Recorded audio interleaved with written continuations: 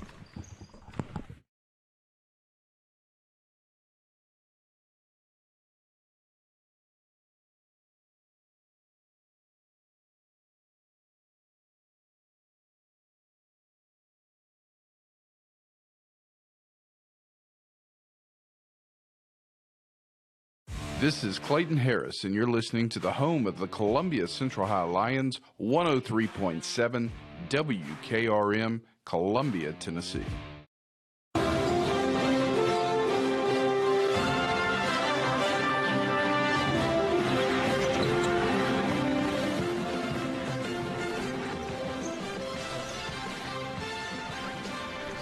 And welcome in to Columbia Central High School for the middle school conference tournament, Maury County Conference Tournament. I'm Lewis Maddox, joined with Athletic Director, Maury County Athletic Director, Mr. Chris Pointer. Chris, this is a special thing. We got to do this last year at Battle Creek Middle School, and now here at Central High School. And you know, I thought this was going to be at Whitthorne Middle School. And I know you made that decision. What went into making that decision to move this tournament? Well, man, I'm excited to be here, and we are actually playing at Central High School. Whitthorne Middle School actually stepped up graciously to be the host. One of our schools was unable to host this year, and when they got ready to host, there was a conflict with the facility, and then therefore they reached out to their friends at Central High School, and Central High School was more than happy to allow Whitthorne to host here. And when they did, man, I mean, it's going to be all the difference in the world. I mean, we're going to have a world-class facility. The kids will get to play on a high school court in front of a huge crowd that's probably going to start filling up here pretty soon. I would imagine. And, man, it's just going to be an exciting atmosphere of basketball, from 4 o'clock till We leave out of here and walk out of here around 9:30, 10. So it's going to be a long day, but it's going to be a fun day. And I am excited for today. We are at the Final Four, and the roads today lead to the championship. Absolutely, Chris. And want to just give everybody a little update. Last year, this was just a radio event. This year, we've got cameras, and we're live on Twitter, Twitch, Facebook, YouTube, and you can also find the live stream of this video at WKRMradio.com. If you want to check out the live stream with our call, Chris and I, Clayton Harris, will be here shortly. Going to have interviews with coaches, and we're also, of course, live on 103.7 WKRM out of Columbia, Tennessee. Another thing that we got, adding to the program here, you're able to watch the games now, which is, pretty cool. And I know, these middle schoolers and high schoolers that get the opportunity to play on the radio and on live stream as well. That's a big thing to have for you. Yeah, man. I mean, what we're doing is creating memories. The fact that it's on the radio show, we get to amplify our middle school coaches and our programs, and two, we've added live streaming. I mean, so if you can't be at the game, your grandparents, your aunt, your uncle, somebody lives in Montana, they can tune in, either through the radio station app online, or they can live stream it through social media. And that's just huge. We really just want to put these young people on the stage. We really want to highlight these young people in the best light possible. And we want them to have the sense and feel that, we care about them, but also understand and know the importance. And it trickles down because it's all about community. And so tonight is big and it's huge, man, and I'm excited. I'm excited to partner with you guys at the radio station. I'm excited about what all you do. And, our whole motto and theme is always about igniting greatness in these young people and the skills and the games and stuff that they do and play. They're going to go back and tell their grandkids. And so just today is exciting. We're picking whoever wins the game on every game. Whoever wins, that's who we're picking. And a little ballot going, maybe? Yeah, yeah. So just excited about seeing what happens and watching young people display their talent. Yeah, I'm excited about it, and we've got a couple of head coaches, if I'm not mistaken, right here. Yeah, we got some coaches with us. We got a coach and an athletic director. We have the head coach for Santa Fe girls, middle school girls here with us, and we have the athletic director from Whitthorne. I will let them bring them in. I'll let them bring themselves in their own way, tell a little bit about themselves, talk about their program, and we'll chime off that. So Coach, Santa Fe coach, you up first, man. Hey, you really put me on the spot for this, didn't you? Well, I'm Santa Fe girls head coach at Barnwell, and we've been very fortunate. This is my first year with John Wild in the high school program, and we've got some really good kids coming up in middle school that thankfully a couple of them will be playing up in a couple of weeks too. But hopefully we can get tonight in and have a good game and at least get better regardless of the outcome of the game. And unfortunately, I have a couple kids out sick. It's part of the time of the year. It happens, and then, we'll get better. Hopefully Addison Prince will show up tonight and have about 25-30 and get us a win, but you never know what's going to happen in these days. All right, so Coach, you're in your first year. You're in the Santa Fe community. What has been something that you've really enjoyed about being part of that community? I come from a big school. People at Columbia Central know Ken Cutlip. I was with him at Science Hill. My dad was a girls coach at Science Hill. I went to Independence. So just the difference between a big school and a small school like this, felt like I knew everybody in the community in my first couple of weeks. At Science Hill, I knew everybody, but I'd been there for 20 years almost. So just being able to know everybody and the support, like in our home middle school games, it's a packed gym. I've never seen that in 28 years of my life. And it's just people coming up and being supportive and just letting you feel like you're welcome from the jump. And you don't always get that in a lot of places. And regardless for winning or losing, it's always positive and supportive. And it's been a huge help for me and just getting used to everything and feeling comfortable. And, these girls are great and their parents are amazing. And I can't be more thankful for where I'm at, and just the community's unbelievable. Coach, given that this is your first year, like what has excited you the most about your basketball team? Obviously we've got three really good eighth graders. Addison's got a chance to be an exceptional high school player, and it helps having her. The other two, Kylie, she wasn't going to play this year, and then we got her to, and I'm glad she did because she's athletic and big, and she's still learning, but she's got a great future ahead of her. And Autumn, she's just been phenomenal. She works hard, whether she's scoring, 10, 12 points or not scoring at all. She's going to bust her tail, and hopefully hopefully it starts to click more when she gets older, and she'll help us out in the high school program as well. And I got a sixth grader that's going to be really good. If she needs to grow a little bit, but hopefully she does over the summer, and she'll get pretty good. And I got a bunch of seventh graders that can just flat out play and bust their butts and just get after it every game, no matter what's going on. Good stuff, Coach Hudson. Let's pivot to you. You're kind of stepping in for Coach Scher, and you're the athletic director at Whitthorne, and you bleed that Whitthorne purple and gold, and so talk a little bit about yourself, and then just talk a little bit about this program. Right. Yeah, Justin Hudson. I'm this is my first year as athletic director, Whitthorne. Fortunate enough, especially with these girls, a lot of multi-sport athletes, so I get to see them interact in a lot of different ways. Coach 3 of them on the softball team as well, so that's exciting to get to watch them play in a different sport. They get after it. I mean, they're hard-working girls. Great thing also, I get to teach most of the eighth graders on the basketball team. I have them in math class. All great students, many honor roll students on this basketball team, and that's what we, at Whitthorne, we're really trying to strive to have great student athletes and emphasize the academics as well. That's something that Coach Scher is for sure passionate about. Natasha Barner, leading the team in scoring this year, also has one of the highest math averages in the 8th grade at Whitthorne.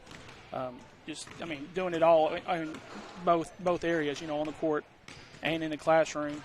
So that's something that we're, really striving to make happen at Whitthorne, is our athletes be leaders in the classroom as well. And this girls' basketball team really does that.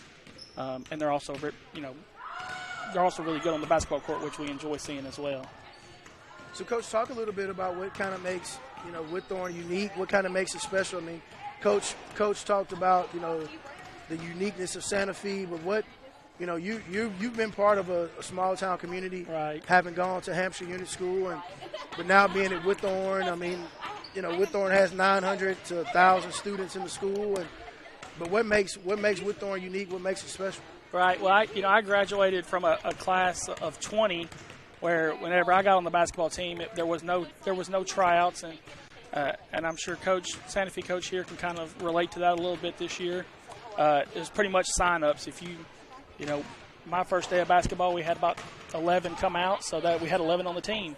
And you come over to Whitthorne, and it's just a totally different atmosphere, a lot of competition, a lot of kids come out for the team. So that's a different aspect, but it's also fun. The thing about the student at Whitthorne, we have students from all walks of life, all different circumstances and backgrounds, a lot of unique individuals. But they meld together and form friendships and bonds with people from all different walks of life from them. And, that's something special to see, too, see kids, relate to each other and find common ground. That's something that was really special for me coming over to Whitthorne after being at Hampshire for 13 years. It seemed like everybody at Hampshire, they were all kind of like me, but Whitthorne has a lot of different personalities and backgrounds, but they all meld together and get along well, and that's something that's really special about Whitthorne, is different but special. Good stuff, man. We're getting ready to take a break here, but when we come back, want to talk a little bit about your seasons, the highs, the lows, and then I know we got to turn y'all loose because y'all got to get a game. Y'all got to get ready for a game. All right, we'll be right back. Columbia Central High School Middle School Maury County Conference Championship Tournament right here on 103.7 WKRM.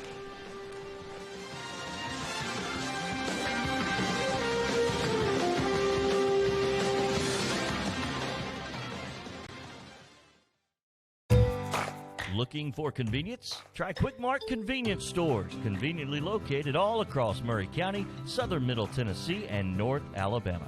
Whether stopping in on your way to work for coffee and a biscuit, taking a plate lunch to go, or grabbing something cold to drink after a long, hot day at work, there's always one nearby.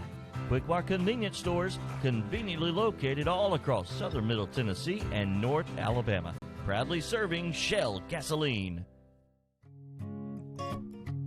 This is Trip Stoltz, owner and manager at Columbia Ace Hardware. We have changed our store hours to better serve our community. Columbia Ace Hardware is now open from 7 to 7 Monday through Friday, from 8 to 4 on Saturday, and closed on Sunday.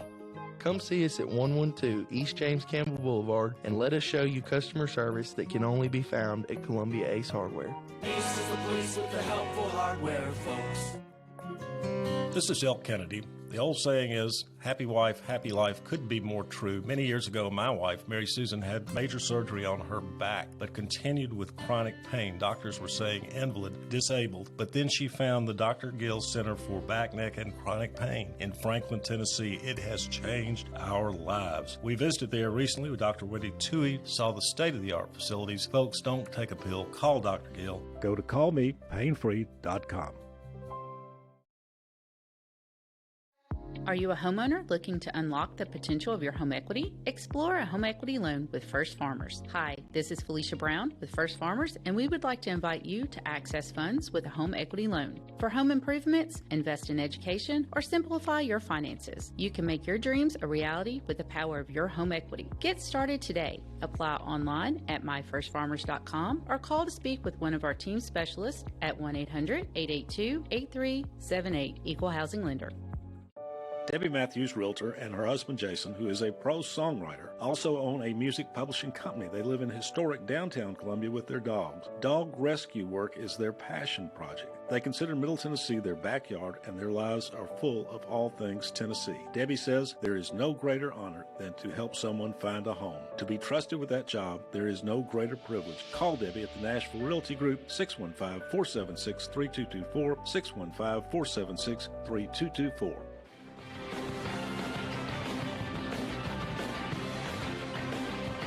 Welcome back in to Columbia Central High School, site of this year's middle school Maury County Conference Championships here in the middle school division. I'm Lewis Maddox, joined alongside Chris Pointer, and we've got a head coach for Santa Fe and an athletic director for Whitthorne Middle School here joining us right here from the gymnasium, Hardy Lloyd Gymnasium at Columbia Central High School. And Chris, I think we're going to get into how these guys' seasons went a little bit here. Yeah, absolutely. Coach Barnwell, we were talking just a little bit. You know, obviously we know you kind of you're down a couple of players for tonight's game, but I'm sure you'll have them ready to play. But let's go into the season. I mean, this is your first year. You know, you got a group of girls. You don't know them. They don't know you, and you're trying to build a program and obviously was able to pull off the number one seed coming out of the small school side of things. But just talk about your season. Talk about,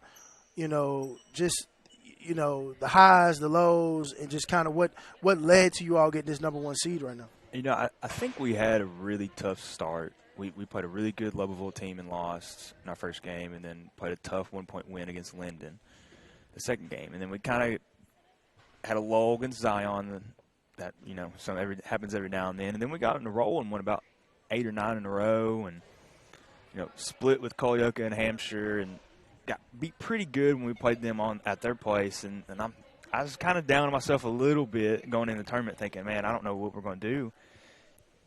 And for some reason, it just all clicked when we went to that small school tournament, and they locked in. And after what I think is a good year, no matter what the result is, because we got better every day, and the kids are great, and they showed up every day, and they worked hard in practice. And we're fortunate enough that when we got the tournament, we were rolling, played good on defense, didn't score a whole lot. I scored 30-some points in an overtime game, so scoring you never know. But defensively, we're just kind of figuring it out and locking in, and it's progressively got better from the start of the year. I test that back to we went to Lebanon and scrimmaged Oakland and Red Bull and Springs, and it was rough. They didn't know what we had, because we had to go to Whitthorne to practice for a week, and we were way out of our league. And I thought, man, I don't know what's going to happen the next couple of weeks. And then I think that has got us here, because those are some tough teams. Like Oakland's a really good program, and I think they got a shot to make a run in middle school for the state level. And obviously, we're not the biggest school in the state, one of the smallest, I think. And so we've just got a good kids that lock you in, and they've gotten better every time they come out here. And it helps when you got an Aston Prince that can score the ball a little bit and play. But just all around, everybody contributes and plays hard and gets after it. And it's just every game, I feel like I see something that we can work on and get better at. And as they walk out here right now, I don't even know what they're doing right now. Yeah, so, I think, what's really unique about this game, and as we get ready to talk a little bit about talk about Whitthorne, but what's really unique about this game is, these two teams met last year in the opening round, and it was actually a battle. I mean, two heads collided, and two starters, one for Whitthorne and one for Santa Fe, went out of the game, and Santa Fe actually wound up winning that game and going on to the overall county championship. So I know, for Whitthorne, it's like, hey, this is a little bit of a redemption that we gotta have here, but it's the way it's played out is very similar to how it played out last year. And these two teams are meeting again, and so it's exciting to see how this is going to play. So Hudson, I mean, talk a little bit about this Whitthorne team, and obviously a lot of expectations around this team this year, basically bringing back a lot of the same players from last year and really honing in and focus on what needed to be done, and obviously coming off of a loss in last year's county championship and just really kind of honing in and focus to say, we just want to get back. We want to compete. We want to make it to the championship game. So really talk about this season. Right.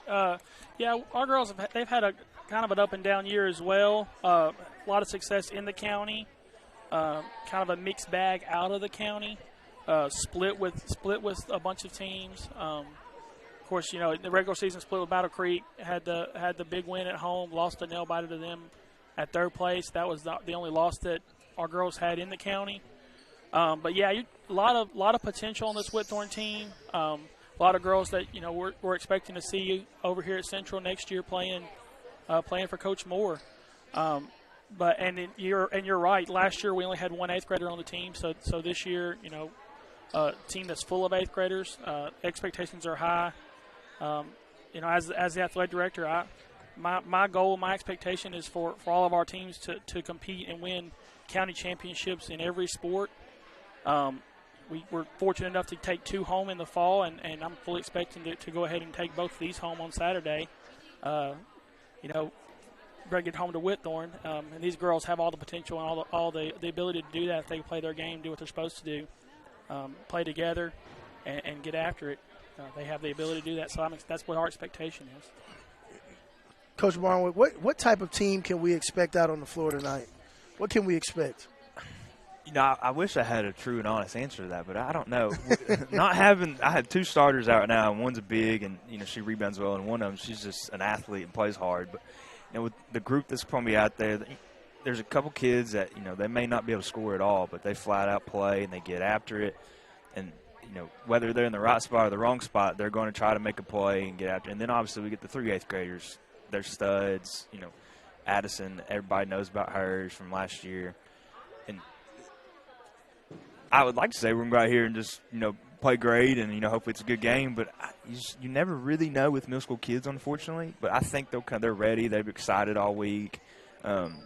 Beating Colioca and Hampshire was big for us because, and I hate that Hampshire's not here and Colioca's going to play tonight and hopefully pick up a win for the small school. But I think they're going to play hard. They're going to get after it, and no matter if it's a blowout or a close game, they're going to leave it all on the floor for 30, however many minutes we play. Yeah, Coach. So Hudson, what can we expect when Whitthorne takes the floor tonight? Whitthorne's going to be aggressive. Got some length. Fortunate, got some speed. Tavea Stanfield's going to get after it on defense. We know that Natasia's going to get after it. Tristan's got some length down the post. So just excited to see these girls play. They play hard. Coach Sher coaches hard. They play hard. They're aggressive. They're physical. Just fun middle school basketball. Unfortunately or unfortunately, whichever way you look at it, I'm sure there'll be some people on the ground tonight because it seems like, especially middle school girls, that's one thing they're going to do is they're going to get after it and dive on the ground, whatever they got to do to make a play. So that's what we're expecting to see tonight. Well, coaches, I appreciate you all being on the show. I know y'all got a game to get ready, and Hudson, you got a tournament to run, and good luck to both of you all, and look forward to talking to you in the future. Thank you, guys. Thank you. Yeah, absolutely. Those were some great interviews right there, Chris. And then, kind of explain to the people how this tournament works. I know there's big schools involved and small schools involved, but I thought they were small schools playing each other, and now Santa Fe's playing Whitthorne. So just kind of run it down for me and for everybody else that kind of doesn't understand how this kind of works? So historically across our county, we have, which I'm not a fan of this terminology, but historically they like to use it. This just is a personal thing for me. But we have our larger schools, which are mainly our standalone schools, which is your Whitthorne, Spring Hill Middle, Battle Creek Middle, and EA Cox. Our smaller schools, based on their size, and they consider smaller, are Santa Fe Unit School, Hampshire Unit School, Culleoka, and then Mount Pleasant is thrown into that group as well, being considered a small school. What we do is we host a tournament, which the tournament was held last week. Your large school tournament was held at Whitthorne. Your small school tournament was held at Hampshire. The teams competed, and whoever makes it to the championship will be crowned the large or small school champion. And then we also narrow it down to your top 2 school teams will compete in the Final Four. So Santa Fe was the champion on the small school. They go in as the number 1 seed, playing against Whitthorne, who finished second in the large school. And then, of course, you'll see Battle Creek girls later this evening, who took the number 1 seed this year.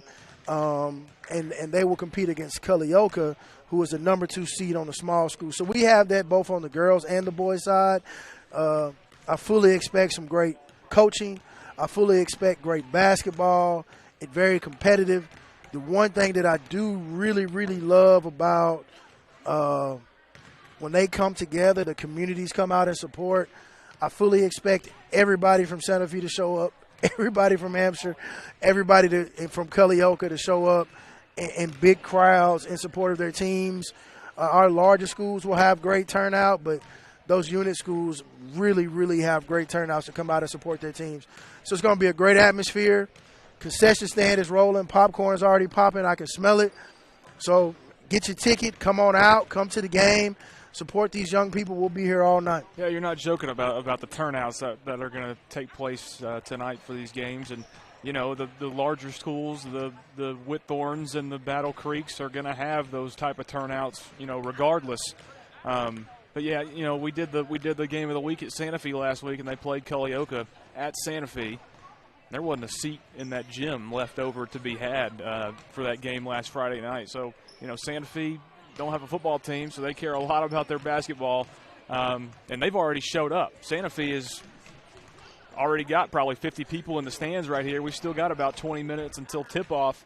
And you can't forget, people are probably still at work, so they're going to be coming in. Yeah, they're going to be rolling on 2 wheels out of work and come right into the bleachers and going to set up, and they're going to be loud. They're going to be, you know, proud and cheering on their team. So it's going to be an exciting environment and experience for everybody involved. Yeah, I know I'm excited about it, Chris. We've got about 17 minutes until we tip off the Lady Wildcats and the Lady Tigers from Whitthorne here at Hardy Lloyd Gymnasium.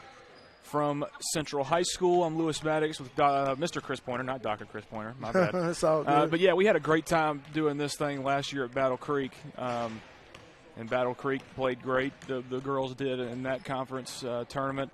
And it's just a lot of fun. Like we mentioned earlier, this is live streamed on the easiest way to get it is WKRM on Facebook. You can go to WKRM, their Facebook page, and we are live. And we'll be live for all 4 games tonight from Central High School. Yeah, and last year was fun. I mean, we had some game winners. You know, last second shot for game wins. We had some nail biters. You know, we had some scary moments with some players kind of with some collisions and being concerned about that. But, man, all in all, it was great basketball, great team support, great team spirit. The fans was great. It was an exciting and fun atmosphere that we all can be excited about, and I think we're going to have the same today. And just excited to see what kind of product gets put out on the floor today. Excited about that. Yeah, absolutely. We're going to take a quick timeout right here. Just over 15 minutes until Whitthorne and Santa Fe tip off for the first game of the evening tonight. We'll have all 4 of them right here on WKRM 103.7. I'm Lewis Maddox. Stick with us.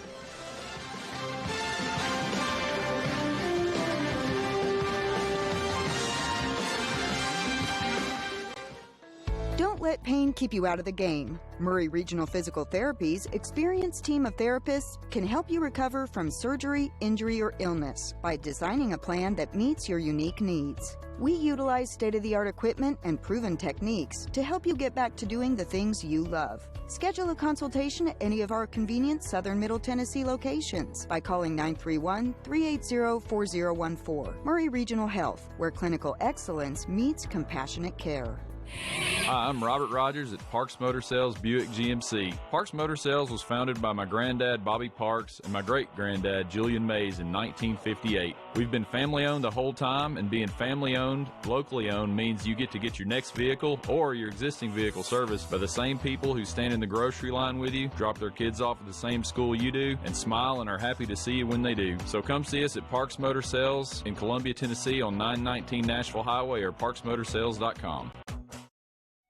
Hello, I'm Rick Whitley. And I'm Daniel Pollard from Jones & Lang Sporting Goods. We would like to take this opportunity to thank all of you for the many years of support. Since 1966, Jones & Lang has been locally owned and operated and supplying teams from T-ball to college. Stop by and see what we can do for you. We offer a wide variety of services from silk screening and embroidery to our custom trophy and awards department. We're open Monday through Friday, 8 to 5, and Saturday, 9 to noon. Remember, Jones & Lang Sporting Goods, the look of a winner. Foster Insurance Agency is a locally owned independent agency and a proud member of the Insurers of Tennessee. Foster represents many top-rated insurance companies such as Auto Owners Insurance. The great team at Foster has been servicing Columbia and surrounding areas in Middle Tennessee since 1952 and offers many commercial and personal insurance products. Call Mike Ford or Jimmy Ford today at 931-388-8365 or stop by their convenient location at 204 West 4th Street in Columbia, Tennessee.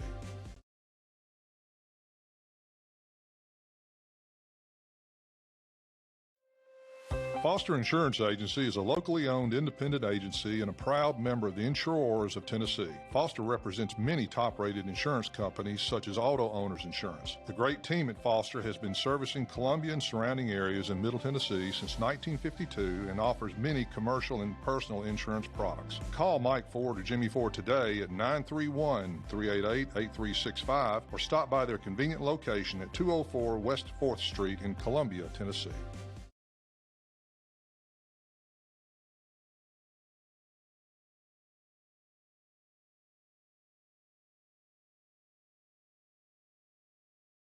We always get the question, what is Caledonian? That's easy. We're a full financial services firm. Who is Caledonian? Well, that's a little more interesting. Monty has an economics background. Daisy and Perry come from the banking world. Gay is an accountant, and Thomas has science and business degrees. Blair was a small business owner. Finally, I'm Becky Price, and I have a background in education. Together, we make up Caledonian Financial in historic downtown Columbia. Securities and investment advisory services offered through NBC Securities Incorporated, member FINRA and SIPC.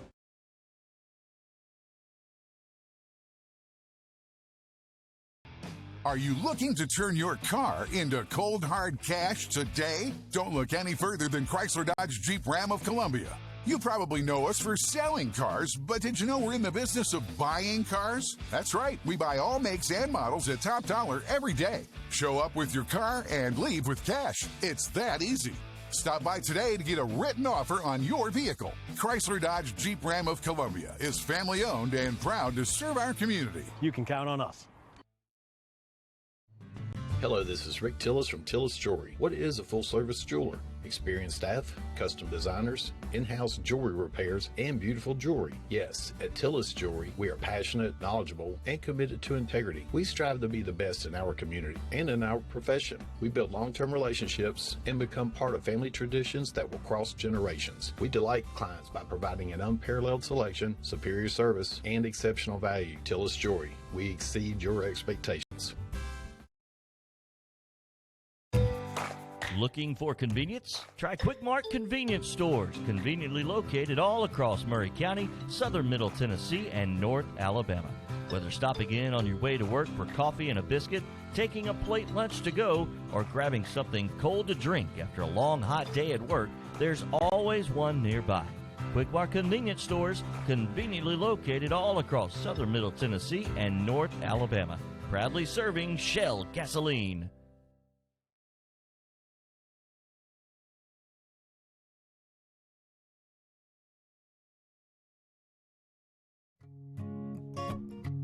This is Trip Stoltz, owner and manager at Columbia Ace Hardware. We have changed our store hours to better serve our community. Columbia Ace Hardware is now open from 7 to 7 Monday through Friday, from 8 to 4 on Saturday, and closed on Sunday. Come see us at 112 East James Campbell Boulevard and let us show you customer service that can only be found at Columbia Ace Hardware. Ace is the place with the helpful hardware, folks.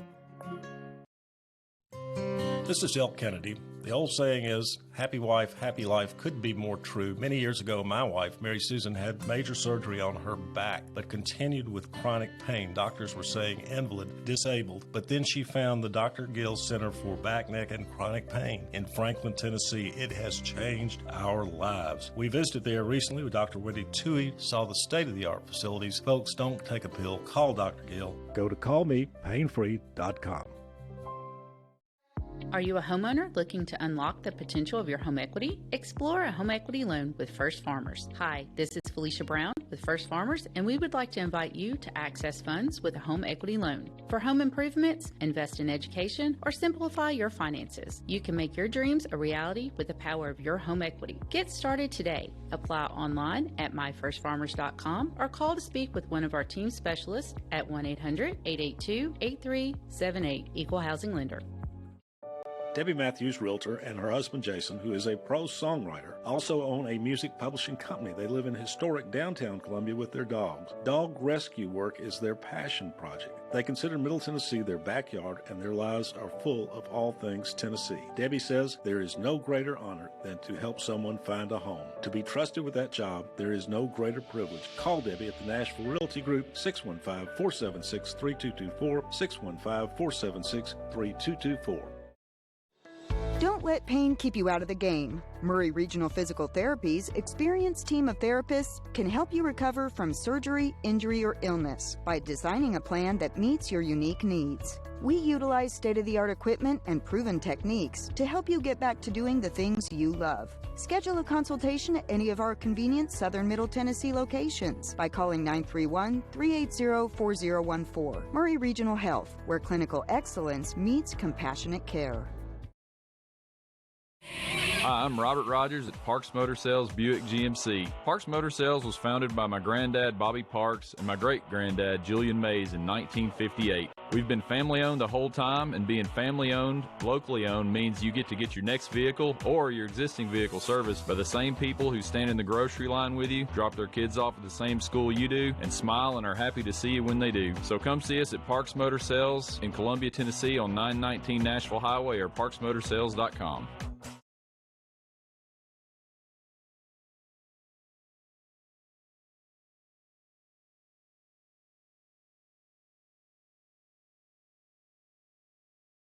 Debbie Matthews, realtor, and her husband Jason, who is a prose songwriter, also own a music publishing company. They live in historic downtown Columbia with their dogs. Dog rescue work is their passion project. They consider Middle Tennessee their backyard, and their lives are full of all things Tennessee. Debbie says there is no greater honor than to help someone find a home. To be trusted with that job, there is no greater privilege. Call Debbie at the Nashville Realty Group, 615-476-3224, 615-476-3224. Don't let pain keep you out of the game. Maury Regional Physical Therapy's experienced team of therapists can help you recover from surgery, injury, or illness by designing a plan that meets your unique needs. We utilize state-of-the-art equipment and proven techniques to help you get back to doing the things you love. Schedule a consultation at any of our convenient Southern Middle Tennessee locations by calling 931-380-4014. Maury Regional Health, where clinical excellence meets compassionate care. Hi, I'm Robert Rogers at Parks Motor Sales Buick GMC. Parks Motor Sales was founded by my granddad, Bobby Parks, and my great-granddad, Julian Mays, in 1958. We've been family-owned the whole time, and being family-owned, locally owned, means you get to get your next vehicle or your existing vehicle serviced by the same people who stand in the grocery line with you, drop their kids off at the same school you do, and smile and are happy to see you when they do. So come see us at Parks Motor Sales in Columbia, Tennessee on 919 Nashville Highway or parksmotorsales.com.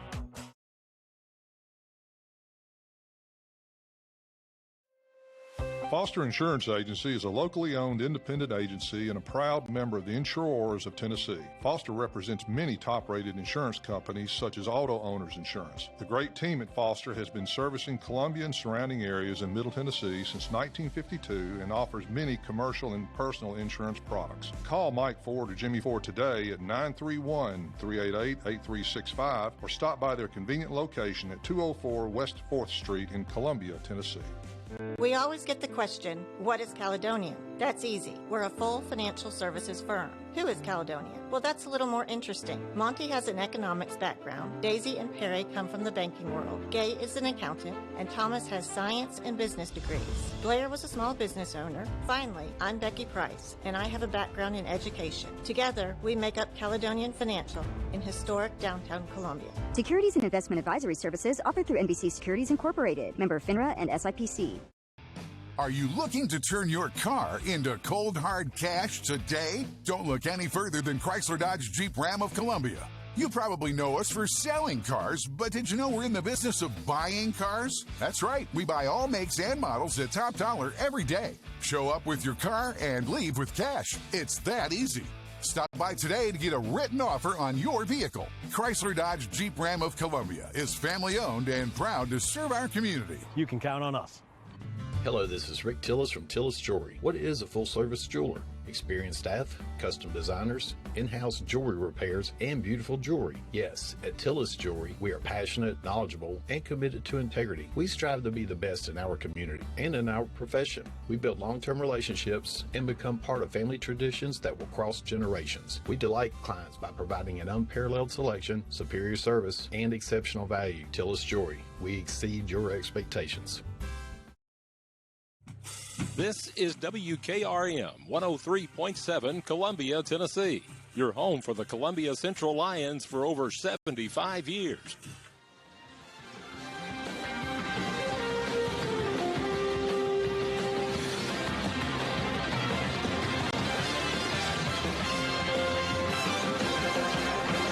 Welcome back in to Columbia Central High School, the site of 2024's Middle School Conference Tournament. First game up this evening, I guess it is. It's evening, right, Chris? It'll be Santa Fe and Whitthorne in the first matchup. The Lady Wildcats and the Lady Tigers right here from Hardy Lloyd Gymnasium.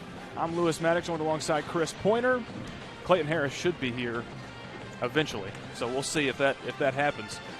Even though he's not here, I assure you he is listening to us on the radio. Oh, absolutely. Driving the speed limit, I'm going to say, trying to get here. I would hope the speed limit. But yeah, this is going to be a great matchup right here. Obviously, Santa Fe, we just heard from Coach Barnwell, and he's got two of his guys out, or two of his girls, rather, out of the game tonight. Two starters, and they're definitely going to have a short bench this evening. On the other hand, Whitthorne had a great season. They are the 2 seed, the large school division. Obviously have the numbers in this matchup and have the size, maybe the athleticism as well. But Santa Fe winning the 1 seed in the small school, securing that this past week at the conference tournament. And this one's going to be good, folks. It's, obviously going to be in favor of the Tigers. That'll be what the money is placed on, but it's going to be a great game here from Hardy Lloyd Gymnasium. We'll have tip-off in about 2 minutes. Stick with us right here.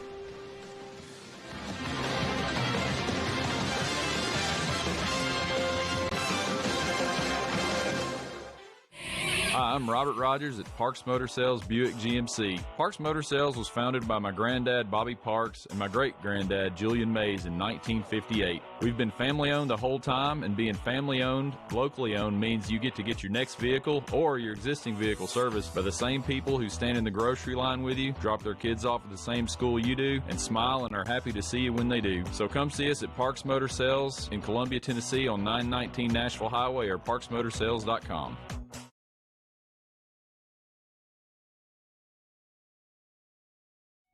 Hello, I'm Rick Whitley. And I'm Daniel Pollard from Jones & Lang Sporting Goods. We would like to take this opportunity to thank all of you for the many years of support. Since 1966, Jones & Lang has been locally owned and operated and supplying teams from T-ball to college. Stop by and see what we can do for you. We offer a wide variety of services from silk screening and embroidery to our custom trophy and awards department. We're open Monday through Friday, 8 to 5, and Saturday, 9 to noon. Remember, Jones & Lang Sporting Goods, the look of a winner.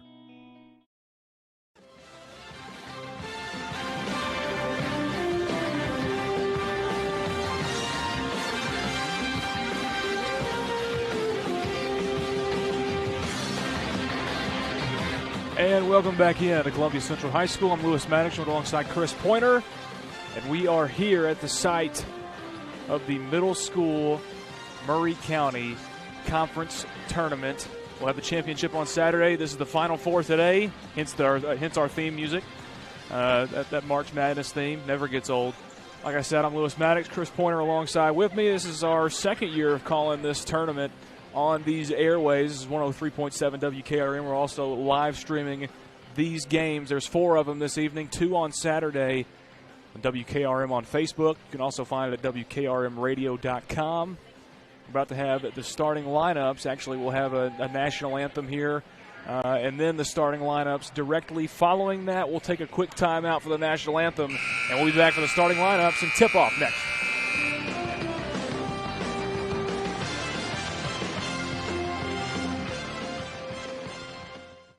Debbie Matthews, realtor, and her husband Jason, who is a prose songwriter, also own a music publishing company. They live in historic downtown Columbia with their dogs. Dog rescue work is their passion project. They consider Middle Tennessee their backyard, and their lives are full of all things Tennessee. Debbie says there is no greater honor than to help someone find a home. To be trusted with that job, there is no greater privilege. Call Debbie at the Nashville Realty Group, 615-476-3224, 615-476-3224.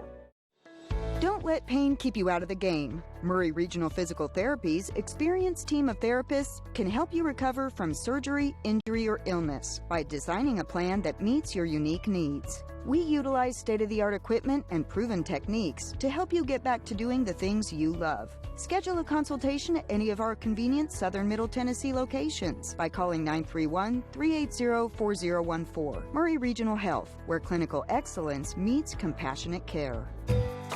Looking for convenience? Try Quick Mart Convenience Stores, conveniently located all across Maury County, southern Middle Tennessee, and North Alabama.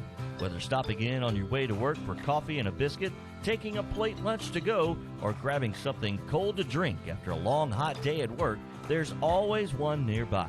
Quick Mart Convenience Stores, conveniently located all across southern Middle Tennessee and North Alabama. Proudly serving Shell gasoline.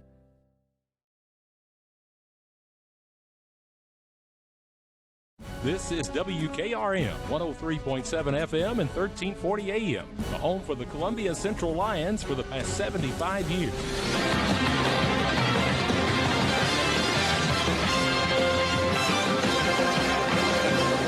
And welcome back in Columbia Central High School. Lewis Maddox, Chris Pointer on the call for the Middle School Conference Maury County Championship and Tournament here from Columbia Central High School. We're about to have the starting lineup. Santa Fe is the home team for this first matchup, and the visiting Whitthorne Tigers will be announced first. It's here, folks. Tournament time is here. It's go time, baby. That it is. Let's go. Let's go. It's exciting. Got the MJ music queued up. Chicago Bulls. This is number 0, Tavea Stanfield, starting lineups for the Whitthorne Tigers. Number 10 is Natasia Barner. Number 12 is Macy Luna. Very athletic Tiger team, good size. Number 1 for Whitthorne. I don't have a number 1. I don't have a number 1 either. And number 21 is Tristan Shaw. We're trying to get the name of that number 1 player, and we'll let you know who that is. But in the meantime, Santa Fe Unit School, their starting lineup, number 13 is Ava Cook. Number 20 is Addison Prince. Number 22 is Harlow Holtke. Number 25 is Kylie Armstrong. Great size. Probably going to be on the inside. Number 33, Autumn Crunk. Did we get the name of number 1? Zaria. They didn't Zaria Mora. Zaria Mora. There it is.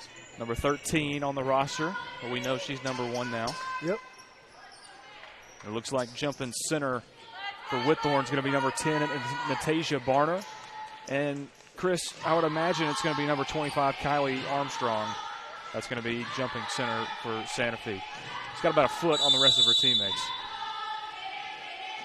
And it is Armstrong jumping center with Barner. And Armstrong's going to win it, but it's taken by Whitthorne. Missed the layup, and then Macy Luna grabs it and goes back up with it, and she gets fouled on the way up. And just like that, she'll go to the line for 2.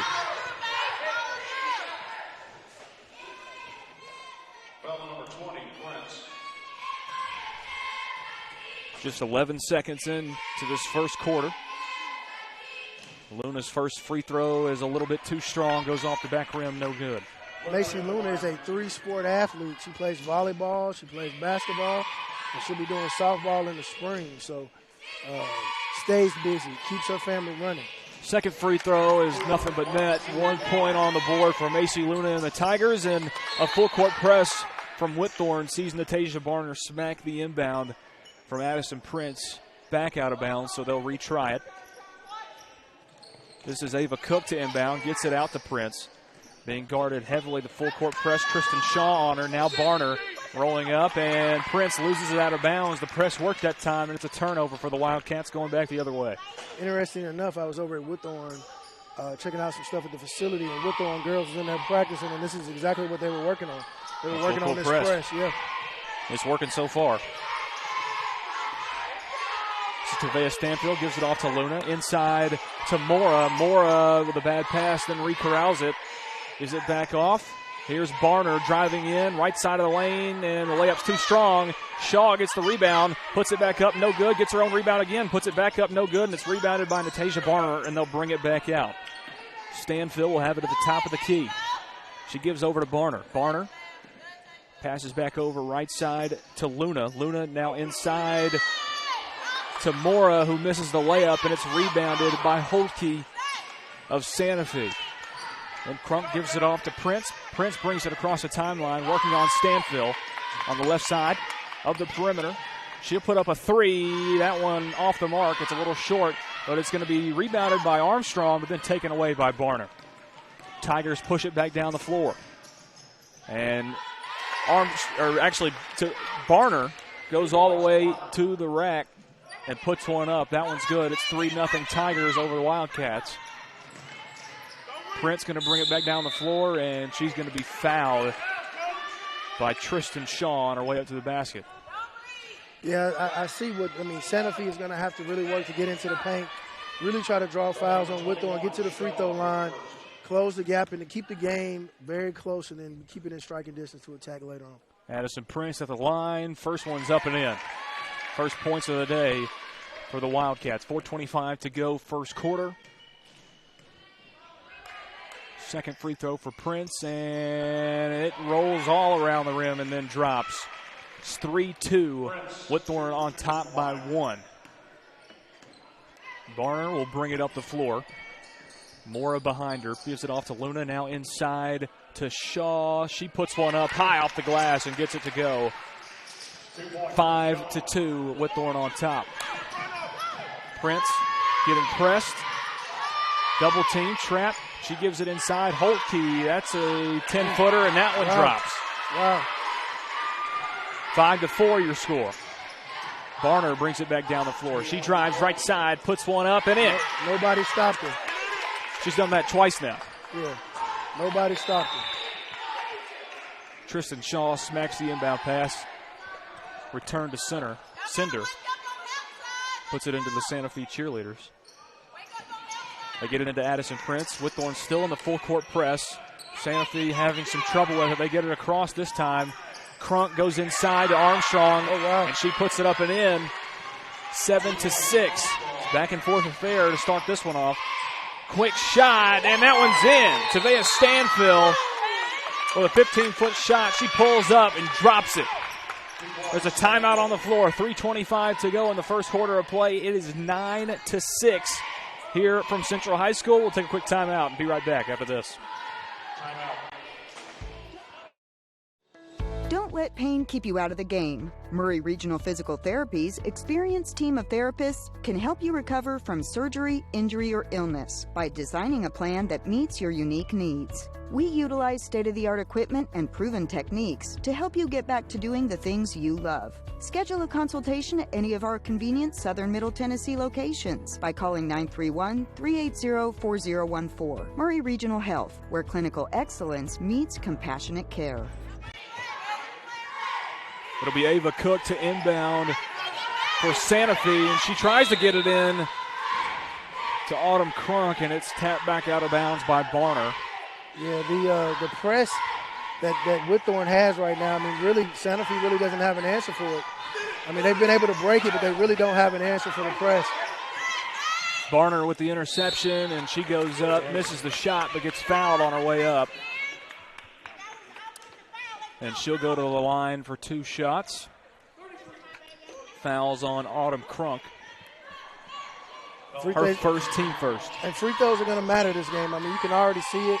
Free throws are going to matter. It's going to really probably be the difference in this game.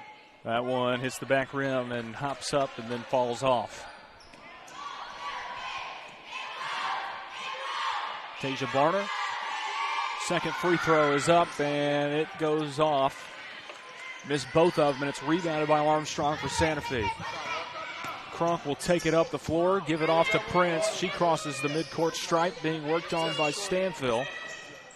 Prince pulls up from deep, and that one is off the mark, a little bit too strong, rebounded by Macy Luna. She'll get it off to Stanfield, and Stanfield will push it up the floor. She gives it off to Barner, driving baseline on the right side, and Barner gets fouled by Prince. Is that her second? I believe so. Well, actually, no. Just her first.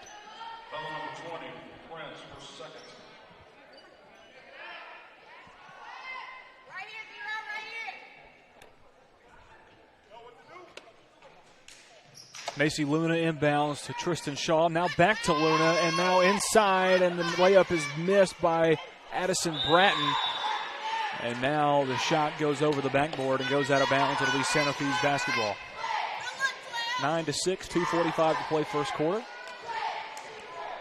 Whitthorne on top, and this one smacked out of bounds again by Tristan Shaw. They're having a lot of problems trying to inbound the basketball. It's smacked out of bounds again. Tristan Shaw is not allowing Ava Cook to inbound this basketball right now. And even with as much trouble as they're having, the score is still 6-9. They finally get it out to Addison Prince. She gets double-teamed and trapped, and she loses it out of bounds, and it'll go over to Whitthorne. The press is giving them a lot of trouble. It'll be Macy Luna to inbound for the Tigers. They get it out to Stanfield, who's open. She takes the three, and it's off the mark. Too strong. Rebounded by Bratton. She puts it back up and in. 11-6 the score. And Santa Fe loses it out of bounds again on the inbound. Ava Cook to Addison Prince. A little bit of frustration there. And it'll go back over to the Lady Tigers. Luna inbounds to Stanfield. Gives it over to Barner. Barner on the right side, outside perimeter. Drives, middle of the lane. Puts it up and in. 13-6. Whitthorne on top of Santa Fe. They get this one into Prince.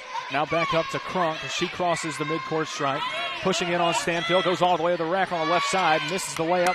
And Whitthorne will push it up the other way. Barner driving. Right lane up and misses that layup. It's rebounded by Prince. And she's trying to slow it down just a little bit, working on Stanfield. Here's a shot from Holkey, and that one misses the mark. Still 13-6, goes out of bounds. Under 2 to play first quarter. You know, Santa Fe is really, really kind of off their game right now. I mean, obviously they're still down 2 starters. They're going to have to settle down and kind of find a game plan. These 5 girls they got out here tonight, I mean, they're going to probably have to play the majority of the game. Barner drives the baseline and misses a shot. It's rebounded by Shaw, and she goes back up and gets fouled by Armstrong.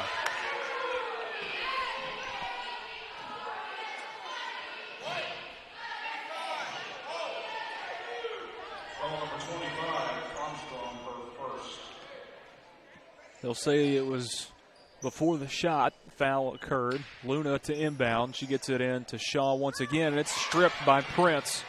And Prince going to try and push it the other direction. Prince crosses over. Left side of the circle. Gives it off to Ava Cook. Tries to put up a 15-footer. That one's no good. It's rebounded by Luna and taken the other direction. Yeah, Santa Fe's big man down low, 25. I mean, she's going to have to really work the box out, kind of clear some space, get some rebounds. And they need those second chance shots. Or Whitthorne is just going to keep spreading the gap in the score. Natasha Barner going to take a three from straight on. It's too short and rebounded by Luna for the Tigers.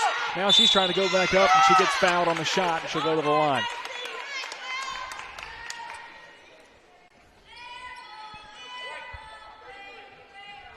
(13-6), 1 minute, 1 second to play in the first quarter between Whitthorne and Santa Fe. Macy Luna at the free throw stripe. Her first shot is up, and it's off the mark.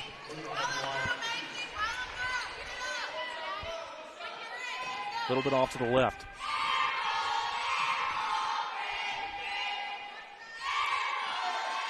Second shot from Luna is up and in. 14-6 your score. Whitthorne on top. Cook to inbound. Gets it out to Crunk. Crunk now throws it away. Barner intercepts. She goes back to the hole and loses the dribble and backs it out. No look pass inside to Shaw. Now back inside to Bratton. Bratton puts one up. That one's no good. And an over the back call is going to be called on Tristan Shaw. And Clayton Harris has joined us on the headset. I'm sure he's been getting a lot of intel on the next Alabama football coach. So yeah, but I'm curious as to what intel you have. We're back to track and flights now, but I think it's starting to look like it's going to be Kalen DeBoer out of Washington. So really, that's who has a 104-12 record as a head coach. Really, 3 NAIA national championships, and then obviously the last 2 years at Washington and Fresno State before that. You didn't seem too excited when you said Kellen DeBoer. I'm more excited about him than I was Dan Lanning. Okay. Offensive foul there on the Tigers. They're going to call that on Santa Fe. Oh, no. They're No, they're going to charge. no. Oh, that's big because Got it on Natasha Barner. Santa Fe cannot afford to get in much foul trouble. At all No, right they now. can't. Ava Cook to inbound, gets it out to Holke. Mismatch with Shaw on her. She tosses it up to Prince. Now gets it down the floor, but it's intercepted by Bratton right at midcourt. And now there's a fight for the basketball. 3 seconds left in the quarter. And that's going to be a push. A foul's called. Could have been a jump ball, but they'll call a foul on Whitthorne. There's 1.7 seconds to go, 16-6. Whitthorne on top of Santa Fe. They have to get a quick shot off here. Addison Prince, and that runs out the first quarter. At the end of one, the Whitthorne Tigers, the visiting Whitthorne Tigers, have a 16-6 lead over Santa Fe Unit School, the Lady Wildcats. We'll be right back. The start of the second quarter.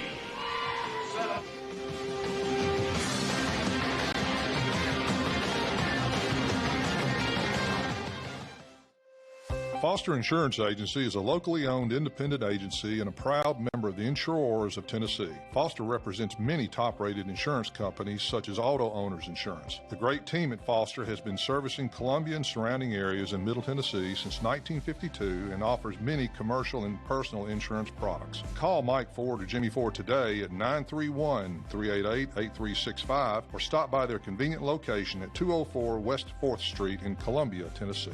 This is Clayton Harris, and you're listening to the home of the Columbia Central High Lions, 103.7 WKRM, Columbia, Tennessee.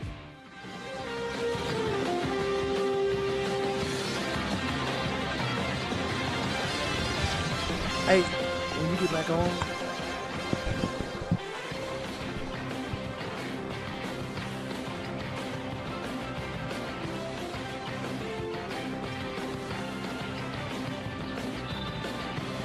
Welcome back in to Columbia Central High School. Lewis Maddox, Chris Pointer, Clayton Harris, all on the call here from the Hardy Lloyd Gymnasium here at Columbia Central High School. You can find the live stream of this broadcast.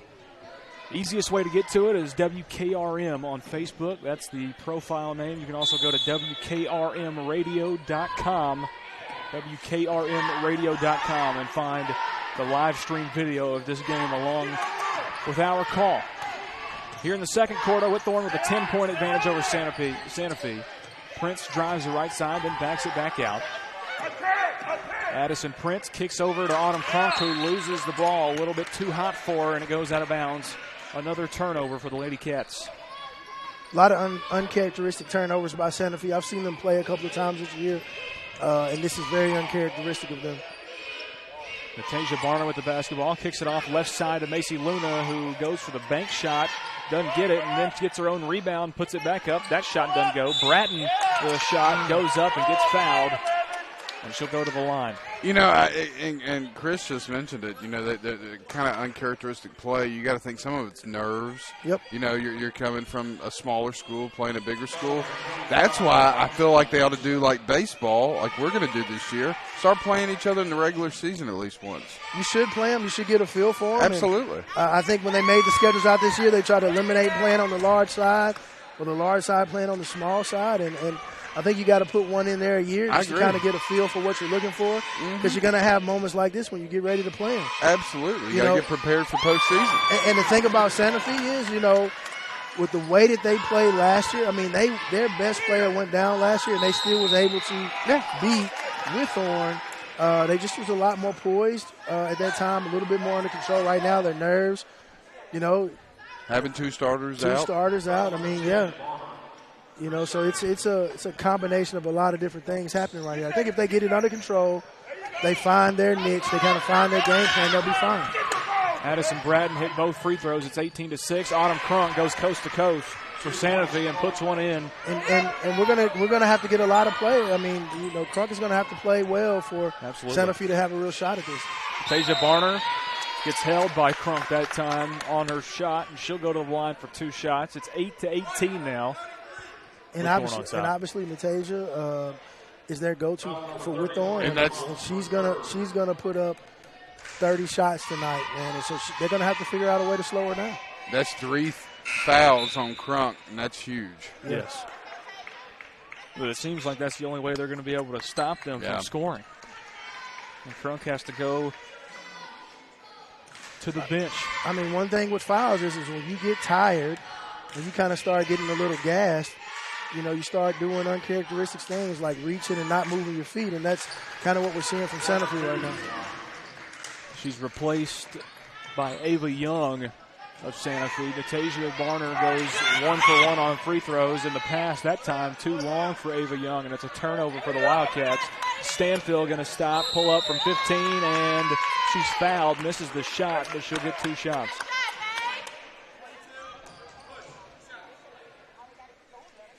19-8 your score, 4:43 to go until halftime.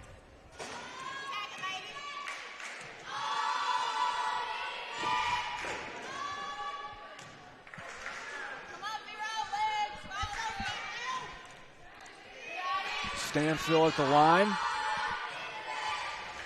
She got two shots. First one's up, and it's no good. It was actually her second shot, missed both of them, and it's going to go back over to Santa Fe.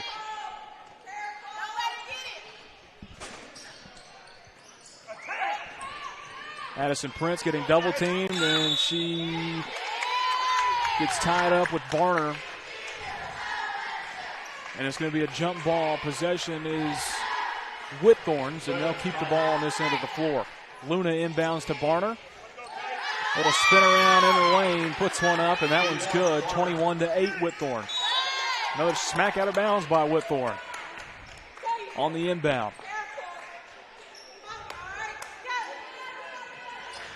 Cook trying to get it in. Gets it into Prince.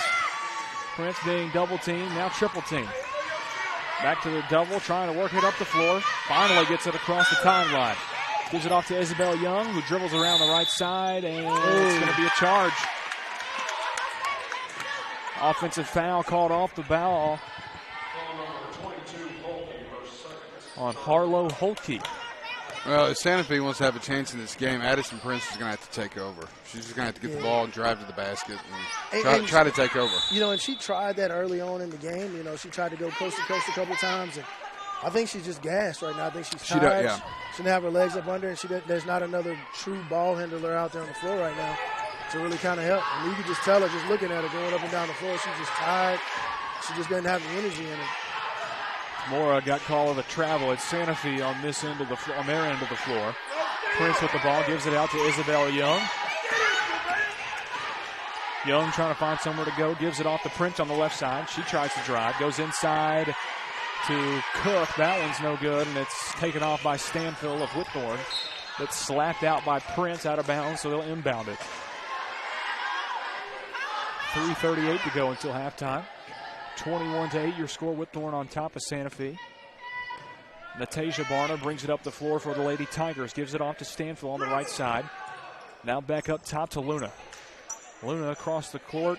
Right corner. 3-ball from Barner. It's short. She gets her own rebound. It's going to get tied up. Should be a jump ball there. And possession's going to go back over to Santa Fe. Again, that was just another example right there. Whitthorne gets a second chance shot, and it literally goes past 3 Santa Fe Lady Wildcats, and no one grabs the rebound. Those things right there have nothing to do with, the kids being out sick or anything like that. That's just really effort at this point.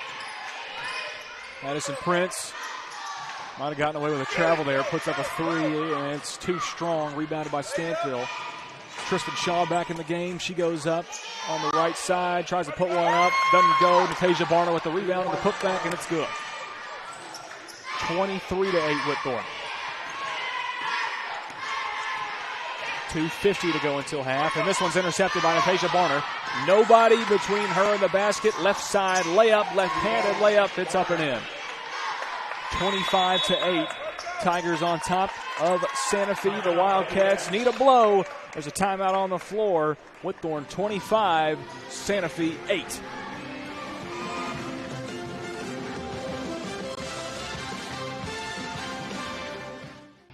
Are you looking to turn your car into cold, hard cash today? Don't look any further than Chrysler Dodge Jeep Ram of Columbia. You probably know us for selling cars, but did you know we're in the business of buying cars? That's right, we buy all makes and models at top dollar every day. Show up with your car and leave with cash. It's that easy. Stop by today to get a written offer on your vehicle. Chrysler Dodge Jeep Ram of Columbia is family owned and proud to serve our community. You can count on us. Home of Columbia Central Lions Athletics for over 70 years. 103.7 WKRM Columbia.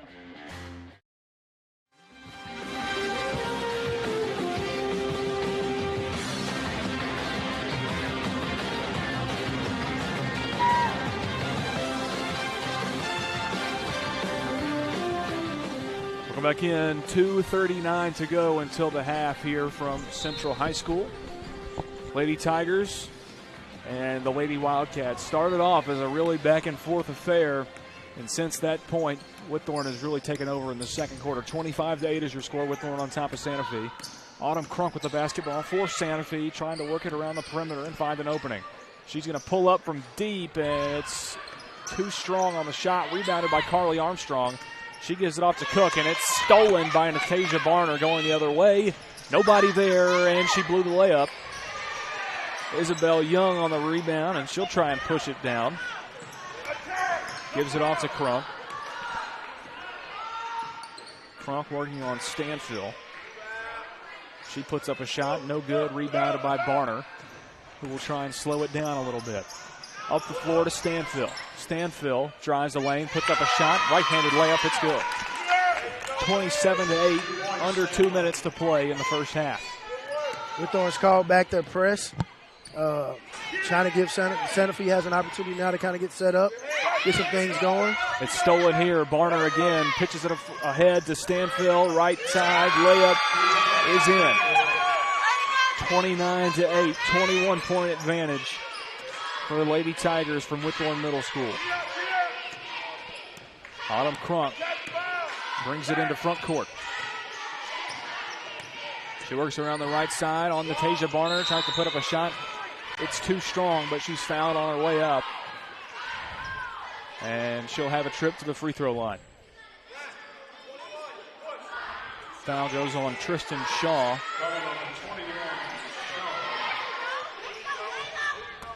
Of the Lady Tigers. Crunk's first shot is off the back rim, no good.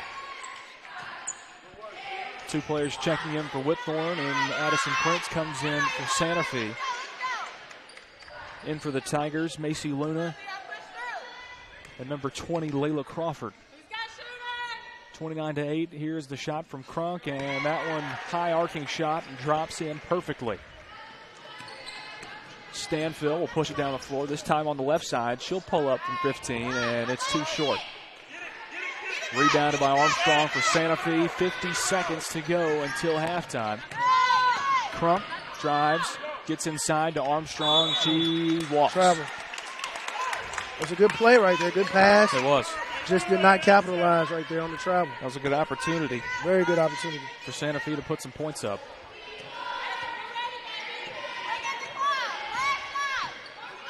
.40 seconds to go. Stanfield with the basketball. Whitthorne up by 20.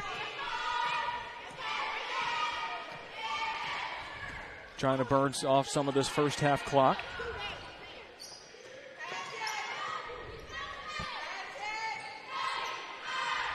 Layla Crawford with the basketball, gives it back off to Stanfield.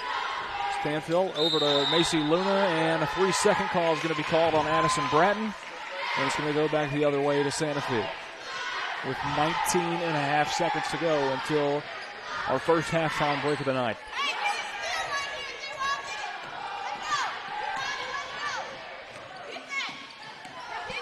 Addison Prince, 10 seconds to play in the first half.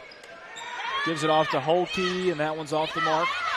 Rebounded by Bratton, 4 seconds left, and Macy Luna traveled with the basketball as she was trying to throw it up the floor to get a shot off. It'll go back over to Santa Fe with 2.5 to play.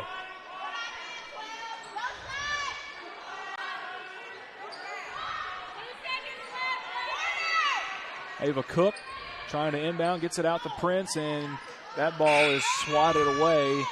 And time runs out in the first half of play. At halftime, the Lady Tigers up on the Santa Fe Lady Wildcats by a score of 29-9. We'll take a quick timeout and wrap up the first half of action right after this.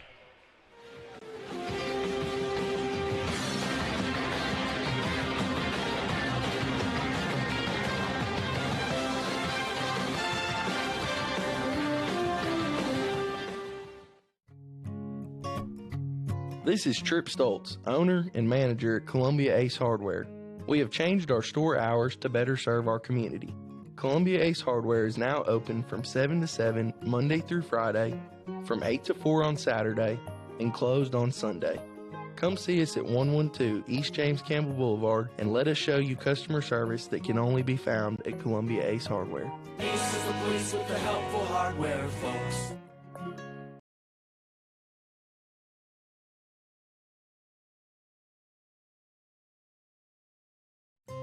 This is Elk Kennedy. The old saying is, happy wife, happy life couldn't be more true. Many years ago, my wife, Mary Susan, had major surgery on her back, but continued with chronic pain. Doctors were saying invalid, disabled, but then she found the Dr. Gill Center for Back, Neck, and Chronic Pain in Franklin, Tennessee. It has changed our lives. We visited there recently with Dr. Wendy Toohey, saw the state-of-the-art facilities. Folks, don't take a pill. Call Dr. Gill. Go to callmepainfree.com.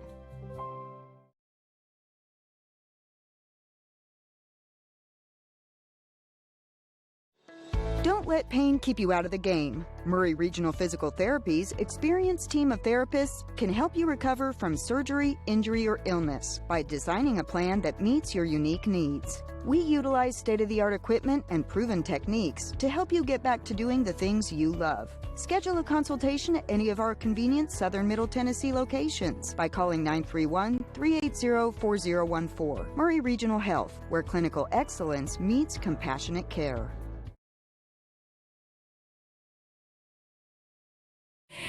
Hi, I'm Robert Rogers at Parks Motor Sales Buick GMC. Parks Motor Sales was founded by my granddad, Bobby Parks, and my great-granddad, Julian Mays, in 1958. We've been family-owned the whole time, and being family-owned, locally owned, means you get to get your next vehicle or your existing vehicle serviced by the same people who stand in the grocery line with you, drop their kids off at the same school you do, and smile and are happy to see you when they do. So come see us at Parks Motor Sales in Columbia, Tennessee on 919 Nashville Highway or parksmotorsales.com. Foster Insurance Agency is a locally owned independent agency and a proud member of the Insurers of Tennessee. Foster represents many top-rated insurance companies such as Auto Owners Insurance. The great team at Foster has been servicing Columbia and surrounding areas in Middle Tennessee since 1952 and offers many commercial and personal insurance products. Call Mike Ford or Jimmy Ford today at 931-388-8365 or stop by their convenient location at 204 West 4th Street in Columbia, Tennessee.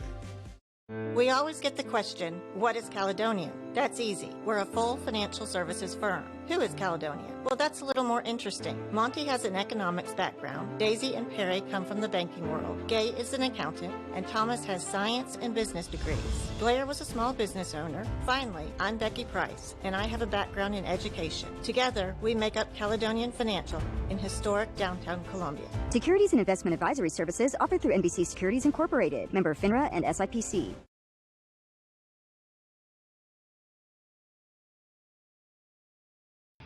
Are you looking to turn your car into cold hard cash today? Don't look any further than Chrysler Dodge Jeep Ram of Columbia.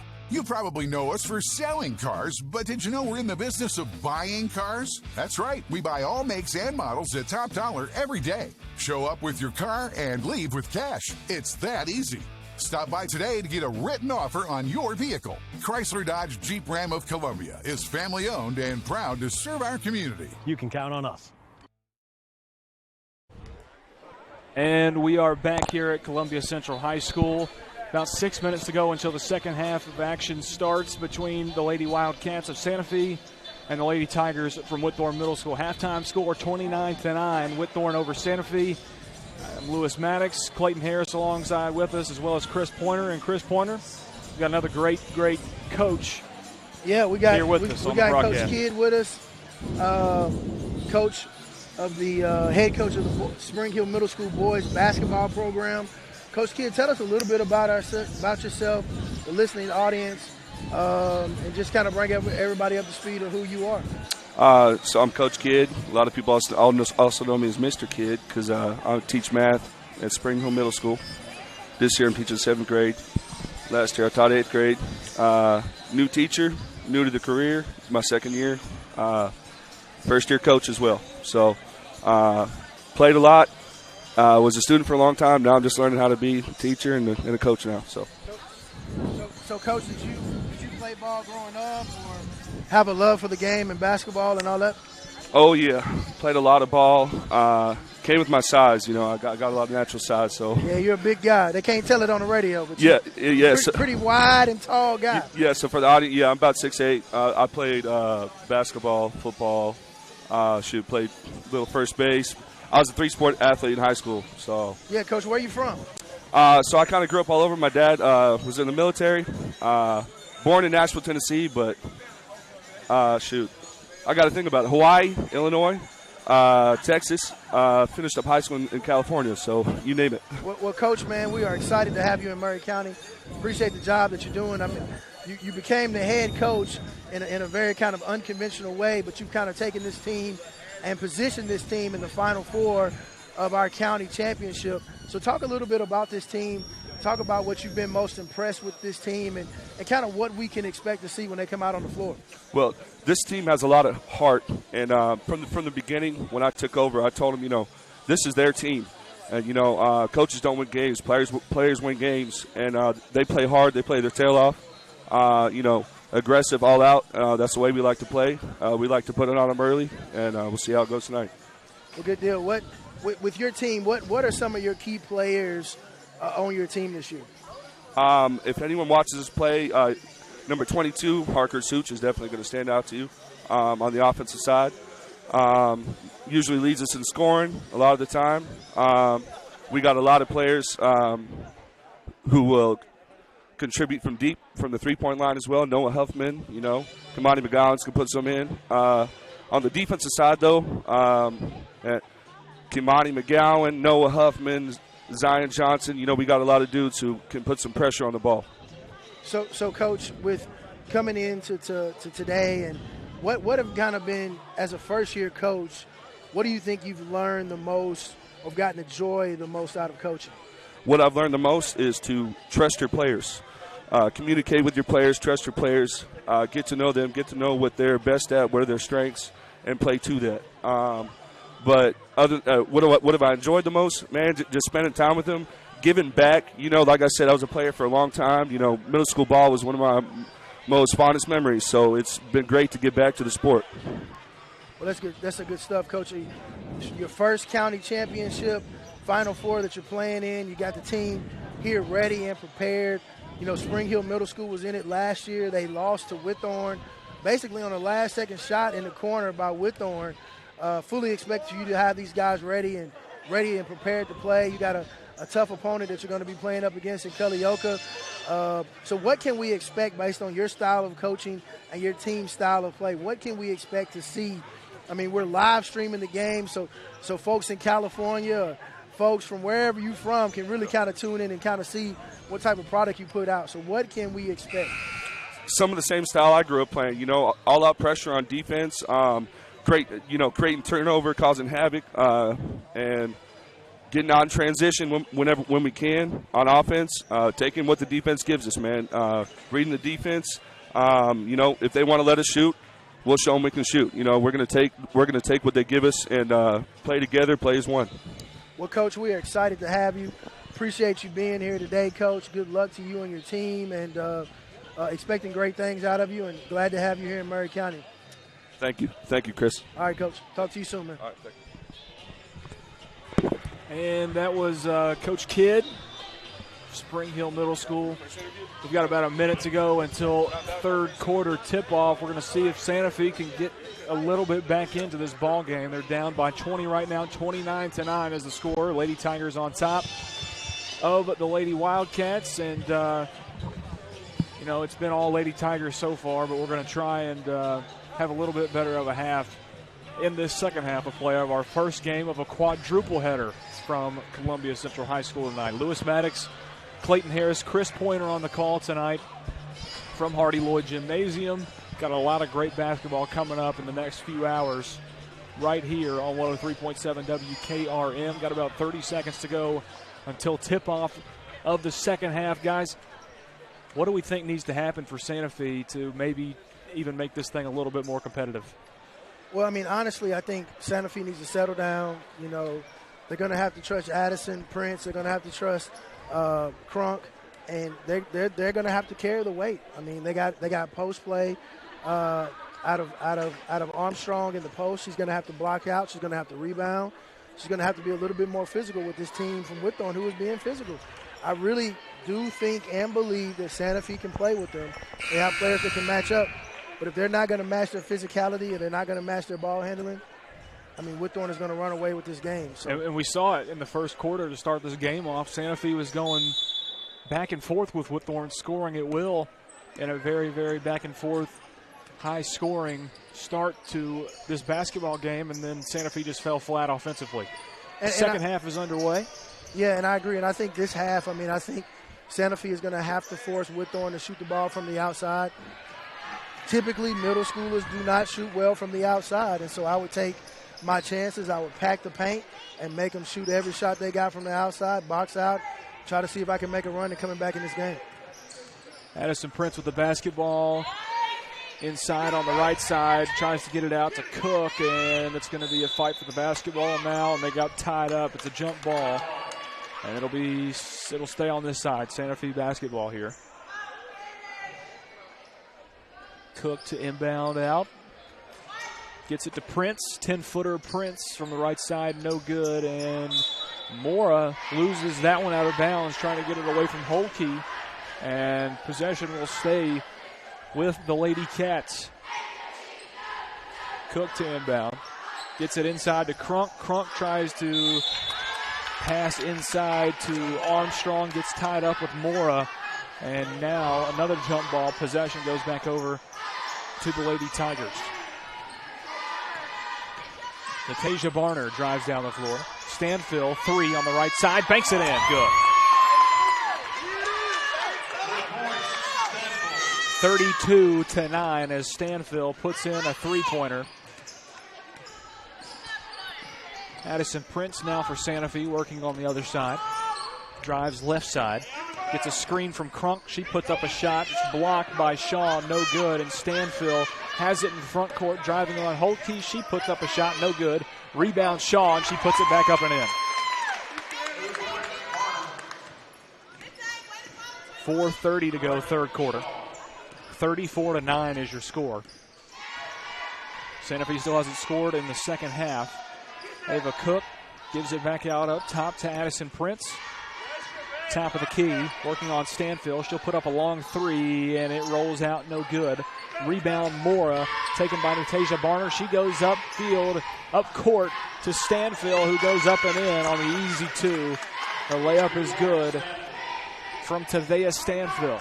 36-9 with under 4 to play in the third quarter. And Santa Fe just doesn't have an answer right here. And I mean, you know, they should have an answer and they don't. They just kind of seem a little deflated as Whitthorne has kind of spread the gap and just keep running up and down the floor. You kind of see some of the Santa Fe players with really low energy right here, and you know, definitely not something that we expected at all from Santa Fe coming into tonight's game. A breakaway layup right there as Tristan Shaw had nobody in front of her to guard, and she goes up for the easy layup. And then on the other end, Kylie Armstrong with the travel. It's 38-9, 29-point advantage for the Lady Tigers. And they'll have possession here as Barner will bring it up the floor. 3:25 to go, third quarter. Here's a shot by someone that just subbed in for the Tigers. That's Terry Staggs, who just checked into the ball game for Whitthorne. And a foul on the floor. Macy Luna. Foul goes on Prince. Barner tries to go up for a shot on the inbound. That won't go. They give it out to Staggs, who just came in the game. Staggs give over to Barner. Now back to Staggs. Cross court to Luna. Now inside to Shaw. She puts up a shot. No good. Gets her own rebound. Puts it back up. That one's no good. Too strong, and it's rebounded by Prince. Under 3 to play, third quarter. 29-point advantage for the Lady Tigers. Prince drives in. 12-footer. Won't fall. Rebounded by Luna. Gives it back out to Shaw, and she'll push it down the floor. Might have got away with a little double dribble right there. Takes it all the way herself and misses the layup. And it's rebounded by Prince. Prince brings it into the front court. Drives right side, gets a little bit of an opening, puts one up for 3, and misses everything. Addison Bratton going to check back into the ball game here, getting out Macy Luna for Whitthorne. Staggs to inbound for the Tigers, gets it out to Barner. Barner brings it up the floor. Staggs with the ball on the right side, gets it inside to Shaw. She puts one up, and it rolls around the rim and drops down, and it's good as the Tigers eclipse the 40-point mark. 40-9 your score, approaching 2 minutes to play in the third quarter. Autumn Crunk with the basketball, drives right side, tries to go in, picks up her dribble, gives it back out to Isabel Young, working on Barner, and she shoots one on top of the backboard. And that is out of bounds. Goes back over to the Tigers. 1:50 to play third quarter.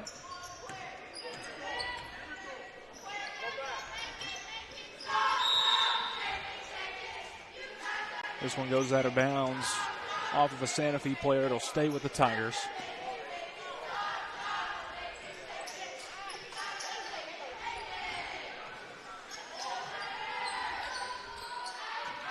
Now this one's taken away by Santa Fe and going back the other direction. Autumn Crunk with the basketball.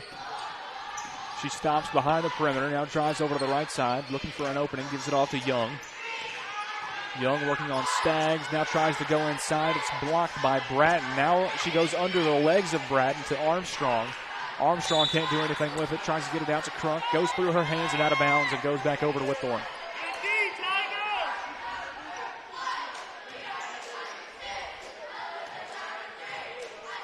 Natasha Barner will bring it into the front court for the Tigers. And she will put up a shot from the right corner, and it's no good. Autumn Crunk rebounds and brings it back down the floor. Crunk goes inside, and it's taken away by Mora, but she fouled Prince in the process. It'll stay with Santa Fe.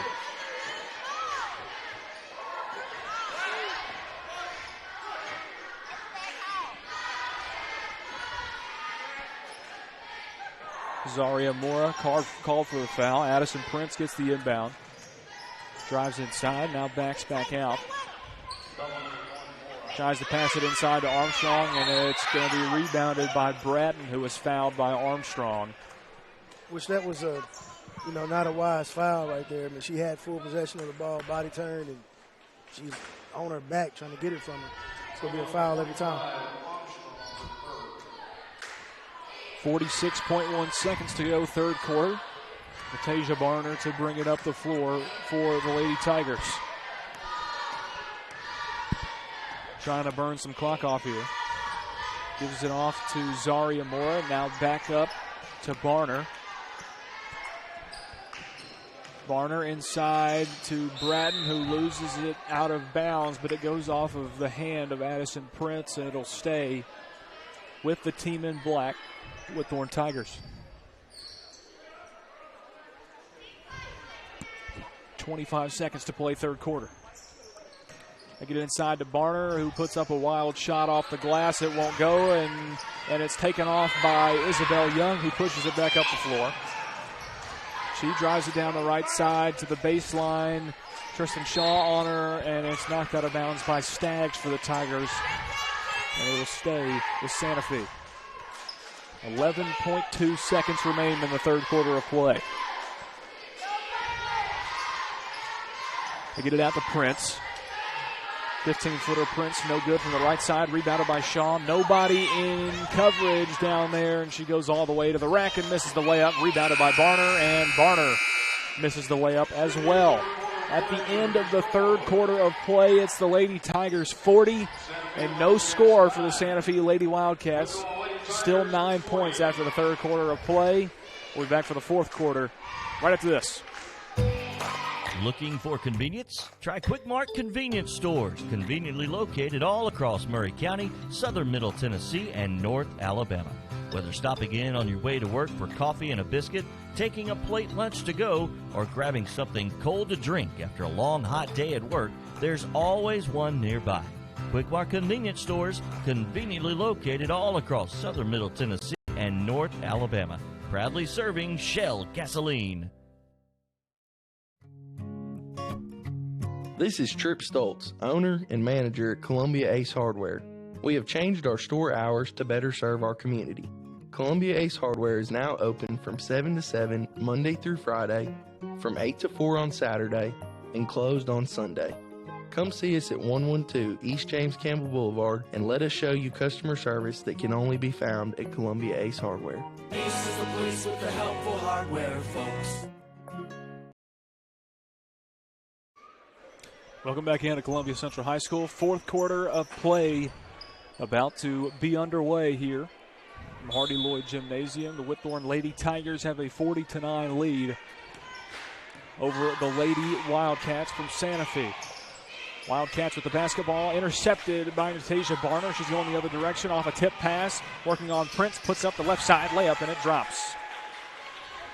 42-9, the lead for the Lady Tigers. Rose to 33.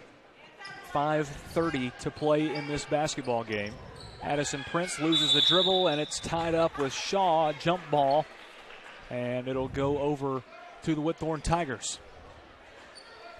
Mercy rules in effect. The clock's going to continue to run throughout this fourth quarter unless the Lady Wildcats can get it under 30 points.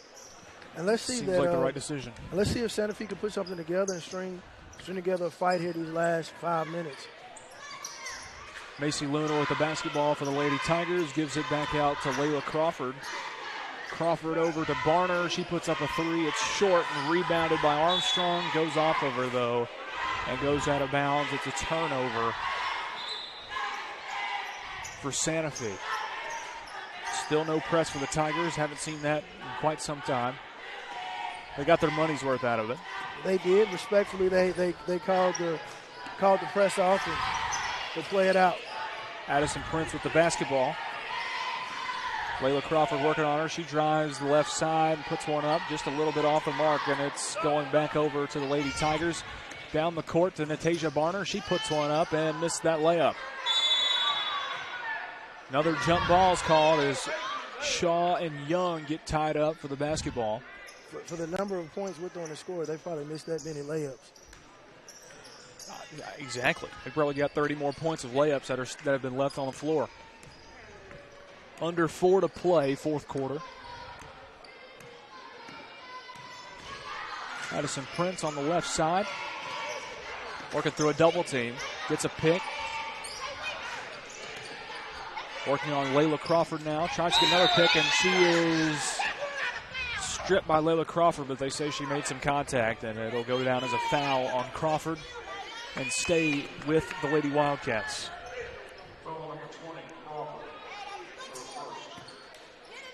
Holke inbounds to Prince. Prince once again working on Crawford. Tries to drive, puts up a shot. That one's short, no good. Rebounded by Crunk, who puts it back up. She's fouled. And we'll go to the line for two.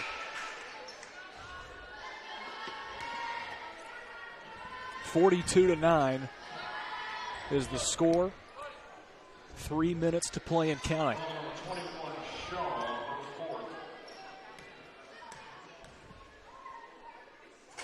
Autumn Crunk, her first shot is no good. Goes off the back rim. The clock will stop during free throws whenever the player touches the basketball. So they'll throw it back to her now, and then it'll stop. Well, it didn't. Might be a good thing. That one goes off the back rim and takes a weird bounce and drops in. Now the clock stops. Starts back up at 2:40 as Wildcats make some substitutions. Ava Cook and Harlow Holke come out of the ball game. I think they got the clock or the score wrong. They gave the 1 point to Whitthorne instead of Santa Fe. Yes, it is 42-10. 42-10. Autumn Crunk rebounds off of the missed shot. And a foul is going to be called on the Tigers, a push. And we'll see who that goes against. Goes against Layla Crawford. Her second. Score still wrong on the scoreboard. Nobody seems to notice yet, except us.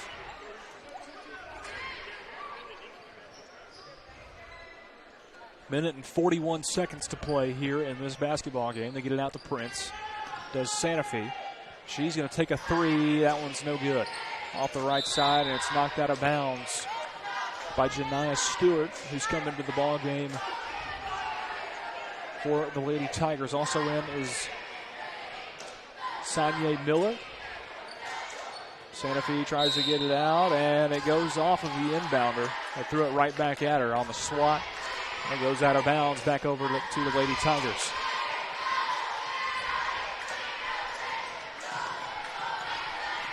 Under a minute to play in this ball game. It's been all Lady Tigers. 42-10 is the score. Stanfield with the basketball, going back and forth with Stanfield and Crawford. Left side, she'll try and go inside to Bratton. Bratton puts up a bucket, and that one goes from the left side. Now 44-10. Whitthorne on top. They get it inside to Addison Prince. She drives and misses the left-handed layup. Under 30 seconds to play. Rebounded by Bratton. Now going back the other way. Stanfield drives on Crunk. Picks up her dribble. And she'll fire up a three. Hits nothing. Rebounded by Janiyah Stewart, she puts it back up and in. 46-10.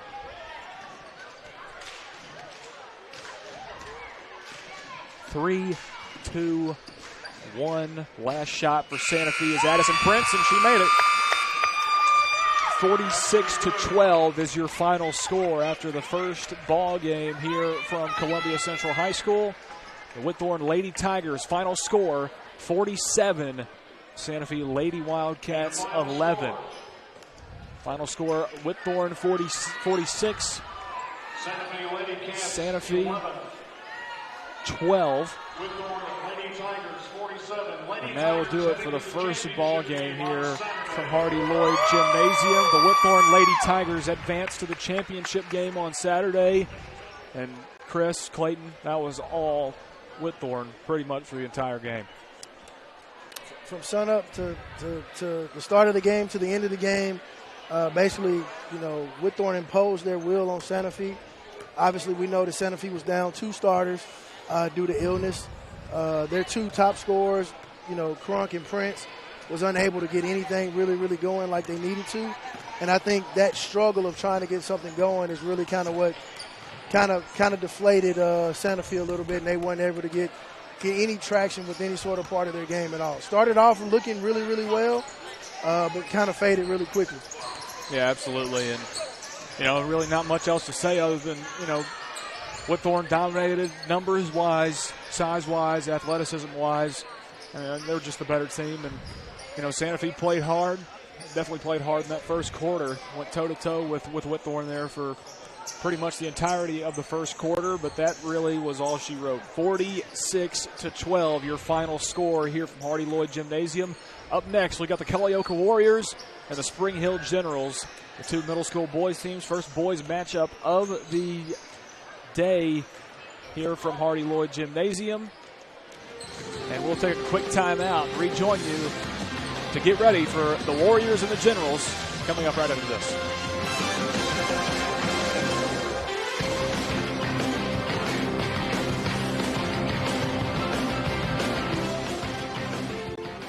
Are you a homeowner looking to unlock the potential of your home equity? Explore a home equity loan with First Farmers. Hi, this is Felicia Brown with First Farmers, and we would like to invite you to access funds with a home equity loan. For home improvements, invest in education, or simplify your finances, you can make your dreams a reality with the power of your home equity. Get started today. Apply online at myfirstfarmers.com or call to speak with one of our team specialists at 1-800-882-8378, Equal Housing Lender.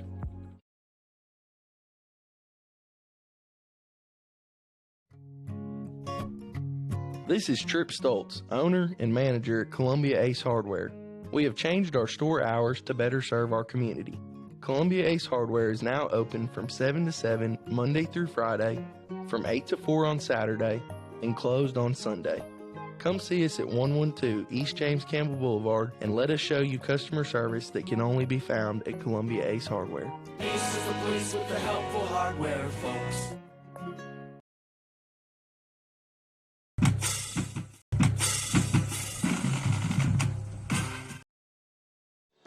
Don't let pain keep you out of the game. Maury Regional Physical Therapy's experienced team of therapists can help you recover from surgery, injury, or illness by designing a plan that meets your unique needs. We utilize state-of-the-art equipment and proven techniques to help you get back to doing the things you love. Schedule a consultation at any of our convenient Southern Middle Tennessee locations by calling 931-380-4014. Maury Regional Health, where clinical excellence meets compassionate care.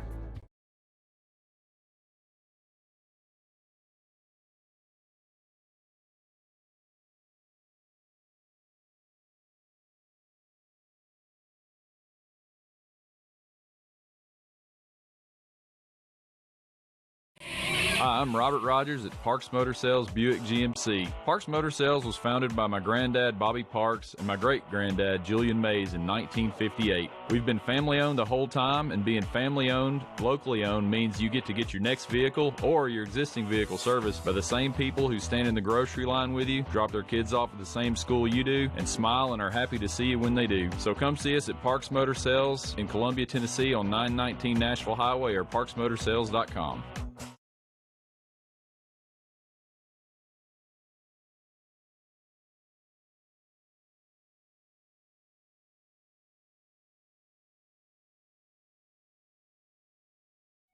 Hello, I'm Rick Whitley. And I'm Daniel Pollard from Jones & Lang Sporting Goods. We would like to take this opportunity to thank all of you for the many years of support. Since 1966, Jones & Lang has been locally owned and operated and supplying teams from T-ball to college. Stop by and see what we can do for you. We offer a wide variety of services from silk screening and embroidery to our custom trophy and awards department. We're open Monday through Friday, 8 to 5, and Saturday, 9 to noon. Remember, Jones & Lang Sporting Goods, the look of a winner. Foster Insurance Agency is a locally owned independent agency and a proud member of the Insurers of Tennessee. Foster represents many top-rated insurance companies such as Auto Owners Insurance. The great team at Foster has been servicing Columbia and surrounding areas in Middle Tennessee since 1952 and offers many commercial and personal insurance products. Call Mike Ford or Jimmy Ford today at 931-388-8365 or stop by their convenient location at 204 West 4th Street in Columbia, Tennessee.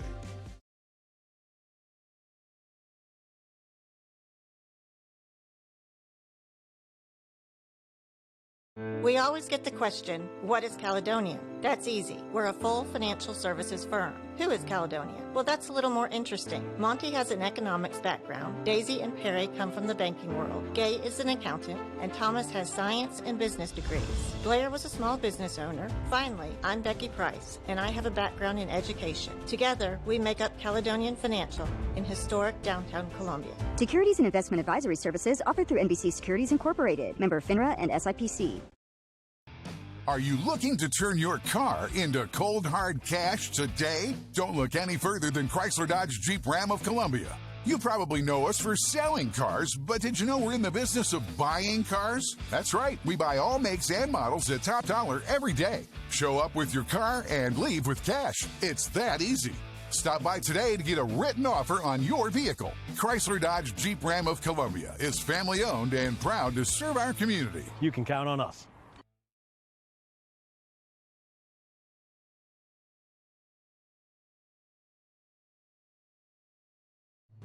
Hello, this is Rick Tillis from Tillis Jewelry. What is a full-service jeweler? Experienced staff, custom designers, in-house jewelry repairs, and beautiful jewelry. Yes, at Tillis Jewelry, we are passionate, knowledgeable, and committed to integrity. We strive to be the best in our community and in our profession. We build long-term relationships and become part of family traditions that will cross generations. We delight clients by providing an unparalleled selection, superior service, and exceptional value. Tillis Jewelry, we exceed your expectations.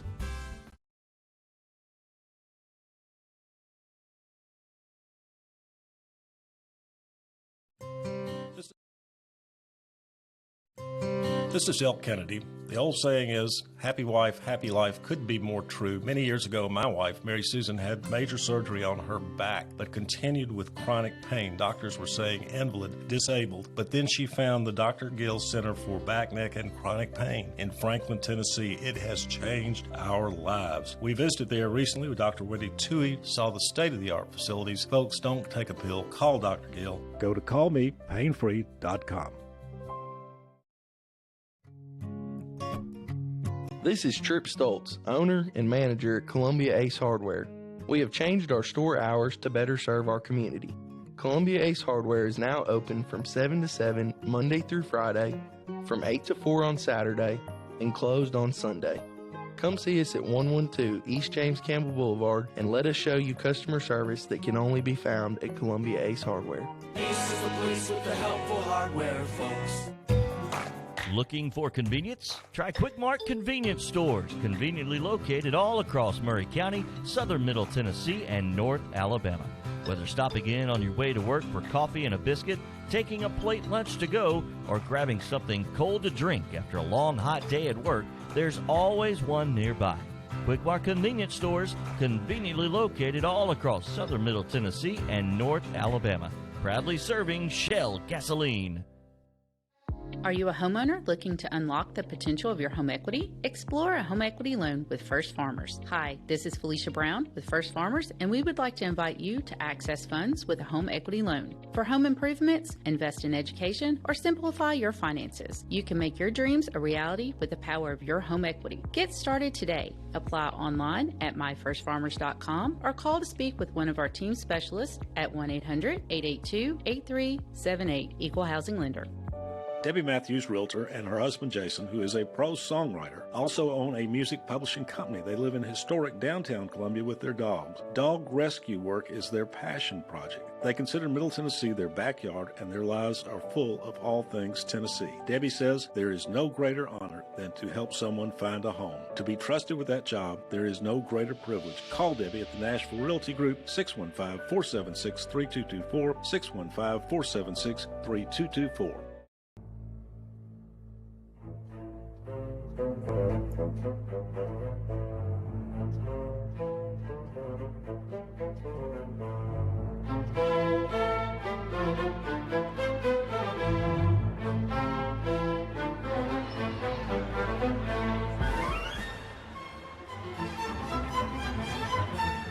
And welcome back, everybody, to Hardy Lloyd Gymnasium for the second game of the Maury County Middle School Conference Final Four. I'm Clayton Harris, joined alongside Mr. Peyton Calvert. Peyton, how's it going, buddy? Oh, it's going well. Going well. Those out there listening, Peyton doing some intern stuff with us. He's operating the camera. You can catch the game on our website at kennedybroadcasting.com, or you can check it out on Facebook, YouTube, and I think even X on Twitter. So if you want to watch the game, you can. And if you want to listen to us live on the radio, you can as well. 103.7 WKRMradio.com. Our second matchup tonight are the small school champion boys, the Culleoka Warriors. They will play the Spring Hill Generals, who lost to Whitthorne the other night. Culleoka came off a very exciting win against Mount Pleasant, a 33-32 win in that small school championship game. And Peyton, I think that was the third time this year those two teams have played. All three games decided by 1 point, all in Culleoka's favor. Wow, that's actually amazing. Yeah, it really is. You definitely, if you were at the game the other night, you definitely got your money's worth, as the starting lineups for the Spring Hill Generals. Number 4 is Zion Johnson, guard. Number 14, Camden Armstrong. Also have number 20, Noah Huffman. Number 22, Harket Scooch. And number 33, Kamani McGowan. Spring Hill coached by head coach Alan Kidd, who you heard earlier, assisted by Jamison Manor. And now the starting lineup for the home team, Culleoka Warriors, here in this Final Four. Your point guard is going to be number 1, Ashton Rubert. Number 5, Lucas Batwart. Number 11, Brian Anglin. Number 12, Sam Jones. Number 44, Mason Pierce. Warriors are coached by head coach Daniel Thomas and assisted by Katie Roberts. So here we go in game number 2. As Chris Pointer has come back over here, and he'll join us here momentarily. But we are about to get this show underway.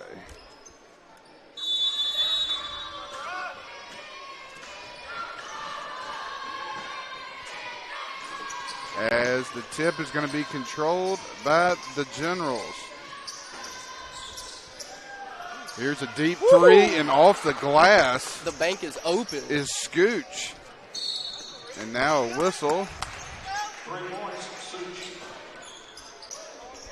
Fouls on Such as well, but he banks it in to give Spring Hill a 3-0 lead here on their first possession. 5:45 to go in the first quarter.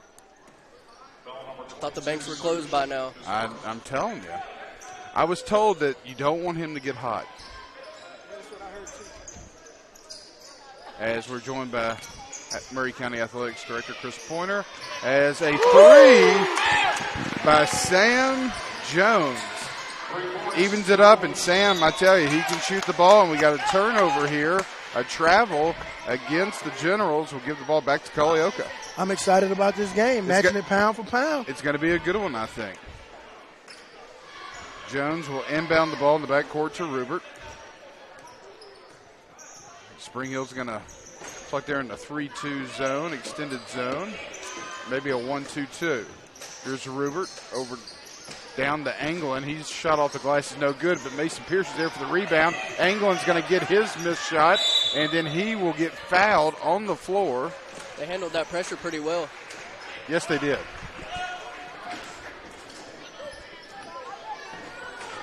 Foul for Spring Hill will go against Zion Johnson. Here's Jones to inbound. Out top to Rubert. Rubert being defended, drives the lane, and a whistle and a foul as he tried to get past the defender. And he handled that ball really well right there in traffic. A lot of challenges. I mean, he handled the ball really, really well right there. Foul's going to be against Huffman. It seems like it's going to be a very physical matchup tonight. And, I mean, and that's what you want. I mean, you got two teams being very aggressive, two teams very confident in themselves playing ball.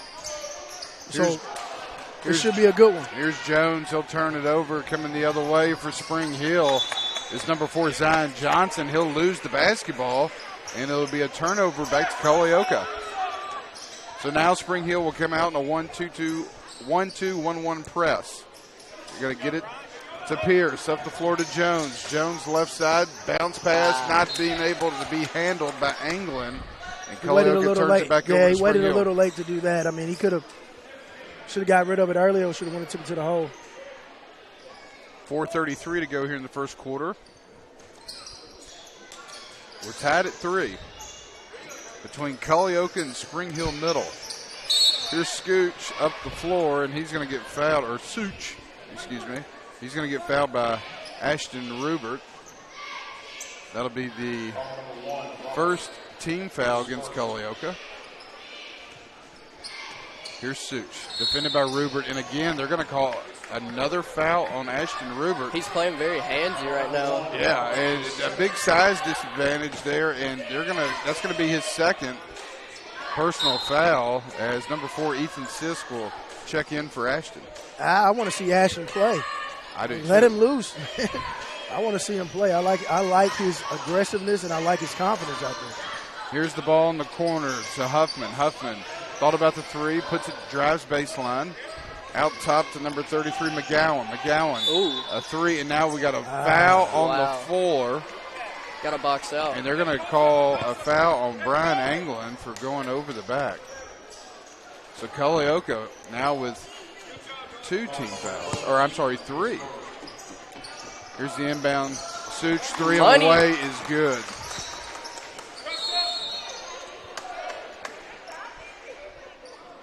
Makes the score 6-3. As we got a stoppage on the floor. What did he say? It's a warning on. Oh, it might maybe be a delay warning. It was a delay of game warning. Oh, ball inbounded to Anglin as they set up the full court press. He'll take it, drive to the basket, and they're going to call a jump ball, possession arrow with the Warriors. Looked like he wanted to call a travel there for a second. Yeah, he thought about it. That delay of game warning was a little excessive to me. Kid knocked the ball out of bounds. I mean, hey, you go talk to the kid, you give the warning, but. Yeah, I agree with that. All that kind of ticky-tack. Yeah, huffing puffing was a little unnecessary. McGowan up the floor, and he is going to get fouled as he tries to attack the rim, and he'll go to the line for 2 shots. And if this foul is on number 11, Brian Anglin, that'll be his second, and it is. It's going to be his second personal foul, and Nicholas Ray is set to check in for the Warriors. That's actually big because, if I'm not mistaken, Anglin is a big part of this Warriors team. He is. Great rebounder, good post presence. First free throw by McGowan is no good.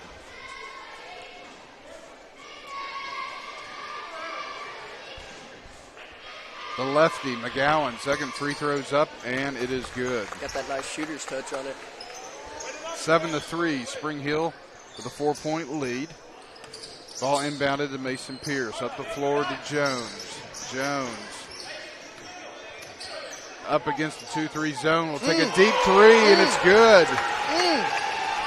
Big 3-point shot there by Sam Jones. That's Curry range. Makes it a 7-6 and he's got on the Curries. Ooh. So nice. Not only was he in Curry's range, he's also promoting his shoe brand. Curry.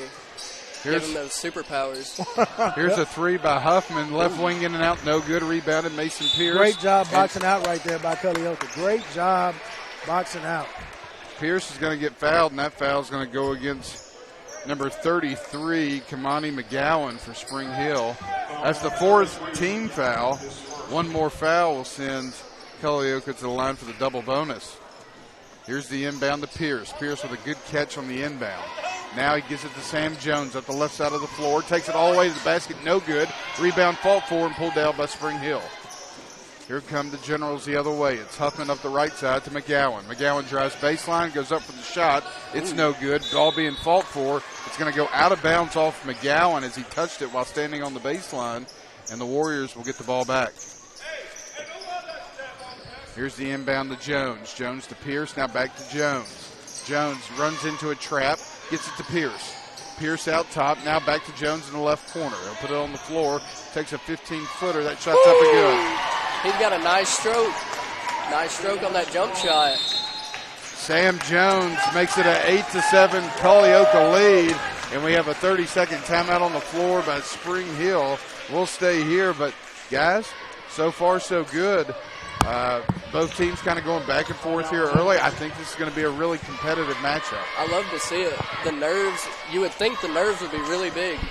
Yeah. The nerves would be high right now, but they're playing pretty poised, both teams, Spring Hill and Culleoka. Big-time players step up in big-time game, and I'm loving Jones' game right now. Oh, yeah. What is he, 3 for 3 right now? He missed a deep one out here. Okay. But yeah, I mean, he's definitely, I think he's maybe 3 of 5 maybe. What grade is he in? He is an 8th grade. Man, he's going to be a problem. And I like his game. And we got him out on the baseball diamond for the first time this year. So I'm I'm excited about that. Yes, we do. I'm sure you do. Best recruiter in Maury County. Don't say that. I mean, best encourager. I'm an encourager. Here's Huffman up the right side of the floor for the Generals. He'll get it out to Such. Such, a jumper from the elbow is good. My goodness. That's a good move right there by Such. Such gives Spring Hill a 9-8 lead. Now a turnover the other way. And another 2-point basket for Such. Makes it a 3-point game, 11-8. Inbounded to Sisk. Here's Ethan Sisk. Now back and up the floor to Pierce, and another turnover. Here comes Kamani McGowan. Over to Huffman. A three from the wing is no good. That full court press is slowing down the Warriors right now. And let's see who the foul is on. Number 4 for the Generals. Oh, they're going to call that on Spring Hill. Yep. No, they called that on number 5 for the Warriors. Oh, the foul was committed against number 4. Yeah, Lucas Batchwork. So going to the free throw line here for Spring Hill. Why is he so close on the free throw line? Is Zion Johnson, and they're going to. He's on the wrong line. He's on the wrong line. Ooh. He was on the volleyball line. I was like, wait a minute. So that shot will not count. There's those nerves. Well, it's a new setting for everybody. It's a good neutral site. So Zion Johnson will try his second free throw. It's up no good. Rebounded Such. His shot up no good. Rebounded Mason Pierce for the Warriors. Here comes Culleoka the other way. Batchwork up the floor on the right side. Drives to the basket. Shot up no good. Rebounded. Fought for and pulled down by the Generals. Now up the floor to McGowan. McGowan is going to get fouled on the layup by Sam Jones, and he'll go to the free throw line for 2. But honestly, a smart foul there by the Warriors. Right. Kamani is not going to miss many layups. Not wide open anyway. And then in a tournament situation, it is harder to knock down free throws, so put him on the line and hope he misses. First free throw by McGowan is good.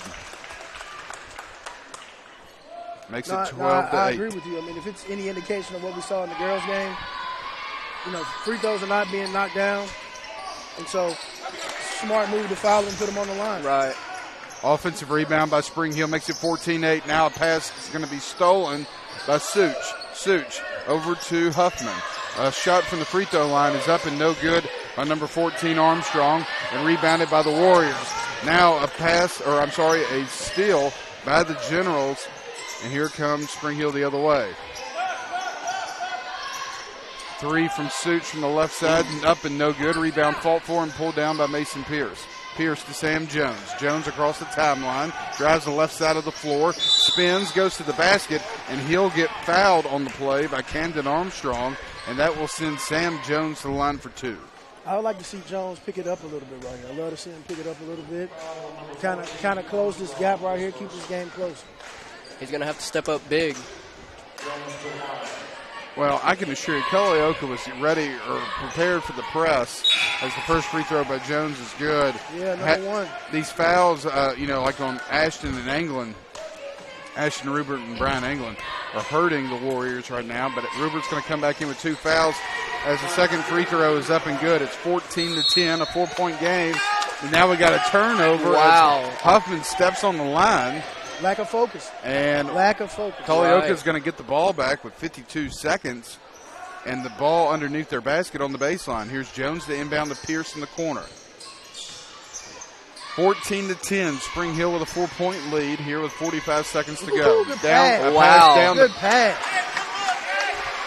Great pass by Ashton Rupert down to Mason Pierce. Shot's no good, but Mason's going to get fouled on the play, and he'll go to the free throw line for 2 as the foul is on number 22, Harkett Such.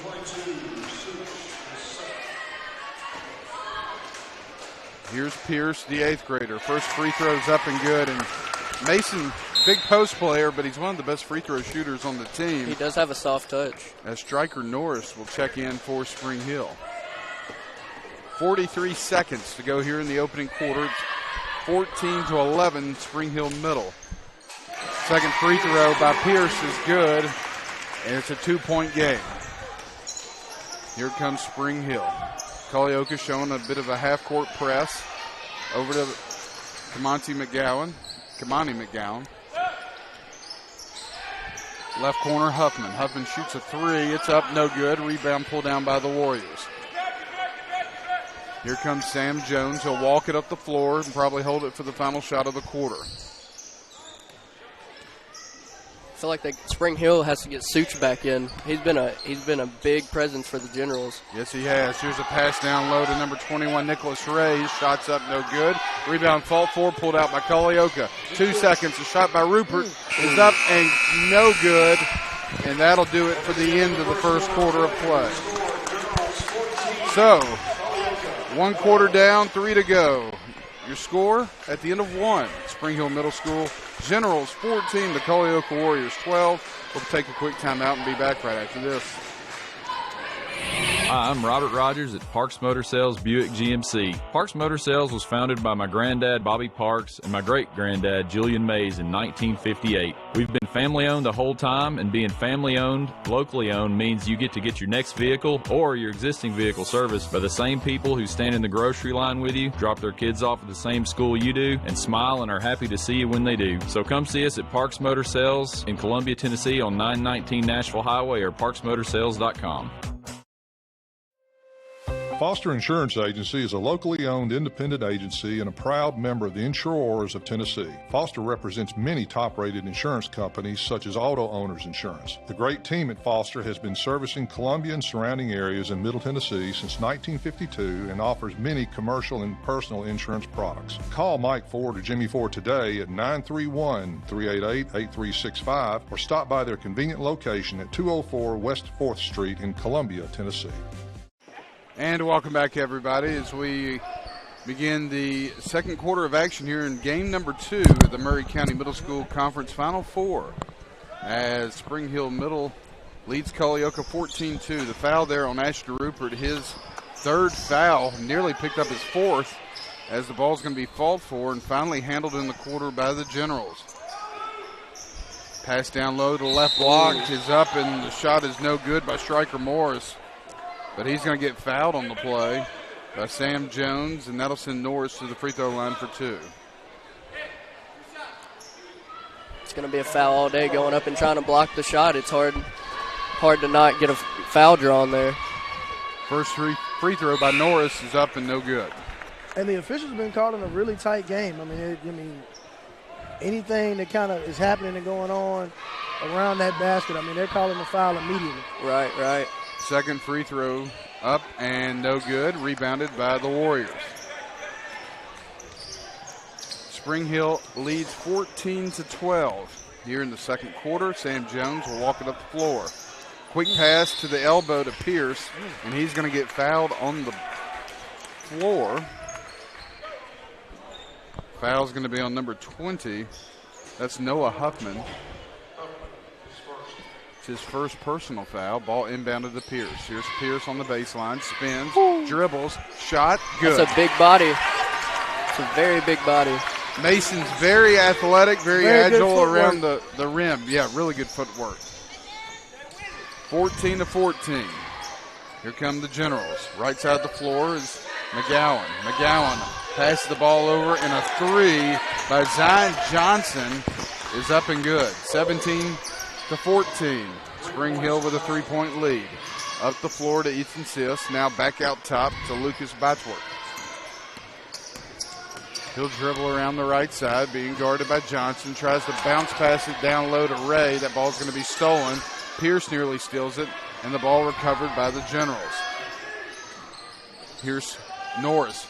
Thought about the three. Now pass it to the corner to McGowan. Back out to Norris. Norris at the elbow. Now over to Johnson. Johnson over to number 20, Huffman. Huffman back over to Johnson. Now back to Huffman. A three from the left side is up. No good. A great offensive rebound. And McGowan will get a second one, and he'll put it in for two. The Warriors have to box out in that situation. Oh, and nearly a turnover, and there is one right there, and a foul. A foul will go against Culleoka. And, again, early foul trouble here is going to be a problem for Culleoka as that foul goes against number 5. Number 5, Batchworth will get the foul as a three is up and on the way. No good. Rebound fall forward, pulled down, and back up and in for number 14, Camden Armstrong. Extends the lead for the Generals to 21-14. Now another steal and another layup by number 12, Striker Norris, and a timeout on the floor. Culleoka getting real sloppy right here. Spring Hill's press is it's too much for him right now. 23-14. We'll stay here. This is a 30-second timeout. Ryan England's going to check back in the ballgame for Culleoka, and he's going to have to. I know he's got 2 fouls, but it's just a... Yeah, he's got to come in and help get some more ball handling and another score. Really kind of come in and stop this bleeding and really try to get some momentum to swing towards Culleoka's way. I agree. You cannot take a risk of the game getting out of hand with your best players on the bench. Not in a game setting like this where the momentum swings on you quickly and you look up and you're down, you're down 5, then you look up, you're down 10, then you look up, you're down 25, and you try to figure out what happened. And so definitely got to get his best players back in the game right now. Here's England with the ball. England's going to get trapped, knocked to the floor, now to Pierce. Pierce has a defender behind him, spin move, shot off the glass, no good. Ball fault forward, Pierce has it, puts it on the floor, shot fake, up, no good. Great body control right there. A great play as he's going to get fouled, and he'll go to the free throw line for 2, as the foul will go against number 12, Striker Norris. Norris's first personal foul. And Mason Pierce first free throws up and no good. 3:31 to go here in the second quarter. Spring Hill Middle School Generals 23, Culleoka 14. Second free throw by Pierce up, no good. Rebound fault forward, got by Anglin. His shot, no good. Got hit on the arm, no call. And coming the other way is McGowan. McGowan quickly up the floor, gets it to number 14. That's Camden Armstrong, and he'll put it in for 2. Culleoka slow getting back up the floor. 25-14 on an 11-point game. We were tied as we began the second quarter. Now a travel against McGowan. We'll turn it back over to Culleoka as Such will check back in for the Generals.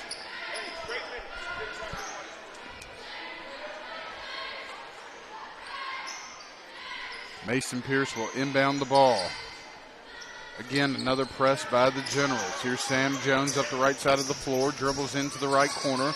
Now he'll pass it to England in the middle of the paint. He'll take it to the right side, shot up, and good.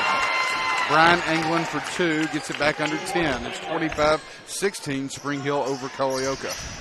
Up the floor to Such. Such, left side. Layup missed by number 4, Zion Johnson. Rebound fought for and pulled down by Anglin. Here come the Warriors. Anglin breaks the pressure from number 20, Huffman, to Jones to the right wing. Now to Pierce. A shot from the elbow up, no good. Rebound fought for, and is going to get knocked out of bounds by the Generals. So it'll stay with Culleoka, who trails by 9, 25-16 with 2:26 to go here in the second quarter. Here's Anglin. Gets the ball, spin move up, and good. That was a tough shot. 25-18, a 7-point lead for Spring Hill. Now some pressure, steal by Anglin. Anglin gets it, takes it up, got fouled, and he'll go to the free throw line for 2. What a difference having Brian Anglin in the ball game has made for the Warriors. Absolutely. You can feel the momentum shifting. Culleoka set up a press and caused some problems there for the Generals. And they're going to need that to stay in the game, to get it within striking distance going into the second half of the game. Free throw by Anglin is an air ball, no good. Kind of uncharacteristic there. Let's see what happens here on his second shot. Free throws up, no good. Rebound fought for, and will be pulled down by McGowan for the Generals. Here comes Such the other way. Going right to left on your radio dial. Shot from the foul line. Left-hander's up and good. He can absolutely stroke it. And that extends the lead back up to 9. 27-18 Spring Hill. And Pierce is going to get fouled by McGowan on the play. And I know that is at least Kamani's second foul. And that will send Culleoka to the free throw line for 2 shots, as that will be team foul number 5 for the Generals. With 1:55 to go here in the opening half. Spring Hill with a 27-18 lead, as Mason Pierce tries to cut into that lead here at the free throw line. First free throw's up and no good. And if Culleoka wants a chance to cut this lead down, these free throws are very crucial. You got to make free throws. Second free throw by Pierce, up and good. Nice touch. 27-19. Warriors down by 8. Here's Such across the timeline. A 3 by number 12. That's Huffman. No good. Rebounded. And a travel called on Anglin. I thought he was going to spare him and give him the foul call on there, but he did walk. The advantages of having a 3-man crew. Here's Such, a 3 from the left wing up, no good. Rebounded. It should have been an over the back, no call. Rebounded by McGowan, and a late whistle and a foul is going to be called, a very late whistle.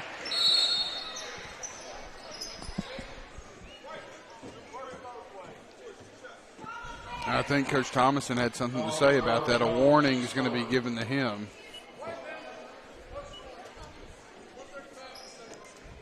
And I don't blame him. I would be pretty upset about that one, too. Very, very, very late whistle.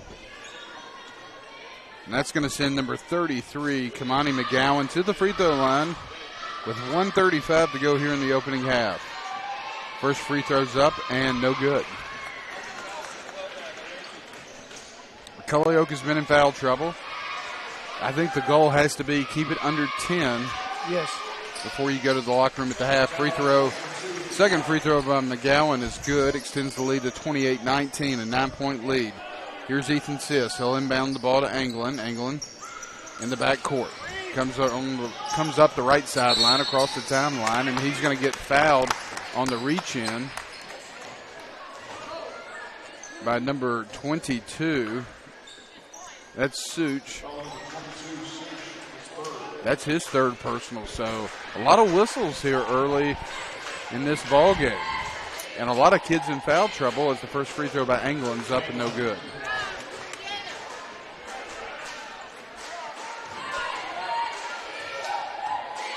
Second free throw by Anglin. No good. Rebounded Such. Such will bring it up the floor. Quickly up to number 4. That's Johnson, and he'll put it in for 2. to extend the lead to 11, 30-19. And a 30-second timeout is going to be called by Coach Daniel Thomason. We'll take a quick timeout ourselves. 1:17 to go here in the opening half. Spring Hill Middle 30, Culleoka 19. Debbie Matthews, realtor, and her husband Jason, who is a prose songwriter, also own a music publishing company. They live in historic downtown Columbia with their dogs. Dog rescue work is their passion project. They consider Middle Tennessee their backyard, and their lives are full of all things Tennessee. Debbie says there is no greater honor than to help someone find a home. To be trusted with that job, there is no greater privilege. Call Debbie at the Nashville Realty Group, 615-476-3224, 615-476-3224. And welcome back, everybody, to Columbia Central High School for the Maury County Middle School Final Four Tournament. Game number 2 between the Culleoka Middle School boys and the Spring Hill Middle School Generals. Generals lead Culleoka 30-19. Clayton Harris alongside Lewis Maddox. Chris Pointer, Peyton Calvert, as a foul is going to be called on the Generals. And that's going to be against number 35. And I'm going to wait till Dan James announces his last name before I even attempt. Petrelio, his first foul, as Ray will go to the free throw line. Nicholas Ray for the Warriors. First shot is no good. Second free throw's up and on the way, and it's good. And the Warriors can play with Spring Hill Middle School. They absolutely can. They can play with this team. I mean, they're just making some mental errors. And again, you know, you're playing on a bigger stage. You got a crowd, this gym. I mean, you know, for some of them, not all of them on Culleoka, you can tell their nerves are a little there. They're just making some uncharacteristic plays. But let's hope these nerves settle. They get back into it and compete like we know that they can. Like they've competed all year. Here's McGowan. Right side, drives baseline, nowhere to go. Now back out to Johnson. A three on the way is up and good. Zion Johnson makes it a 13-point game. Johnson for 3. And we have stopped. And now what do we got here? They're going to do another delay a game. A delay a game on Spring Hill. That's the second one. That's a technical foul. So a technical foul will be called. And that'll be a team technical foul. And that will be a delay game. That'll send the Warriors to the line for 2 free throws and the ball with 26 seconds left. And if you're Culleoka, you couldn't have asked for anything better. Need to knock these 2 down and maybe a big 3 and get it well up under 10. 26 seconds to go here in the opening half. First free throw is up and no good. Sam Jones at the foul line for the Warriors. Second free throw by Jones is up and good. Makes it 33-21.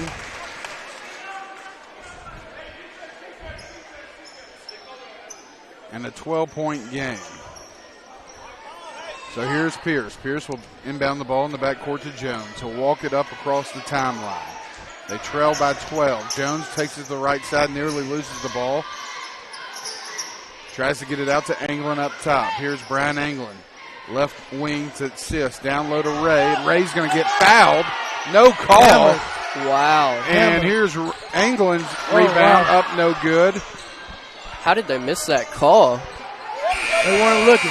And that's going to do it. Just a baffling no call down there. And that will send us to the half. At the half, it's Spring Hill Middle 33, Culleoka Warriors 21. We'll take a quick timeout, and we'll be back right after this.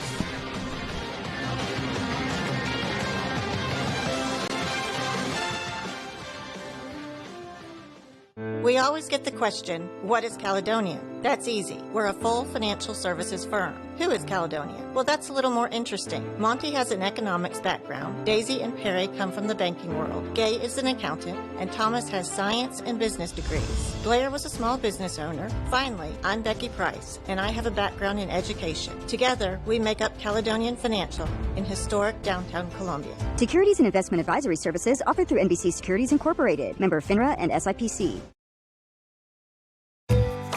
Looking for convenience? Try Quick Mart Convenience Stores, conveniently located all across Maury County, southern Middle Tennessee, and North Alabama. Whether stopping in on your way to work for coffee and a biscuit, taking a plate lunch to go, or grabbing something cold to drink after a long hot day at work, there's always one nearby. Quick Mart Convenience Stores, conveniently located all across southern Middle Tennessee and North Alabama. Proudly serving Shell gasoline.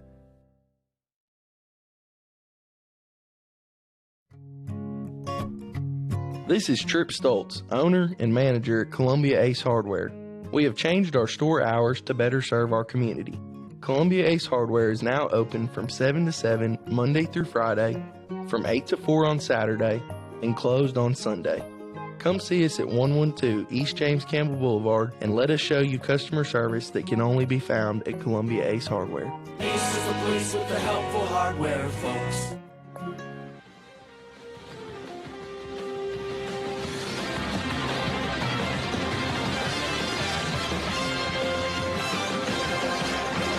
Welcome back in to Columbia Central High School, Hardy Lloyd Gymnasium. Lewis Maddox, Chris Pointer, Clayton Harris, Peyton Calvert. And we are here calling the Spring Hill and Culleoka boys basketball game, the second game of our quadruple header, Maury County Conference Final Four. And Chris Pointer, it's halftime of this game, 33-21, Spring Hill on top of Culleoka. We've got another guest with us.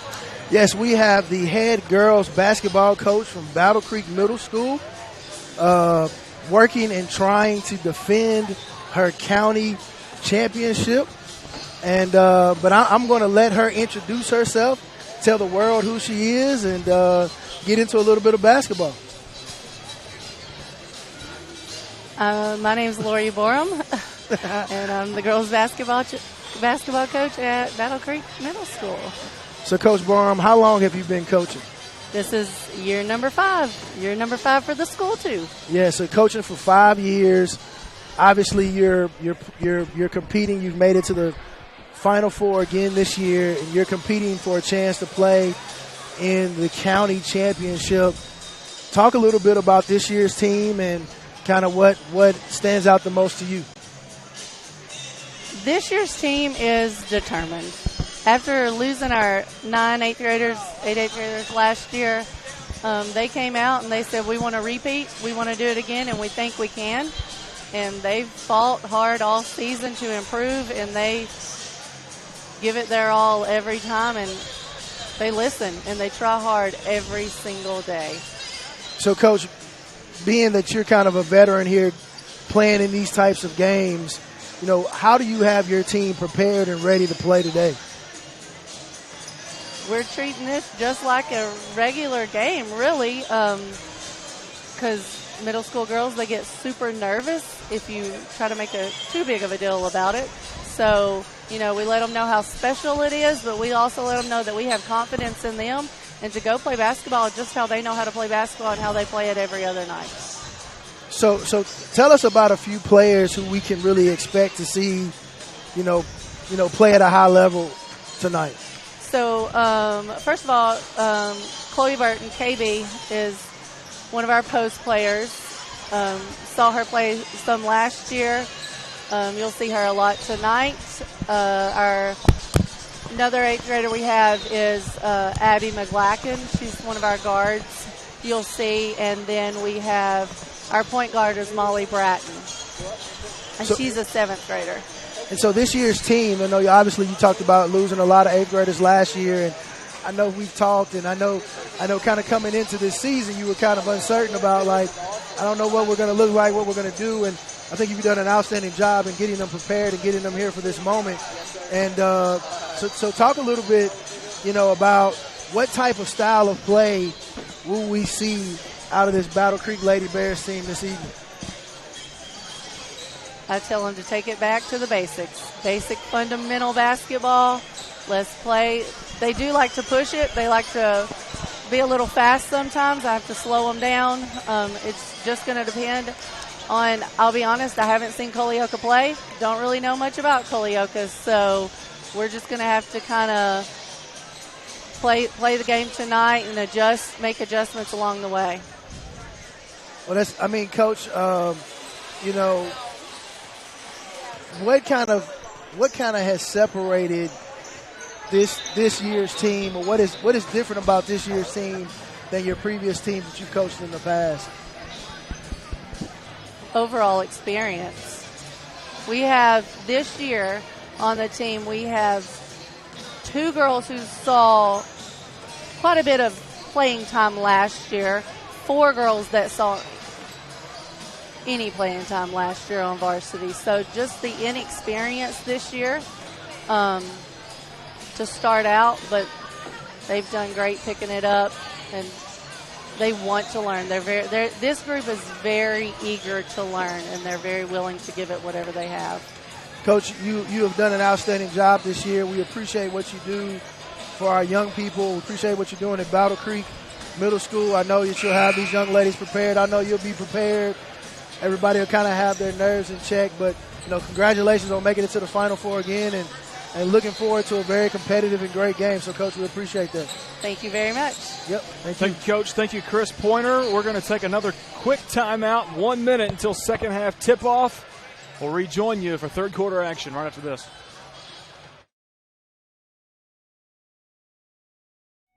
Hello, I'm Rick Whitley. And I'm Daniel Pollard from Jones & Lang Sporting Goods. We would like to take this opportunity to thank all of you for the many years of support. Since 1966, Jones & Lang has been locally owned and operated and supplying teams from T-ball to college. Stop by and see what we can do for you. We offer a wide variety of services from silk screening and embroidery to our custom trophy and awards department. We're open Monday through Friday, 8 to 5, and Saturday, 9 to noon. Remember, Jones & Lang Sporting Goods, the look of a winner. This is WKRM 103.7 FM and 1340 AM, the home for the Columbia Central Lions for the past 75 years.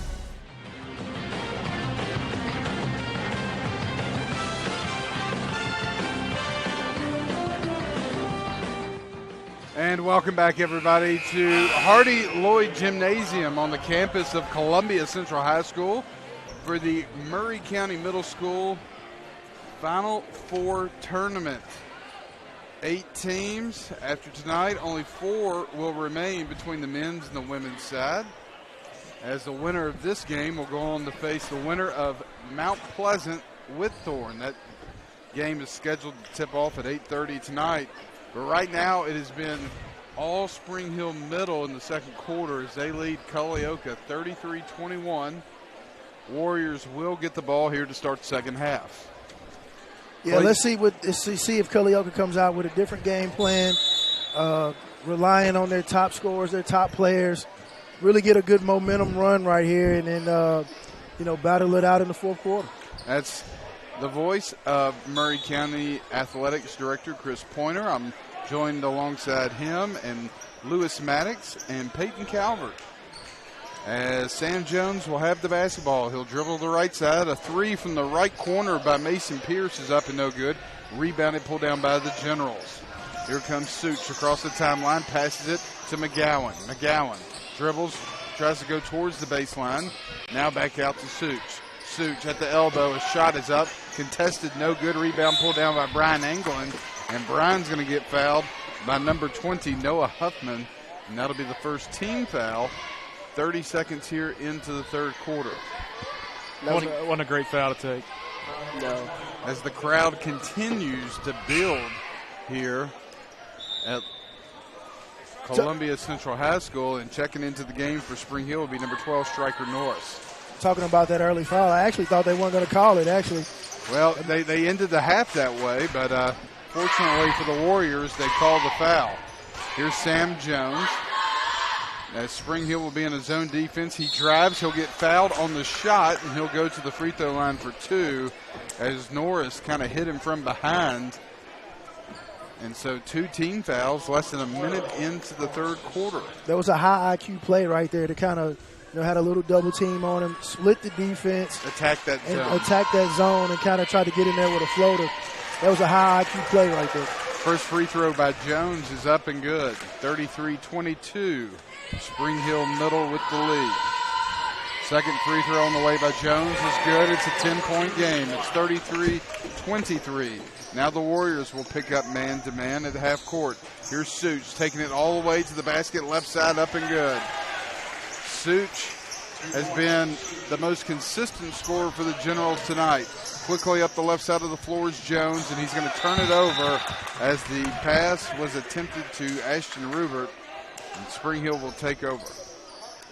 35-23, 12-point game, 4:56 to go in the third quarter. Generals with the ball and the lead. A deep three by Such on the way up, no good. Rebound fought for, and is going to be tipped and knocked out of bounds by the Warriors, and it'll stay here with Spring Hill. We have a girls game coming up next. That'll be Battle Creek facing Culleoka, followed by Whitthorne and Mount Pleasant boys, as the pass is going to be stolen by the Warriors.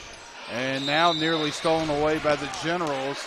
Knocked out of bounds by Such. It'll stay with Culleoka as the Generals are going to come up and set up their full court press. Ball inbounded to the right side over to Jones. Now back to Rubert. Ball nearly stolen. A lot of nerves. Here's Anglin. Anglin up the floor, deep in the corner to Jones. Drives baseline, shot on the ways, no good. Rebound at Pierce. Pierce goes up, no good. Ball's blocked. And they're going to get Mason for a reach-in foul. Thought that was kind of ticky-tack myself, but yeah. I agree, Clayton. I've kind of swung the pendulum on, the type of calls that they're calling right now. So, maybe they went back in the dressing room, talked about it a little bit, try to cover some areas, and we'll see how the team's adjusted, how the officials are calling. Here's Johnson with the ball over to Such in the right corner. He'll drive baseline, goes up off the glass, and good. 37-23, Spring Hill with a 14-point lead. Here's Jones up the floor, breaks the press, loses the ball, regathers it. Now back into the corner, now out to Jones. A shot inside the three-point line's no good. Rebounded by Mason Pierce. His shot's going to get blocked and goes out of bounds. Ball will stay with Culleoka. I think Culleoka has to continue to be as aggressive as they have been.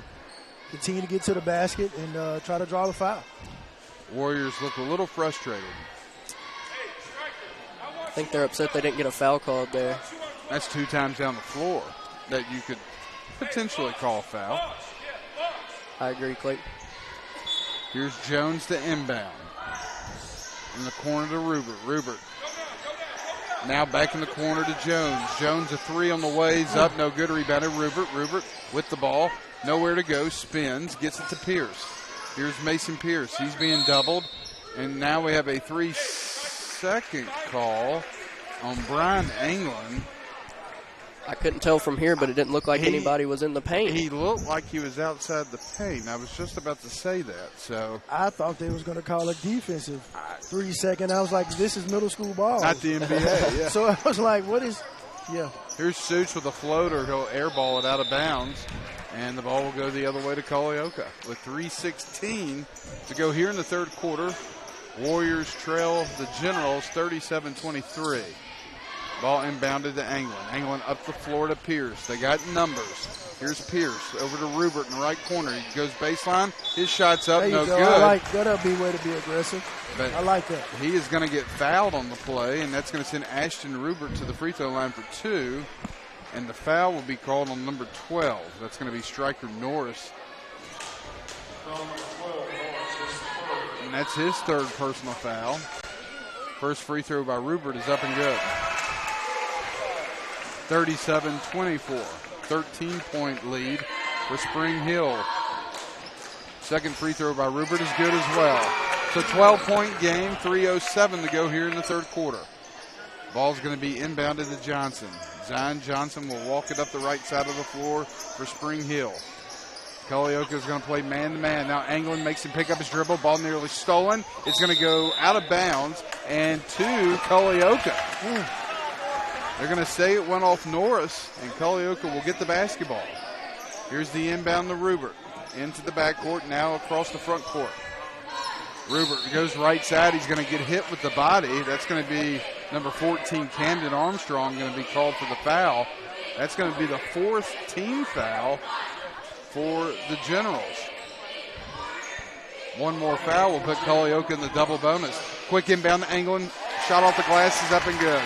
Culleoka is chipping away at this lead. It's a 10-point ball game, 37-27. If Culleoka can keep their fouls in check, I feel like they can make a strong run. Here's the shot by McGowan, up and good. Drives down the baseline, down the right side, off the glass, extends the lead back to 12, 39-27. And Ashton Rubert is going to get fouled by Such. That will be foul number 4. Is it 4 or 5? I think it's 4. Got him with the body, and that's going to send Rubert to the free throw line for 2. And that is the 4th foul for Such, as number 40, Colby Ennis, will check in the ball game after this free throw. Free throws up, no good.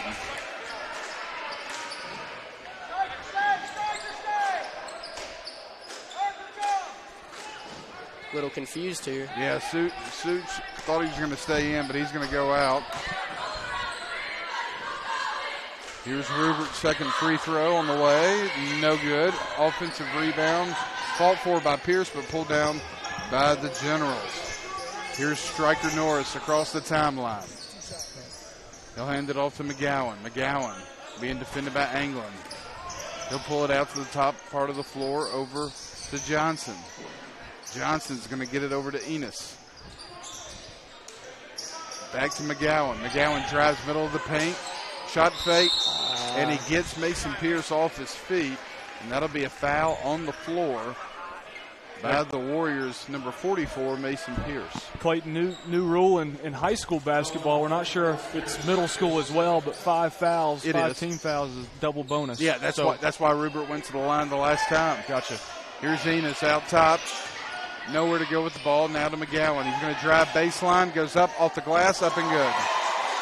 McGowan uses the left hand. He's a left-hander. A lot of English on that ball, and it goes in.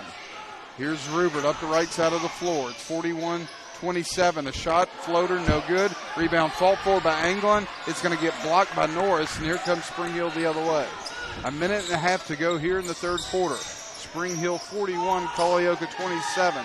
Here's Norris on a 3, no good. Rebound pulled down by Pierce.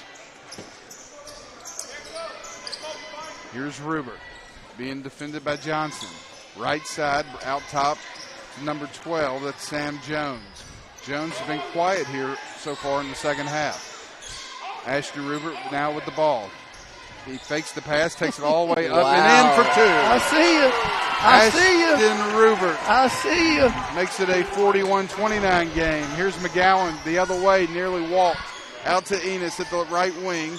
Now over to number 14. That's Armstrong. Armstrong to McGowan. He's driving baseline. That's what he likes to do. He's going to get the ball after it was knocked away. Now a 3 from the left wing. Up, no good. Rebound by Johnson. A huge offensive rebound. Now out to Enos. A 3 from the right side. No good. And rebound pulled down by Anglin. 30 seconds to go. And what do we got here? We got a travel. So we got a travel against the Warriors, and Spring Hill will get the ball with 28 seconds to go here in the third quarter. They lead by 12, 41-29. Inbound to McGowan. Here's Kamani at the left elbow to the left side, and a double dribble by Zion Johnson's going to turn it over to Culleoka with 22 seconds to go here in the third quarter. Ball inbounded to Sam Jones. Spring Hill's going to pick up at half court. 15 seconds to go here in the third quarter. Jones drives right side, nowhere to go. Out to Rubert. Rubert puts it on the floor, drives middle of the lane, shot off the glass, no good. Anglin there for the rebound, and his shot is good. 41-31. And that will be the final play of the third quarter. After 3. Spring Hill Generals 41, Culleoka Warriors 31. We'll be back for fourth quarter action right after this.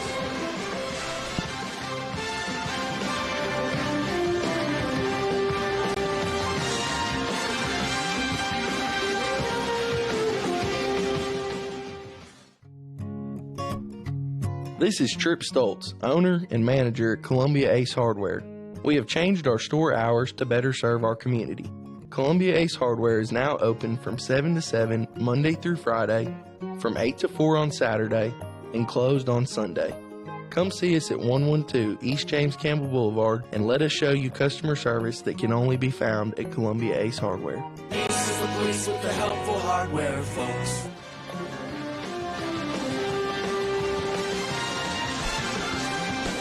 And welcome back, everybody, for fourth quarter action in game number 2 of the Maury County Middle School Final Four tournament here at Columbia Central High School. I'm Clayton Harris alongside Lewis Maddox, Chris Pointer, and Peyton Calvert. As Spring Hill will start with the basketball. They lead 41-31 over Culleoka. Here's Kamani McGowan, drives the right side. Should have been a walk, and they're not going to call it. They're going to say it went out of bounds on Ashton Rubert. So that was Kamani McGowan, who has been a big figure here tonight for Spring Hill Middle. Now a pass out top to Johnson, a three on the way. It's an air ball. It's going to get saved somehow. McGowan's going to get it. Out to Enos on the left wing. And a steal by Ashton Rubert. Rubert the other way. He's going to the rack. And he's going to get fouled and one. And that's going to be the 4th personal foul on McGowan. And a huge play by Ashton Rubert gets the score under 10. It's 41-33. And that was a big-time play by Rubert. Smallest guy on the floor. Playing by with far. Got the biggest heart out there. Absolutely. Man, I'm so glad he's back in the game. And now we got a 30-second timeout call before the free throw. We'll stay here. But what a play, and that has got the crowd into this game. Culleoka, within 30 seconds, has cut this thing down to 8 with a chance to cut it to 7 as Ashton Rubert gets fouled on the made basket, and he'll go to the free throw line for the opportunity of a 3-point play. Clayton, that was unreal. That's one of your baseball players, isn't it? You got to be pretty proud. He plays. It doesn't matter what Ashton plays; he's going to play hard. And like Chris said, I mean, you're not going to match his heart and his effort. And that was just a great job by him. And Culleoka looking to cut this thing down to 7 with 5:33 to go in the ball game. And Such is still in the ball game. He's re-entered now with 4 fouls. And McGowan is going to stay on the floor with 4 fouls. What are we doing here? All right, we're going to get lined up. Spring Hill nearly allowed us to shoot a free throw without anybody lined up. Here's the free throw by Rubert. It's good. 41-34. Full court pressure now by the Warriors. Ball nearly stolen. Here's McGowan up the floor to Such. Such with the ball. Drives all the way in. Shot, floater, up, good. That's what he likes to do. Likes to float it in with that left hand. He's just got that length on him. It's hard to stop. Here's Culleoka coming the other way. It's going to be Rubert. Rubert tries to do the underneath shot. No good. He's going to get knocked down along with number 14, Armstrong, for Spring Hill. Here's a pass to McGowan. McGowan, shot fake, up and good. Kamani McGowan makes it a 45-34 game. An 11-point lead for the Generals. And we got a carry called on Sam Jones, and that'll give the ball back to Spring Hill.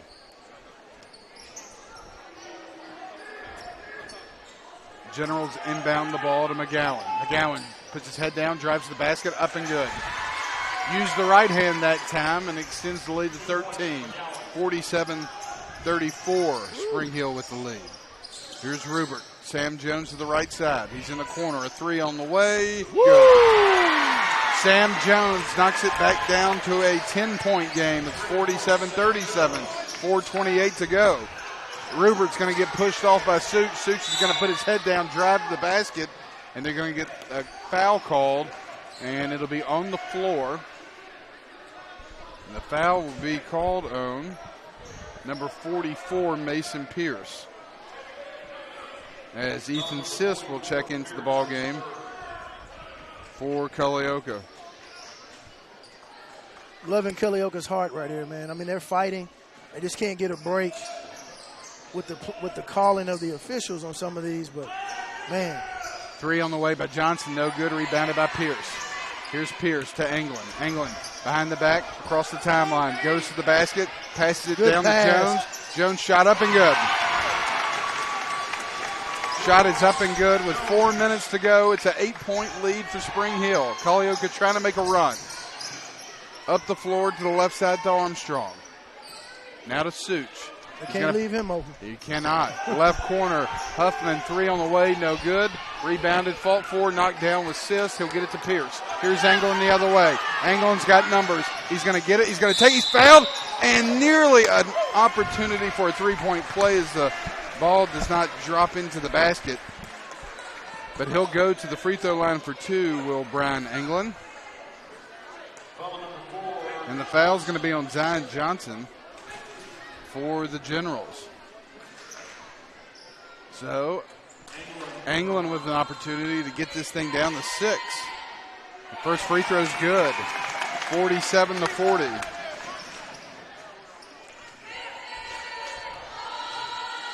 Second free throw by Anglin's up and also good. 47-41. A 2-possession game.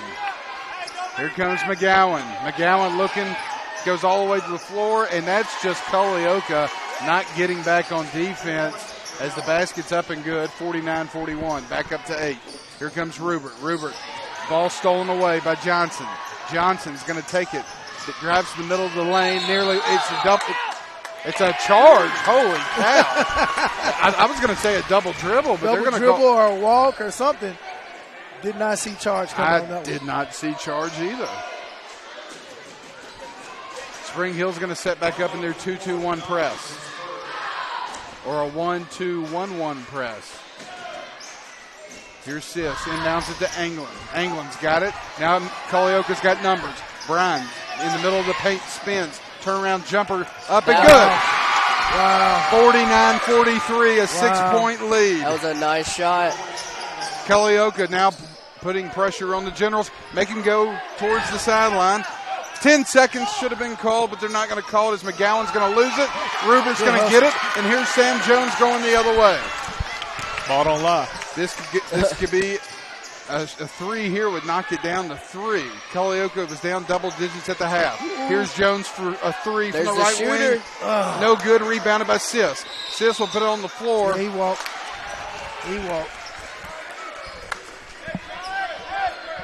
And a walk, a turnover will give it back to the Generals. 49-43. Spring Hill Middle's got to be very disciplined right here, because if not, that pendulum shifts. 2.5 shots. 2.5 minutes to go. 6-point lead for Spring Hill. And Sam Jones nearly stole it.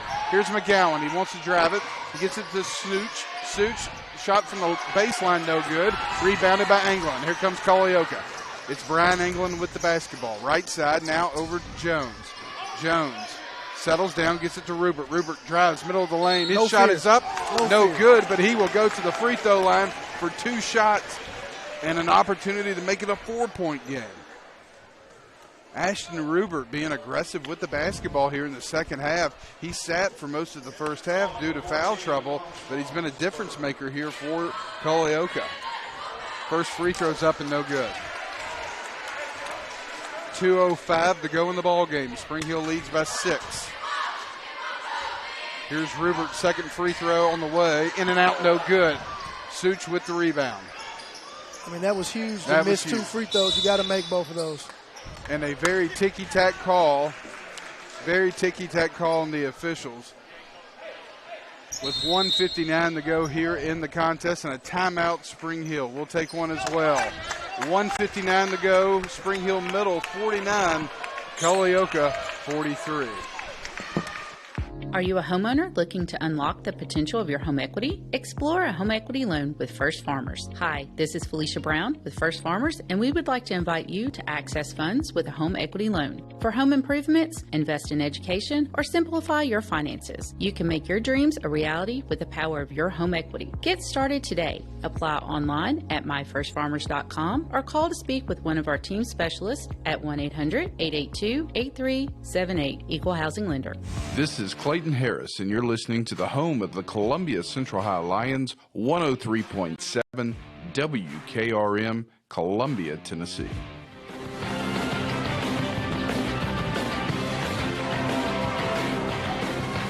And welcome back, everybody, to the Hardy Lloyd Gymnasium on the campus of Columbia Central High School. Clayton Harris alongside Lewis Maddox, Chris Pointer, and Peyton Calvert, bringing you the Maury County Middle School Final Four tournament as Spring Hill leads Culleoka 49-43 here in game number 2. 4 games tonight. Here's Spring Hill with the basketball. Defensive pressure here on McGowan by Jones. Now a trap and a walk. And that is a walk and a turnover to Culleoka. So Culleoka will get the ball back here with 1:40 to go in the contest. Kind of goes back to when you start thinking about those free throws, the last possession. Or knock down those 2 free throws and you're at 45-49. Or all game, really. Yeah, well, good point. Yes, very much so, all game. A lot of missed free throws in the first half. Here's Rubert. Rubert has the ball knocked away, picked up by Ethan Sis. Sis with a pass that's going to be deflected and knocked out of bounds.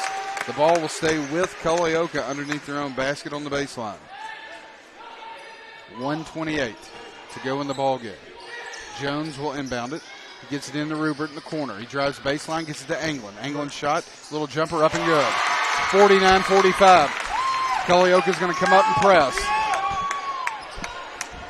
Here's Johnson. Johnson puts it on the floor, feeling pressure from Anglin. Here's Such. He'll go up the left side. Rubert's got 4 fouls. He's got to be careful. Such with the ball. Puts it on the floor, nearly loses it. Now he picks it up. A lot of pressure. Nothing. Here's Norris. Norris gets it up off the glass. No good. Rebounded Anglin. Anglin with the ball. And now stolen by Johnson. And he'll put it in for 2 as the officials have decided not to use their whistle here late in the game. We're under a minute to go. And now a foul will be called on number 20, Noah Huffman. I don't like that no call there. I don't either. Be consistent. You've been blowing your whistle all game, and then you decide to swallow it in the last minute of the contest. And a very obvious foul that should have been called. So that's going to send Sam Jones to the free throw line for 2 shots. First shot is up and good. 51-46, 5-point game with 49 seconds to go. Here's the second free throw by Jones, is up and good. And we got a substitution as Skylar Norris will check in the ball game for Noah Huffman. 4-point lead for Spring Hill. Culleoka's going to come up in a full court press. Inbounded to Such. Such gets it to Monty McGowan, and he's going to lay it in, and this Anglin can stop him. What's going to be called? A block. He didn't have good positioning there. Nah, he wasn't squared up. Feet were not set. The shot's no good, but that's going to send number 33, Kamani McGowan, to the free throw line for 2. It's better than a layup. I agree there. Make him earn it at the line. 4-point lead for Spring Hill with 42 seconds to go. First free throw by McGowan's up and good. 52-47, 5-point lead for the Generals. Second free throw on the way. It's up, no good. Rebound fought for and pulled down. Got a foul. By Spring Hill. Now they're going to get a wide open layup as Zion Johnson was all by himself. 54-47, 7-point lead. Yep. And they're going to get a carry, I think. Caught on his hip. Yep, caught the ball on his hip. And that'll be a turnover to Spring Hill. If you're Culleoka now, you're going to have to foul. As soon as the ball's inbounded, got a foul. And the ball stolen by Jones. A 3 up and on the way. No good. Wow. Nearly rebounded by Anglin. Now quickly up the floor go the Generals. And that's going to be Camden Armstrong. And a timeout, a full timeout by Spring Hill with 16 seconds to go and is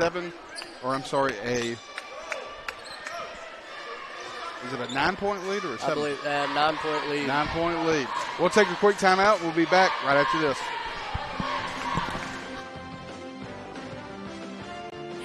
Hi, I'm Robert Rogers at Parks Motor Sales Buick GMC. Parks Motor Sales was founded by my granddad, Bobby Parks, and my great-granddad, Julian Mays, in 1958. We've been family-owned the whole time, and being family-owned, locally owned, means you get to get your next vehicle or your existing vehicle serviced by the same people who stand in the grocery line with you, drop their kids off at the same school you do, and smile and are happy to see you when they do. So come see us at Parks Motor Sales in Columbia, Tennessee on 919 Nashville Highway or parksmotorsales.com.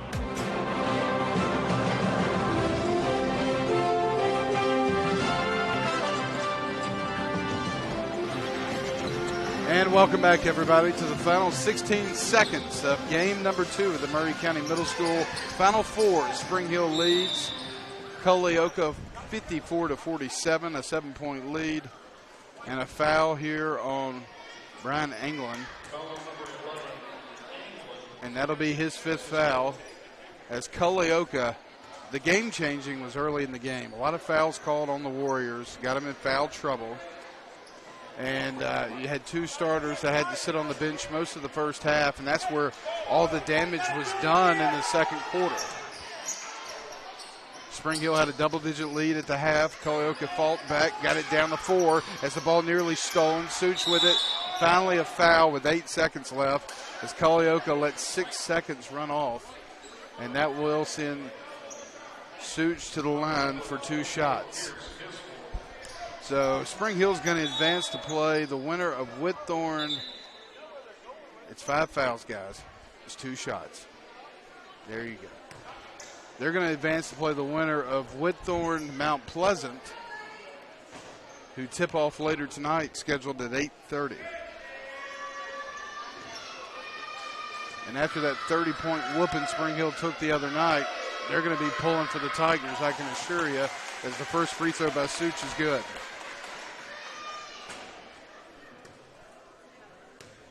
(55-47). Second free throw by Such is on the way, and it is no good. Ball's going to be tipped and hit. Ooh. And knocked out of bounds. The possession will go to Culleoka. 55-47. 8-point lead for the Generals with 6 seconds to go in the ballgame.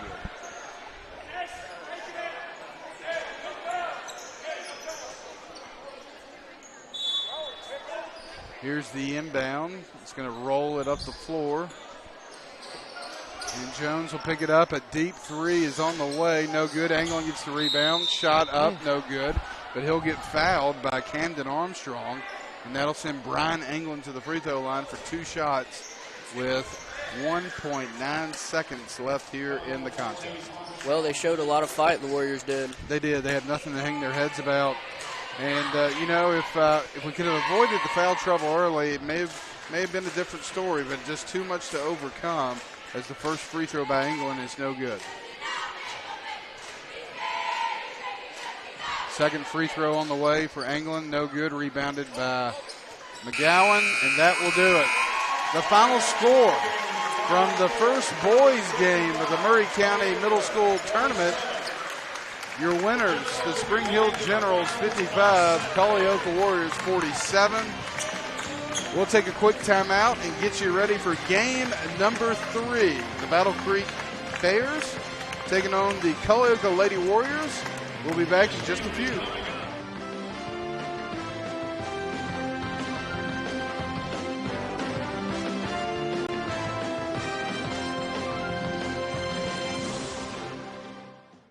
Hello, I'm Rick Whitley. And I'm Daniel Pollard from Jones & Lang Sporting Goods. We would like to take this opportunity to thank all of you for the many years of support. Since 1966, Jones & Lang has been locally owned and operated and supplying teams from T-ball to college. Stop by and see what we can do for you. We offer a wide variety of services from silk screening and embroidery to our custom trophy and awards department. We're open Monday through Friday, 8 to 5, and Saturday, 9 to noon. Remember, Jones & Lang Sporting Goods, the look of a winner.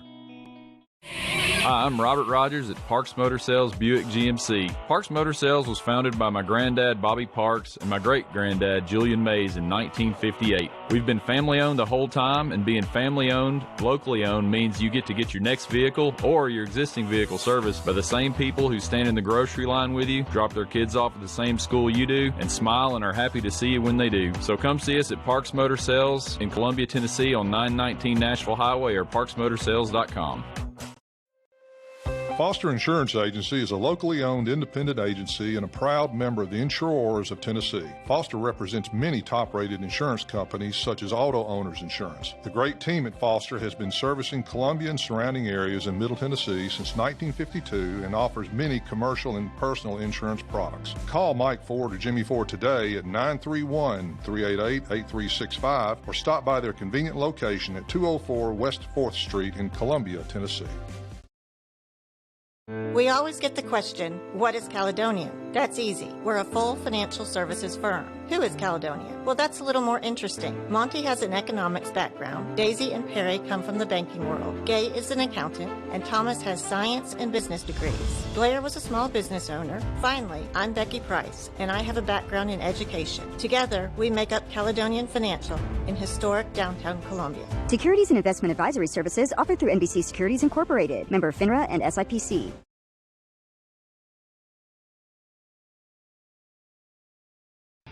Are you looking to turn your car into cold, hard cash today? Don't look any further than Chrysler Dodge Jeep Ram of Columbia. You probably know us for selling cars, but did you know we're in the business of buying cars? That's right, we buy all makes and models at top dollar every day. Show up with your car and leave with cash. It's that easy.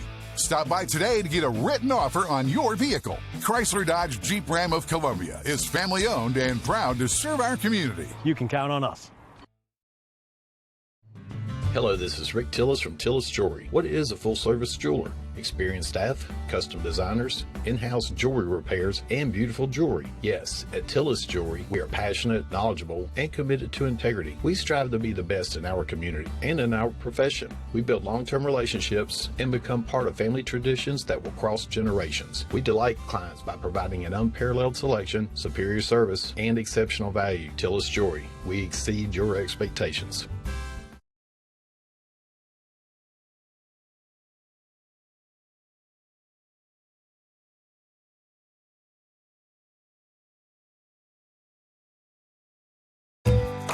Looking for convenience? Try Quick Mart convenience stores, conveniently located all across Maury County, southern Middle Tennessee, and North Alabama.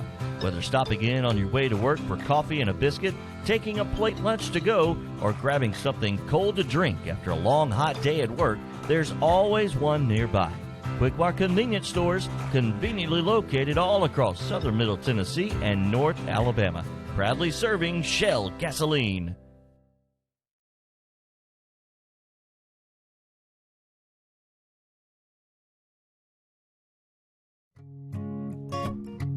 This is Trip Stoltz, owner and manager at Columbia Ace Hardware. We have changed our store hours to better serve our community. Columbia Ace Hardware is now open from 7 to 7 Monday through Friday, from 8 to 4 on Saturday, and closed on Sunday.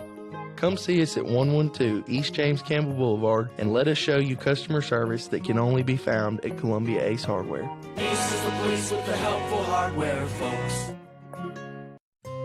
This is Elk Kennedy. The old saying is, happy wife, happy life could be more true. Many years ago, my wife, Mary Susan, had major surgery on her back, but continued with chronic pain. Doctors were saying invalid, disabled. But then she found the Dr. Gill Center for Back, Neck, and Chronic Pain in Franklin, Tennessee. It has changed our lives. We visited there recently with Dr. Wendy Toohey, saw the state-of-the-art facilities. Folks, don't take a pill. Call Dr. Gill. Go to callmepainfree.com. Are you a homeowner looking to unlock the potential of your home equity? Explore a home equity loan with First Farmers. Hi, this is Felicia Brown with First Farmers, and we would like to invite you to access funds with a home equity loan. For home improvements, invest in education, or simplify your finances, you can make your dreams a reality with the power of your home equity. Get started today. Apply online at myfirstfarmers.com or call to speak with one of our team specialists at 1-800-882-8378. Equal Housing Lender.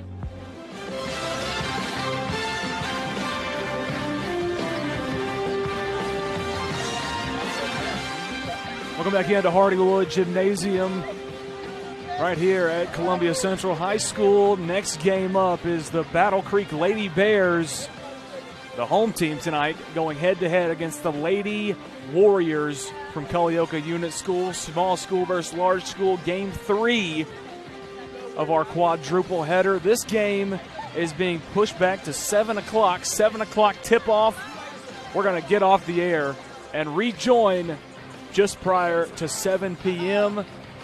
We'll be back in about 20 minutes.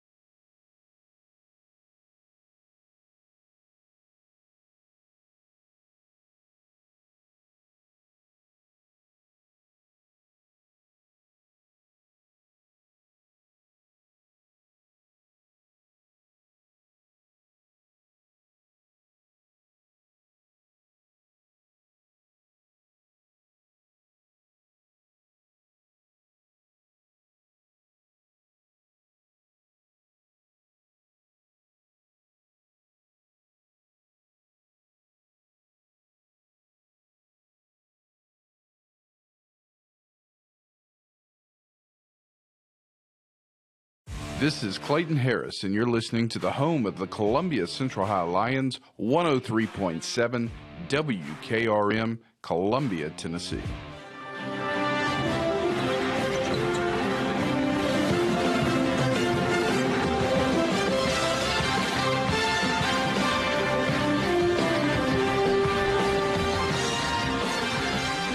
And welcome back, everybody, to Hardy Lloyd Gymnasium on the campus of Columbia Central High School. I'm Clayton Harris alongside Lewis Maddox, Chris Pointer, and the man, the myth, the legend, Mr. Casey Holt. Get out of here. As we are here. The legend. We are here to bring you the final two games of the Maury County Middle School Final Four tournament. And starting at 7 o'clock here in the next 3 minutes, we will have the Battle Creek Lady Bears, the champions of the big school division, playing the runners-up from the small school division, the Culleoka Lady Warriors. And, guys, we've had 2 games so far tonight. We saw Whitthorne beat Santa Fe girls in game number 1. They'll advance to play the winner of this game. And then in the game that we just broadcasted that ended about 30 to 45 minutes ago, you had the Spring Hill Middle School Generals defeating the Culleoka Warriors. Spring Hill will advance to play the winner of tonight's boys matchup between Whitthorne and the Mount Pleasant Tigers. So, guys, I haven't seen, I'm going to be honest, I have not seen Battle Creek play this year. Casey, I think you have. Coach Chris Pointer, I know you have. What do we expect to see from the big school conference champions? Battle Creek's going to be physical. They're going to be led by Chloe Burton in the paint. She's going to probably be their energizer. McLachlan is going to play a little bit on the outside as well. But all in all, I mean, they're going to be the most complete team that you'll see out of the girls' teams in the county. And they're going to be hard to beat. I mean, it's going to be hard for anybody. It was hard for Whitthorne playing them in the championship, although Whitthorne got the best of them the first game that they competed against in the season. But they went back to work, went back to the drawing board, came up with a plan, and Battle Creek got the best of Whitthorne back-to-back games and when it really counted in the championship. So this is going to be a tough contest for Culleoka. Culleoka's going to come out. They're going to play with heart. They're going to do all of those things that you expect them to do. But being led by Chloe Burton, it's just going to be a tough game for Culleoka tonight. The Lady Bears are coached by Lori Burham, Gracie Wilson, and Chris McLachlan.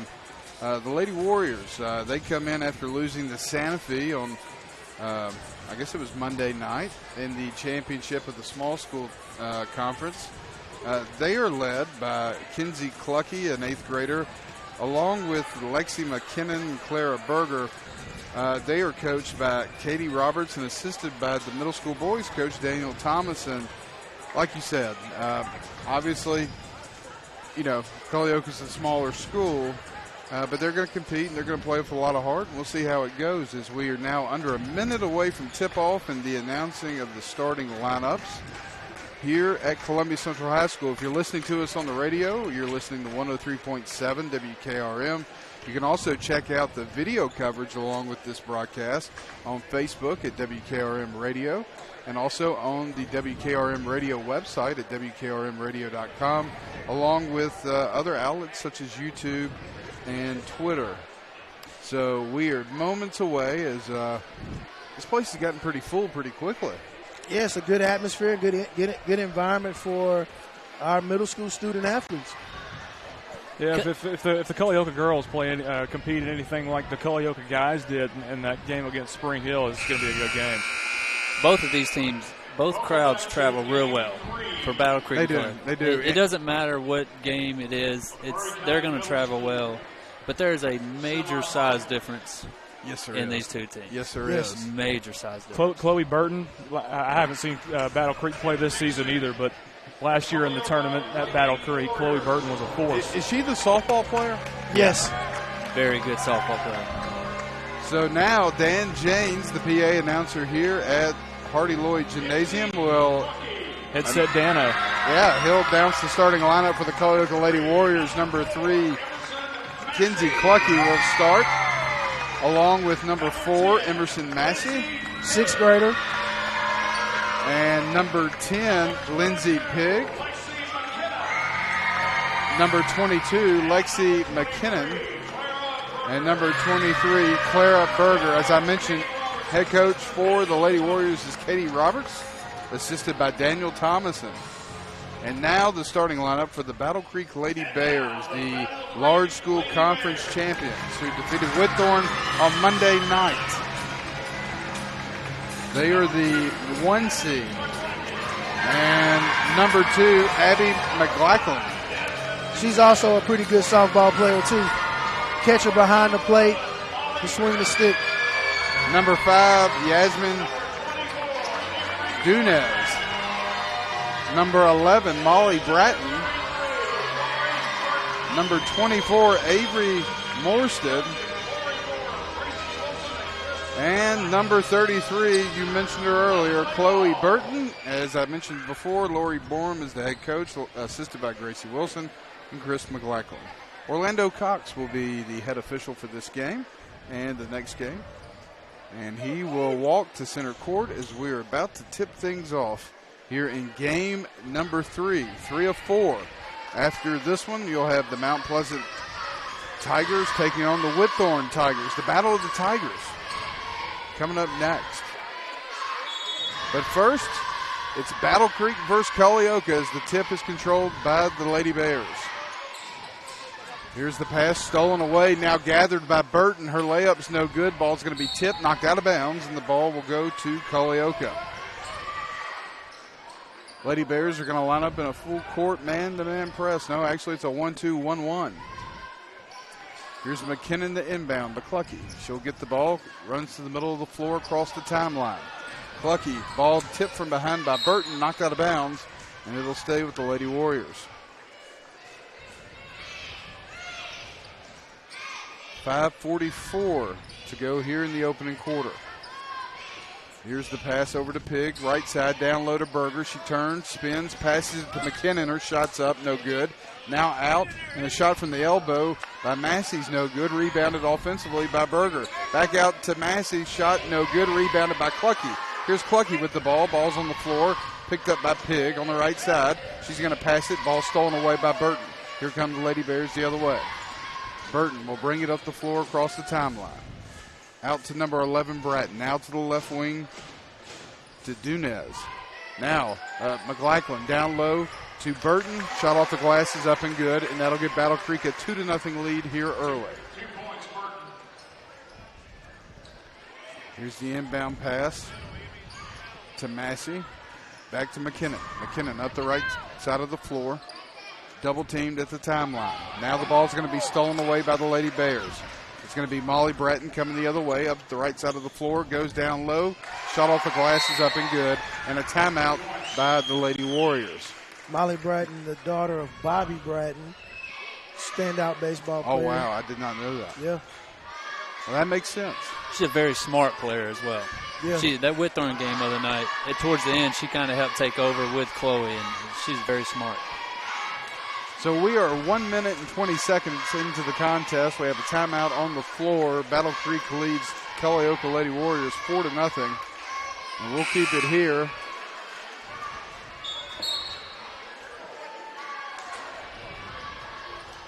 As the Lady Warriors are going to talk about it and try to break this full court press set up by the Lady Bears. Here's McKinnon with the inbound. Got a call timeout? Oh, man, barely got it in to Massey. Up the floor to Pig. Ball's going to be stolen away by McLaughlin. And Culleoka's a younger team?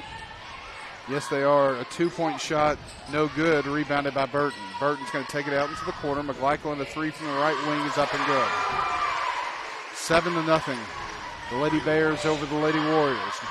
Here's the inbounds pass, nearly lost, and it is out of bounds, turned over to Battle Creek. Culleoka in a 2-3 zone. It's going to be Bratton. Gives it to Burton at the foul line. She turns. Down low to the lower left block is Morstead. Her shot's no good, but she'll get fouled on the play, and she'll go to the free throw line for 2 shots. Pointer, do you think Chloe would start on any high school girls team in the county? I'll answer next that. year. Oh, wow. Well, next year I would say, yeah. I mean, she very well could start for Central or Spring Hill if she goes to Battle Creek High School. With it being a freshman and sophomore team, I think she would start there as well. So I mean, I think she's that good. And I mean, if she gets any taller, and obviously she matures going into the 9th grade next year, I mean, I think she will. If she's not starting, she's getting a lot of minutes. I mean, they don't have any other choice but to. Right. Is she a 7th grader or 8th grader? She's an 8th grader. Okay. Her dad, what, 6'10"? No. No? Nope. Her dad's probably 5'9", 5'10", maybe. But her mom's kind of taller. And her mom was her dad played baseball, I think, growing up. But her mom was supposed to be a standout basketball player. So here's a turnover by the Lady Bears. Coming the other way is Massey for the Lady Warriors. Massey with the ball, gets it to McKinnon down middle of the paint. Shot up and good. As Lexi McKinnon gets the Lady Warriors their first basket of the night, makes it a 7-2 ball game. Here come the Lady Bears quickly down the floor to Burton. Shot off the glass and good from the right block, makes it 9-2. I mean, and that's kind of the advantage that she has on that block. I mean, she's physically strong. I mean, you have to get her off of that block, and if you don't get her off that block, I mean, she's going to put up 20 tonight from that block. I mean, she's going to just spread out, take it, score easy layup baskets. They don't come up with some sort of game plan to kind of neutralize her. Inbounds pass goes out of bounds, turned over to Battle Creek. Lady Bears will inbound from their own baseline. Out to Bratton, back to McLaughlin. Tries to get it down low to Burton. Ball's going to be tipped, and they're going to say it went all Battle Creek. It'll be Culleoka basketball. I mean, so what do you do right there? I mean, you face guard her? I mean, will you box him? I mean, what do you do? I think you front her and you double her. Front and back. Absolutely. Yeah. I mean, seriously. Make the other players beat you. Absolutely. Right. Here come the Lady Warriors across the timeline. It's going to be Massey over to Pig. Pig at the free throw line to Clara Berger. Shot up, no good. Ball's going to be tipped and rebounded by Morstead for the Lady Bears, and she's going to lose it and turn the ball over out of bounds. And it'll be Lady Warrior basketball with 2:57 to go here in the opening quarter. It's 9-2. Battle Creek leading over Culleoka. Culleoka's had shot at the baskets. They're just not falling.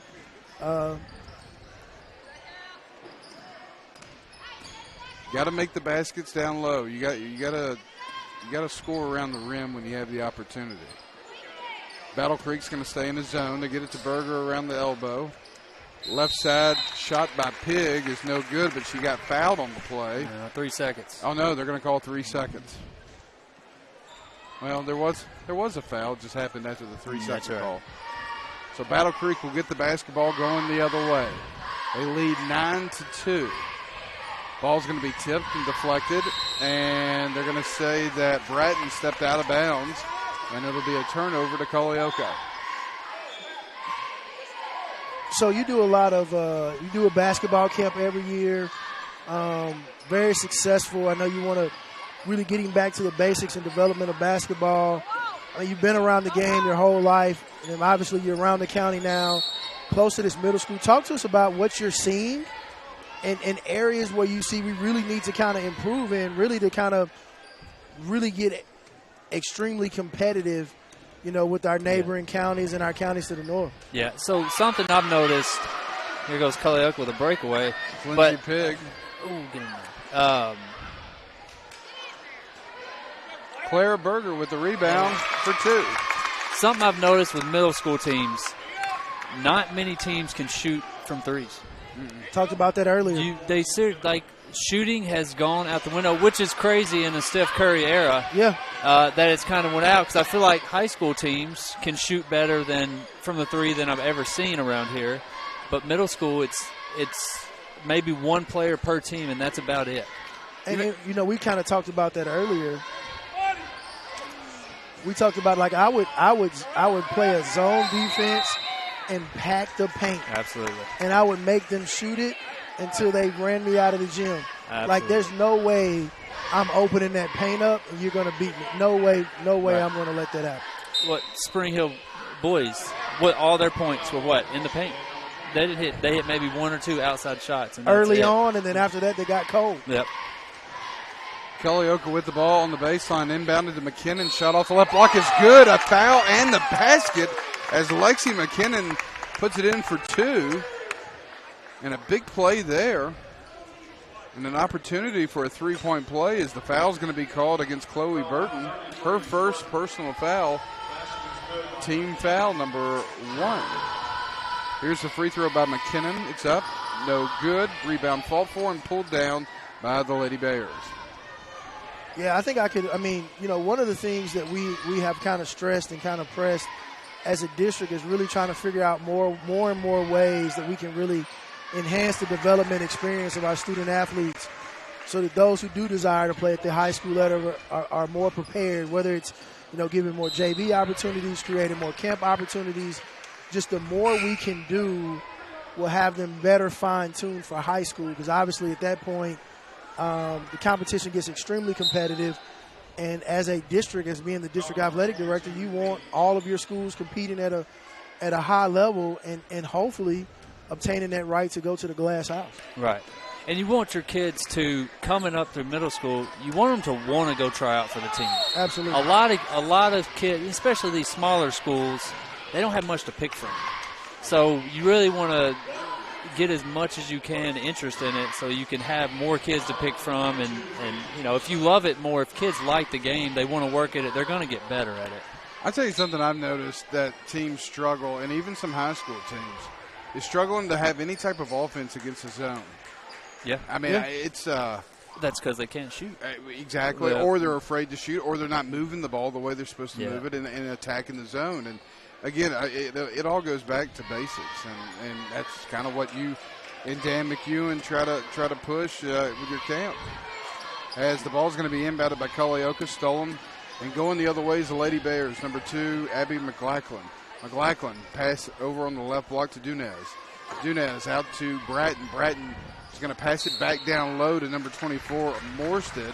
Her shot's no good, but she's going to get fouled on the play, and she'll go to the free throw line for 2 shots. And I think, too, we've got a lot of talent in our unit schools. We lose them from time to time as they come up through the middle school ranks to private schools, or they move out of town, or they decide to do something different. But I truly think if we get the formula right, we get the development right, that they'll be competing like they need to be, just like your Summertowns and your Lorettas and programs like that, who are really starting out with these kids, 4, 5, 6 years old, and doing leagues and playing against elementary schools, and coaches really working with them and developing. And then, man, you look up and you're like, man, how did Loretta and Summertown get this deal? Well, they put forth the effort to get there and position themselves to compete. Right, and since first grade, they've been molding them into athletes. Absolutely. And the whole community loves it. Everyone's bought into it. That helps. That's a big difference. Could you imagine? I was at the game when Santa Fe lost at the last second shot. Sub-state? The sub-state game to get ready to go to the state. In the packed house, the energy. I was prepared to get in the caravan and follow the Santa Fe crowd all the way to the glass house. Because, in your unit schools, that community, that Hampshire, the Santa Fe, Culleoka, there are no better crowds, in my opinion, in Maury County. The energy, the intensity, the way that they support their programs. Man, if Santa Fe going to the glass house, we'd have had half of that arena full of just Santa Fe folks. Yeah, it's contagious, man. When you get people that are so passionate about it like that, everyone wants to be involved, and that makes the players want to be involved. Hannah Parkinson misses 2 free throws for Battle Creek. Here come the Lady Warriors the other way. Here's Lexi McKinnon, left side, passes it out to Clucky. Clucky over to Pig. Shot from the right side, no good. Rebound fought for, no over the back call. Berger gets it to McKinnon. McKinnon's going to fight for it, and a jump ball is going to be called. Possession arrow to the Lady Bears. And I think with these, goes back to development. In a situation like that, what the officials are looking for is you boxing out strong, and then you got to go up straight up for the ball. And if you get contact, then you're definitely going to get the foul called there. If you don't make an attempt, and the other person is making an attempt, they're not going to call a foul call at that point. And the worst thing right here that could have happened, Culleoka gets a jump ball with 1/10 of a second to go. And that will do it for the end of the first quarter.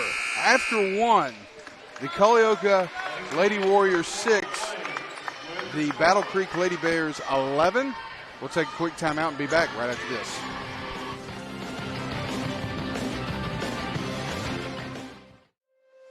Foster Insurance Agency is a locally owned independent agency and a proud member of the Insurers of Tennessee. Foster represents many top-rated insurance companies such as Auto Owners Insurance. The great team at Foster has been servicing Columbia and surrounding areas in Middle Tennessee since 1952 and offers many commercial and personal insurance products. Call Mike Ford or Jimmy Ford today at 931-388-8365 or stop by their convenient location at 204 West 4th Street in Columbia, Tennessee.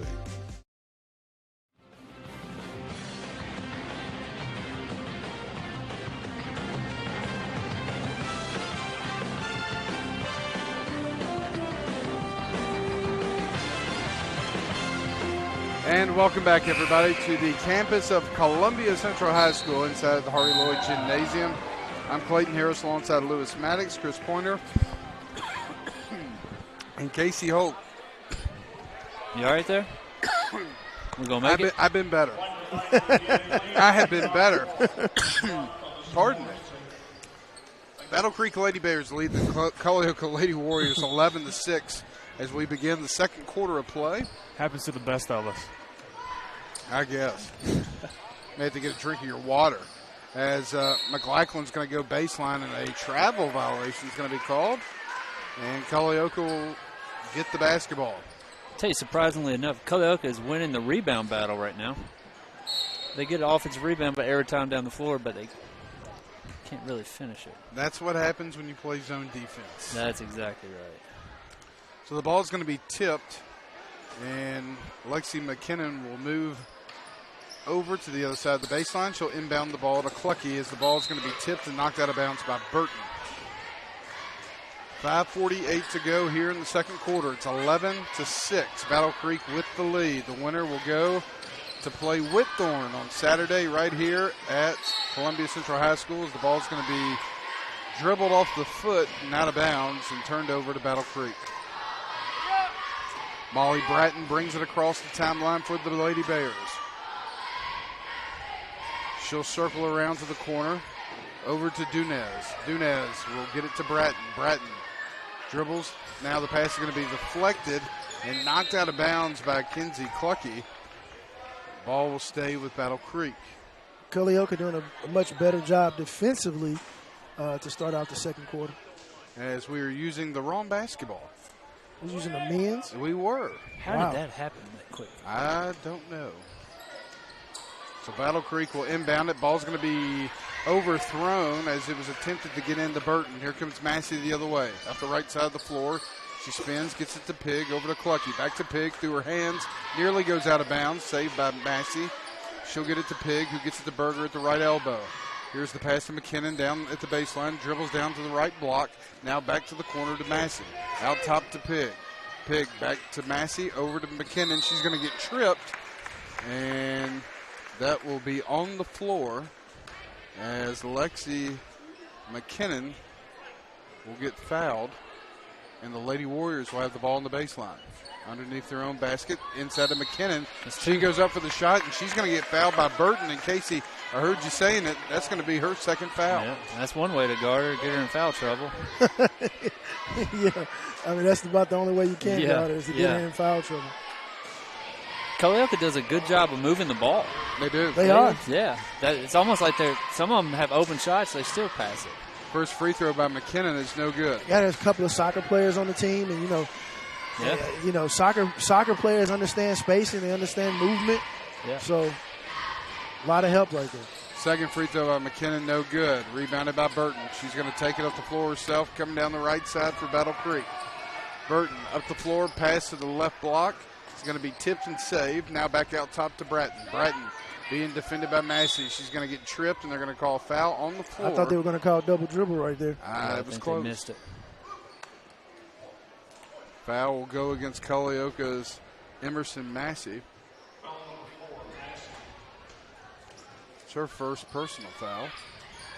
Here's the inbounds, and now that's an offensive foul against Burton, and you're right, that's her third personal foul with 4:37 to go here in the first half.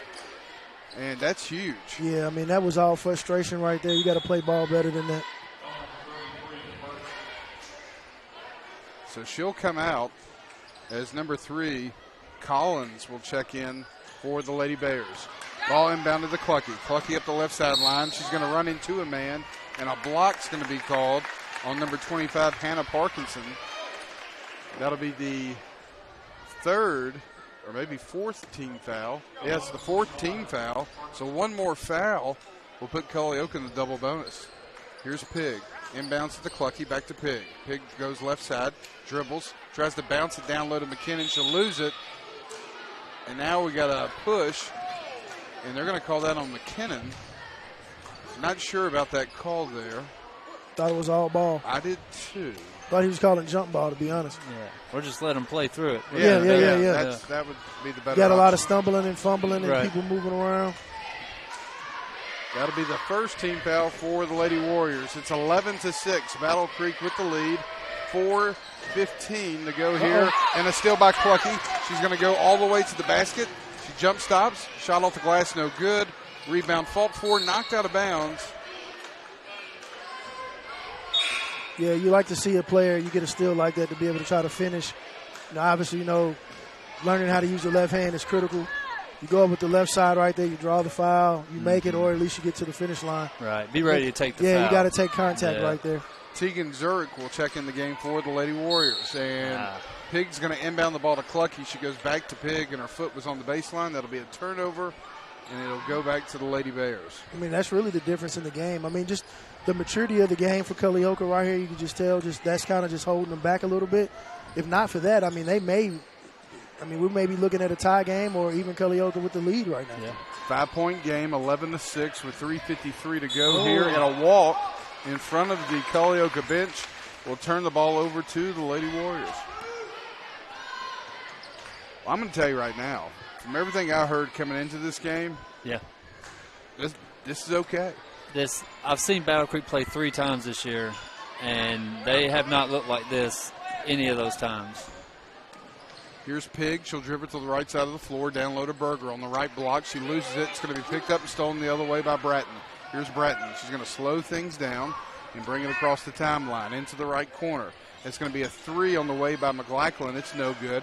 Rebound's going to be pulled by number 25, Parkinson. A huge offensive rebound there for the Lady Bears. Now the ball's tipped, stolen away by Massey. Massey's going to lose it, and it's going to go out of bounds off Battle Creek's number 11, Bratton, and the ball will go to Culleoka. Battle Creek may have a little bit of that looking to the championship mentality, and that's a dangerous kind of attitude to have, to think that you're just going to come in here and walk on into the championship and not have to compete.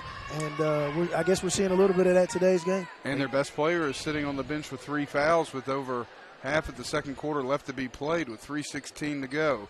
Lady Warriors inbound the ball out top to Clucky. Clucky dribbles to the left side.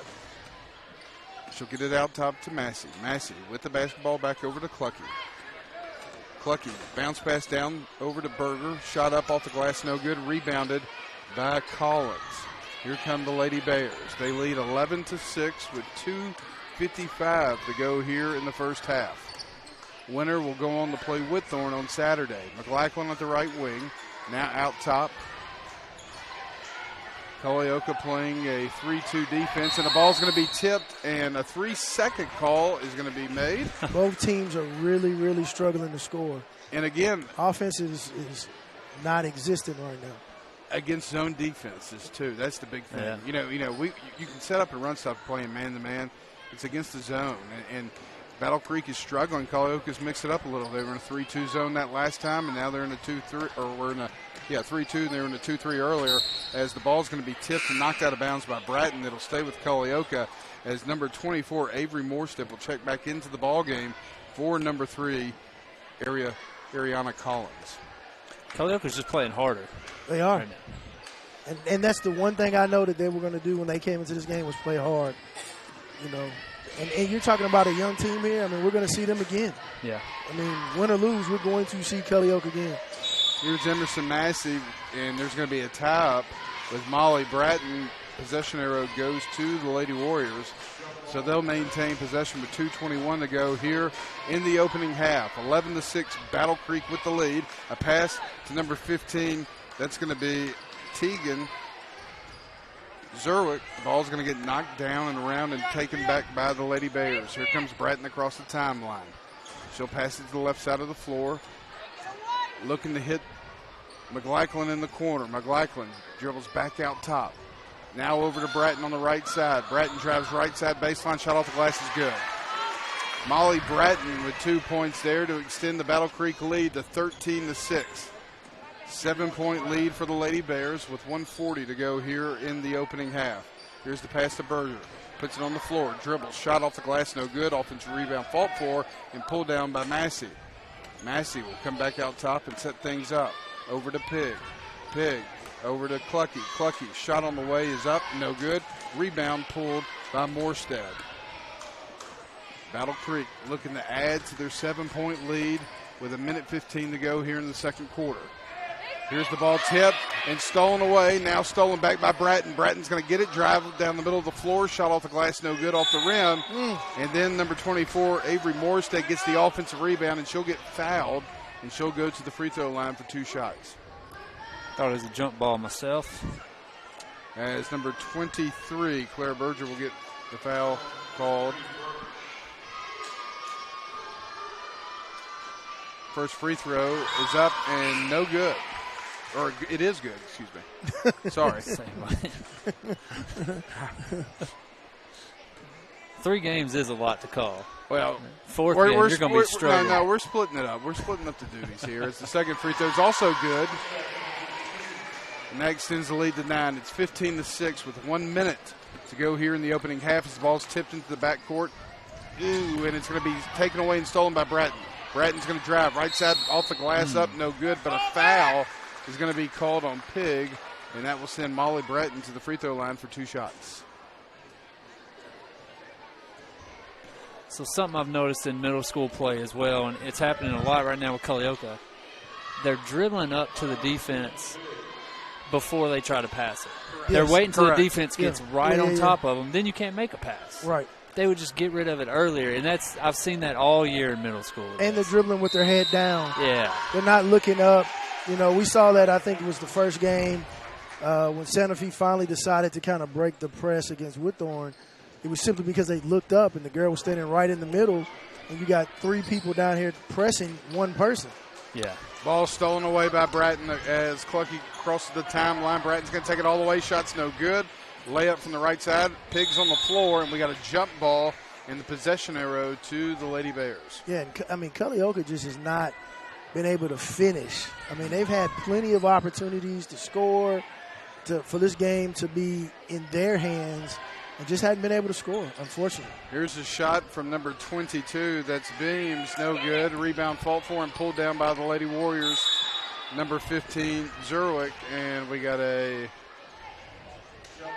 jump ball again. This time possession arrow to the Lady Warriors. Y'all got a stats guy keeping up with jump balls? No. This may be a record. No, we do not. Clucky's going to have it stolen again by Bratton. Bratton up the floor, and the layup is up and good. 17-6. Battle Creek with an 11-point lead with 20 seconds to go here in the opening half. Clucky's going to get tripped, loses the ball. Coming the other way is McLachlan. McLachlan over to Bratton. Layup is up and good. Bratton is the difference maker in this game today. I mean, absolutely. Her defensive pressure and her, I mean, just she is, you know, Bratton is the difference maker right now. And a foul at midcourt with 3 seconds to go is going to send Culleoka to the free throw line for 2. But kind of going back to what Casey said, you're dribbling right into the defense. Right to him. And a lot of that is you got to have your head up when you dribble. You got to see where you're going, and, you know. You also need an option to throw to. Absolutely. She hasn't had an option to throw to. No, there's no option. Yeah. So here is Massey at the free throw line for 2. First shot up is no good.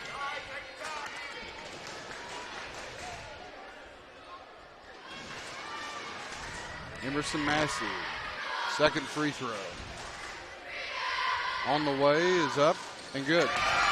19-7, 3 seconds left here in the opening half.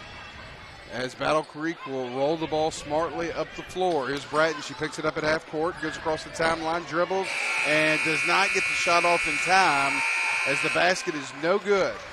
So, at the half, here in game number 3 of the Maury County Middle School Final Four tournament, it's the Battle Creek Lady Bears leading the Culleoka Lady Warriors 19-7. We'll take a timeout, and we'll be back for more coverage right after this.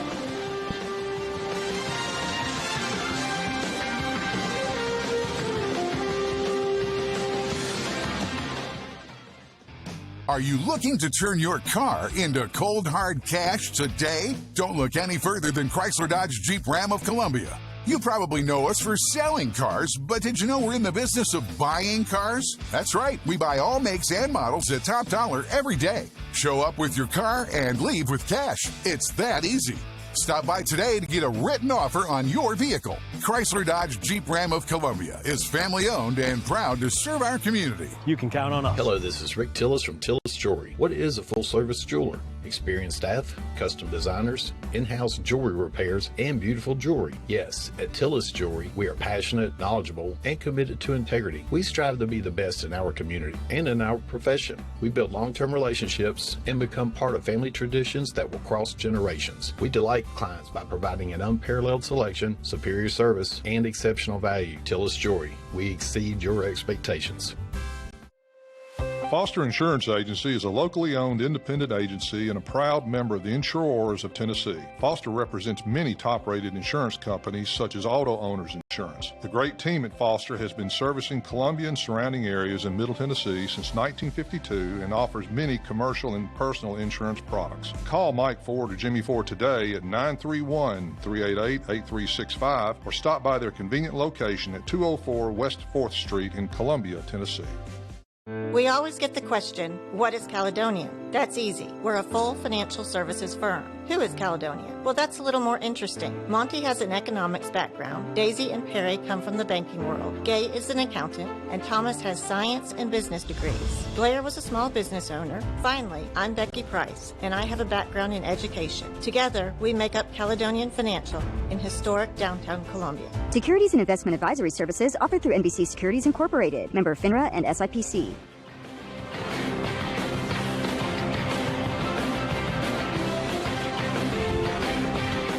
Welcome back into Hardy Lloyd Gymnasium right here at Columbia Central High School on 103.7 WKRM. Lewis Maddox, Chris Pointer. Also live streaming on WKRMradio.com and WKRM Radio on Facebook. And we got a 19-7 halftime score. Battle Creek, the Lady Bears up on the Lady Warriors from Culleoka. And Chris, we've got some more guests with us here for another halftime. We got some guests. They're no strangers to the radio show. They're no strangers to this game of basketball. We got Coach Jeremy Brown at Whitthorne Middle School and Coach Lee Williams at Mount Pleasant Middle School. Glad to have you guys on. Thank you. Good to be here. Yeah, I know y'all getting ready to go into the trenches, so y'all not friends today. Didn't mean to put y'all so close on getting ready for the radio show, but we just really want to kind of talk about your programs, guys. Talk about who you are. Coach Lee Williams, we'll let you lead off. Tell us a little bit about yourself. Talk about a little bit about your program and what we can expect to see tonight. Well, we have 11 8th graders, but we're relatively young with those 11 8th graders. We start 2 7th graders, and the 8th graders just don't have just a ton of experience. We lost all 5 starters from last season, just a ton of experience off that. We're very athletic. We just struggle sometimes to put the ball in the basket, and it's kind of cost us at times this year. But, we've had a good season, and we're glad to be here tonight. Good deal. Jeremy, Coach Brown? Well, we got 6 8th graders. We led by 6 8th graders. We got some good size. I got a couple 6'4" kids, pretty athletic. We just been living off our defense all season. They've been playing pretty good ball. We're just trying to pick up the tempo and pick up our defense. So in thinking about this season, Coach Lee, what has most impressed you about your team this year? We always got a chance. It seems like we're in every ball game at the end, and we've just had, like I said, had some growing pains. We we've played 22 games, and we've only had a roster of full players 8 times, and that's just kind of our own fault, just maybe some sickness and injuries and unfortunately some grades and trouble. But my kids are relentless. They're tough. They're a tough group of kids. I'm hard on them. I coach them hard and try to love them even harder. And, we're going to play hard and we're going to give it our best shot. And we'll see how it goes on the court. Coach Brown, same question for you. What has impressed you the most about your team this year, as a first-year head coach at the helm at Whitthorne Middle School? Biggest thing is how together they are. We preach family, and they really mean it. They do a lot together. They hang out outside of school, outside of the basketball court. They hang together.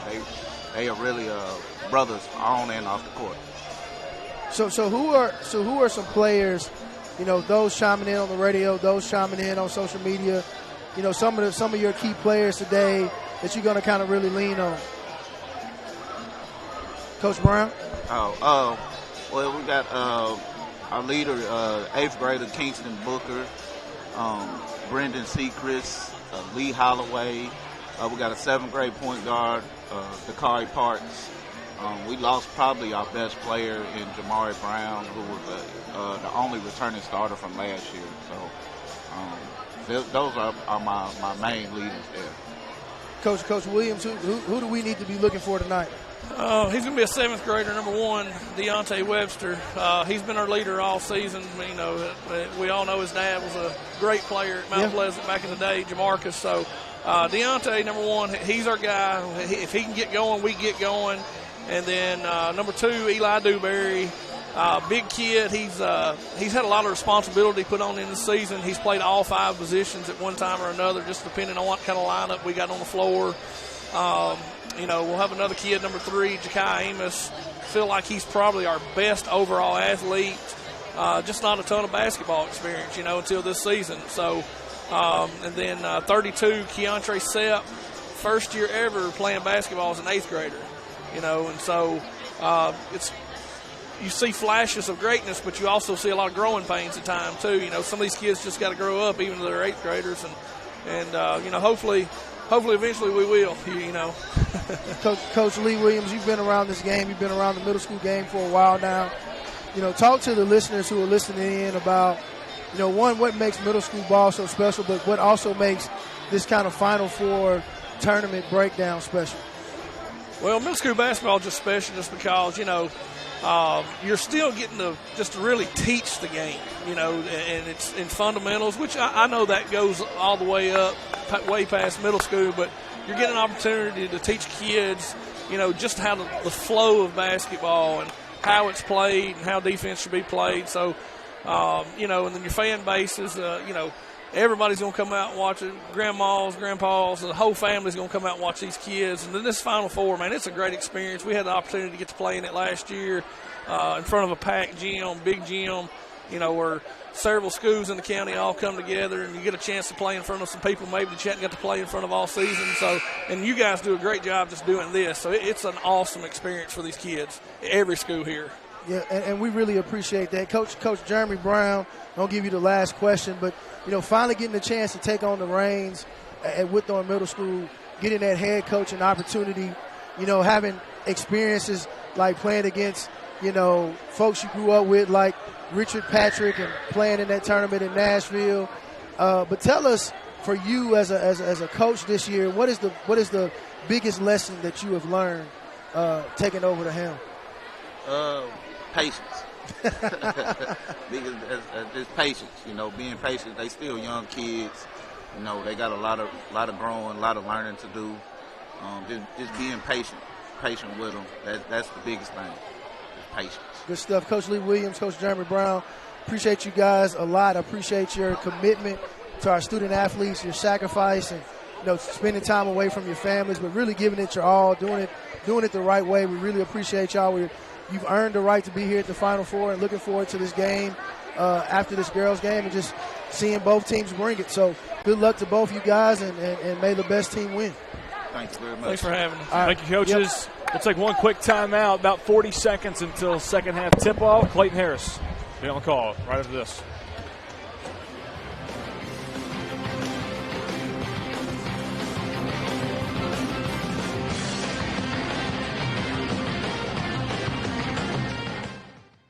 Are you a homeowner looking to unlock the potential of your home equity? Explore a home equity loan with First Farmers. Hi, this is Felicia Brown with First Farmers, and we would like to invite you to access funds with a home equity loan. For home improvements, invest in education, or simplify your finances, you can make your dreams a reality with the power of your home equity. Get started today. Apply online at myfirstfarmers.com or call to speak with one of our team specialists at 1-800-882-8378. Equal Housing Lender.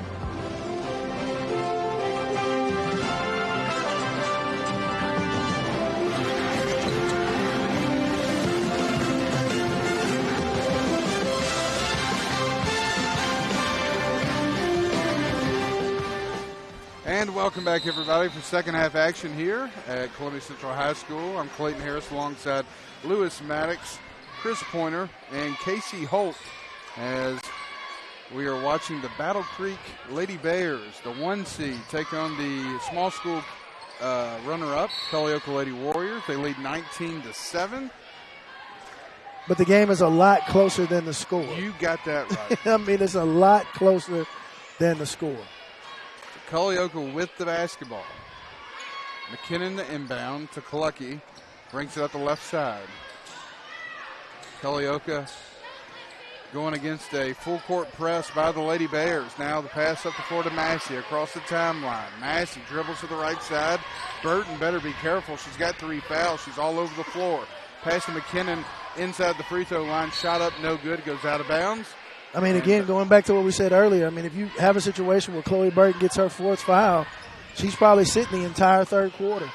And, so, I mean, that's not anything that Battle Creek wants to try to experience or try to have to fight through, because that's going to keep Culleoka in a position to compete to put a better pressure on it and close this gap on the score. Turnover by the Lady Bears, a traveling violation. We'll give the ball back to Culleoka. Lady Warriors inbound the ball in the backcourt to Massey. Massey over to Clucky. Clucky up the middle of the floor across the timeline. Back to Massey. No, not even close. Wasn't even close. They call it backcourt, and that's about the 10th atrocious call I've seen tonight in 3 games. But that was a really bad call. That wasn't even close. It wasn't close at all. And I would say we'd pull up instant replay, but no use in it now. I mean, can't do nothing about it. Battle Creek with the ball. Going to pull a Patrick Beverly and show it to him. Exactly. Like right here. This is the play. Let me show you where you missed that. Post-entry pass down to Burton. Shot off the glass is good from the right block. Extends the Lady Bears lead to 21-7. Ball inbounded to Clucky. She gets knocked down, goes out of bounds, and they're going to say it went off her leg, and the Lady Bears will take over. 4:41 to go here in the third quarter. Battle Creek 21, Culleoka Lady Warriors 7. I promise you we're not playing football. Lady Bears get the ball in the corner. McLaughlin, the 3 on the way is up. It's no good, but she's going to get fouled by McKinnon, and that will send Abby McLaughlin to the free throw line for 3 shots. That's a weird defensive play because the way she shoots it, she kind of jumps into you. Yes. And you kind of got a sense and feel for the type of player that you're playing against to really kind of be able to know how to defend that. And that's a tough play to defend. She's literally jumping forward from the three-point line. McLaughlin's first shot is up and good. Second free throw on the way is no good. She'll get one more as the Lady Bears lead the Lady Warriors 22-7. Third free throw on the way is up and spins around and goes in. 23-7.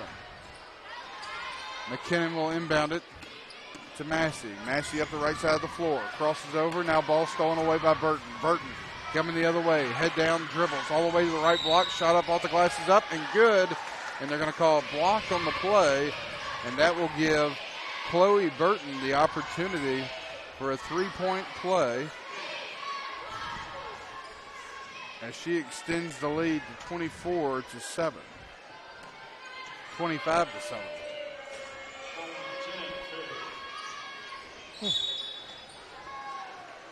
And what just happened? Didn't hit the rim. Ball did not hit the rim on the free throw, and that will give the ball to the Lady Bears as we have a discrepancy between the score that we have and what the scores table has, as a loose ball on the floor at the top and the possession arrow to the Lady Warriors. Culleoke is having a really hard time here. They are. They're struggling bad. They ain't even. I don't think they've got a shot off yet. Ball inbounded, stolen by McLaughlin. Lady Bears back to Burton. Shot off the glass, no good. Rebounded by McLaughlin. She'll pull it back out outside the three-point line to Burton. She takes it from the right elbow. Shot off the glass is no good. She hits the floor. Rebound pulled down by McKinnon. And the Lady Warriors are going the other way. McKinnon picks up her dribble, gets it to Clucky across the timeline. Back to McKinnon. McKinnon puts it on the floor, dribbles the middle of the paint, loses the ball. We got another jump ball. Possession arrow this time to the Lady Bears. So with 3:55 to go here in the third quarter, Battle Creek Lady Bears lead the Culleoke Lady Warriors 25-7. Stay tuned for our next game, our final game of the evening between the Mount Pleasant Tigers and the Whitthorne Tigers, in what should be a good ball game. Ball stolen the other way by the Lady Warriors, and it's going to get tipped and knocked out of bounds. And no, they're not. They're going to say it wasn't tipped, it was lost, and there will be a turnover to Battle Creek. I don't know how much of your fan base here from the radio shows from Mount Pleasant, but it is not going to be a good game the next game. Well, just going to throw that out there. I'm just trying to get people to tune in. As McLaughlin's shot is on the way. Hey, listen, I got faith in Lee Williams. He's going to come out early. Now they're going to play hard. Now Whitthorne's press is freaking crippling. Yes, any team who plays against them. I mean, it is crippling. But, it's all marketing. But Lee will come out with something. All right. You can I don't get know him how to long tune it in. lasts, Get him but to he's tune coming in out with something to watch a dunk. They're going to see a dunk in this game, and it's a middle school game. You will see a dunk in this game, which is wild to say for a middle school game. It is, and they've had 2 this year. 2. One other night was really good.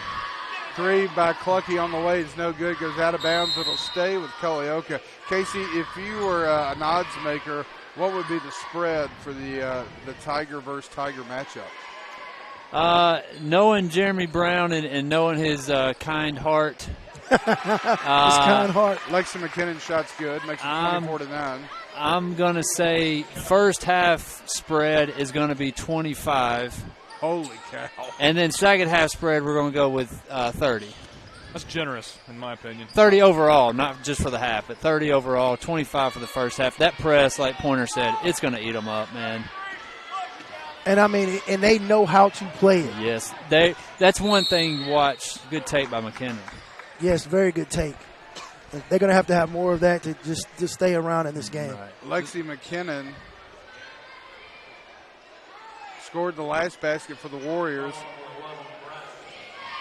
I mean, that Whitthorne press, I mean, from the jump, when they come out in the press, it's just so – it's intimidating. If you can't handle the basketball, I mean – And watch how, even when the team does break the press, watch how good Whitthorne's defense is. Getting back. Every kid knows how to guard on the ball with pressure, and then every other kid knows to be in the passing lane or in help side where they should be. They've done a really good job of coaching those kids up for defense. I mean, Jeremy's done a great job in preparing them from day one. Right. As soon as he got the job and they start doing, were able to have a full practice. I mean, that's how they approach the game. Oh, and a fourth foul is going to be called on Chloe Burton. That'll give Culleoke Lady Warriors the ball. Lexi McKinnon hit 2 free throws just a few minutes ago. She has the last 4 points. She's got 4 fouls. She's coming to the bench. No way they leave her in the game. That's a tough call, but it's an offensive foul. She dropped her shoulder and she baited her. She took full advantage of her. Yeah. Let's see if the Lady Warriors can take advantage and claw their way back into this contest. It's 25-11. Battle Creek with a 14-point lead. Ball inbounded to Massey. Massey up across the timeline. Over to the right side of the floor. Picks up her dribble. Out top to Pig. Pig passes it to McKinnon at the left elbow, puts it on the floor, goes to the right side, lays it up off the glass. Lexi McKinnon with the last 6 points for the Lady Warriors, and it's a 12-point game. 25-13 Battle Creek, and a travel doesn't get called. Now it will. I will say this, in watching all 3 games today so far, I've seen some very unique pivot foots.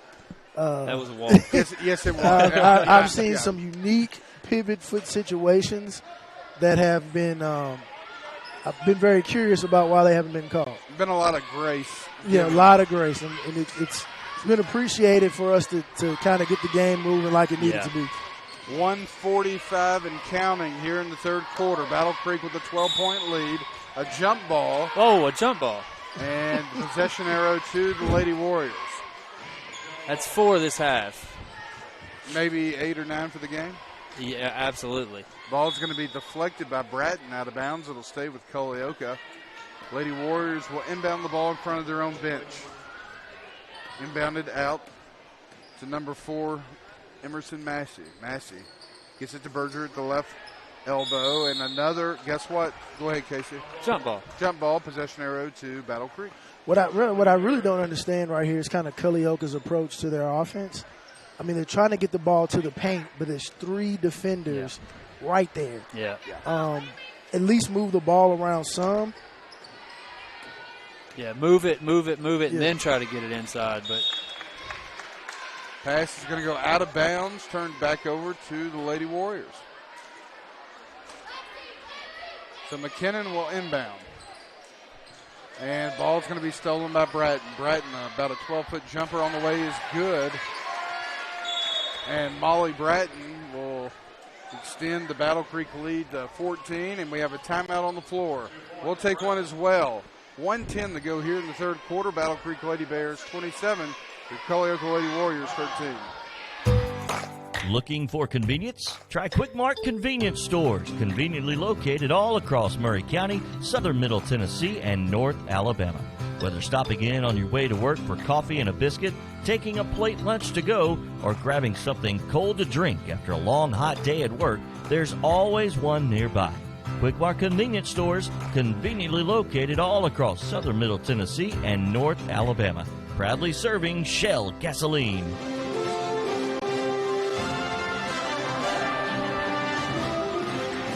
And welcome back, everybody, to Hardy Lloyd Gymnasium on the campus of Columbia Central High School. Game number 3 of 4 in the Maury County Middle School tournament. There you go. As the Culleoka Lady Warriors looking to get back in the ball game, they trail Battle Creek 27-13 as the ball is going to go out of bounds and turn back over to the Lady Bears. Many thought this game would not be as close as it is. And it's close. It's even closer than the score has presented itself. Absolutely.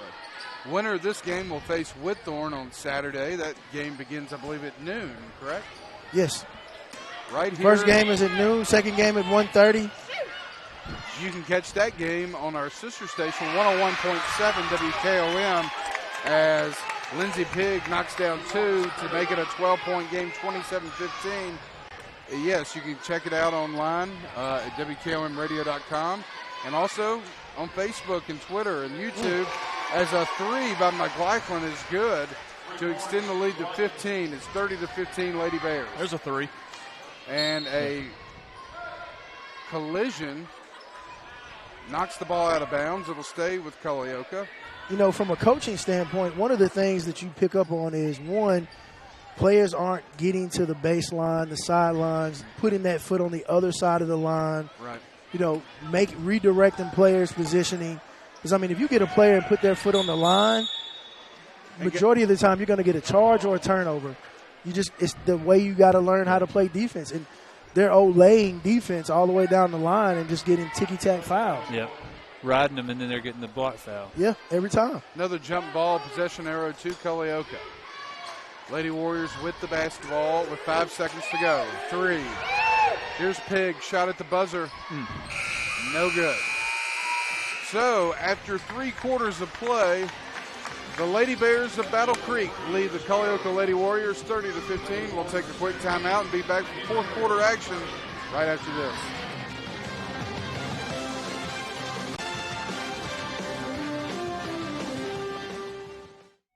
Hello, I'm Rick Whitley. And I'm Daniel Pollard from Jones & Lang Sporting Goods. We would like to take this opportunity to thank all of you for the many years of support. Since 1966, Jones & Lang has been locally owned and operated and supplying teams from T-ball to college. Stop by and see what we can do for you. We offer a wide variety of services from silk screening and embroidery to our custom trophy and awards department. We're open Monday through Friday, 8 to 5, and Saturday, 9 to noon. Remember, Jones & Lang Sporting Goods, the look of a winner.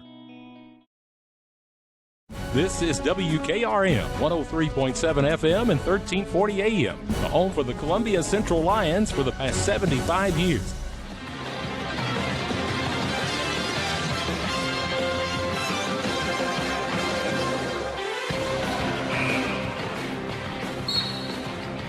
And welcome back, everybody. Clayton Harris alongside Lewis Maddox, Chris Pointer, Casey Holt, bringing you the Maury County Middle School basketball tournament action here on 103.7.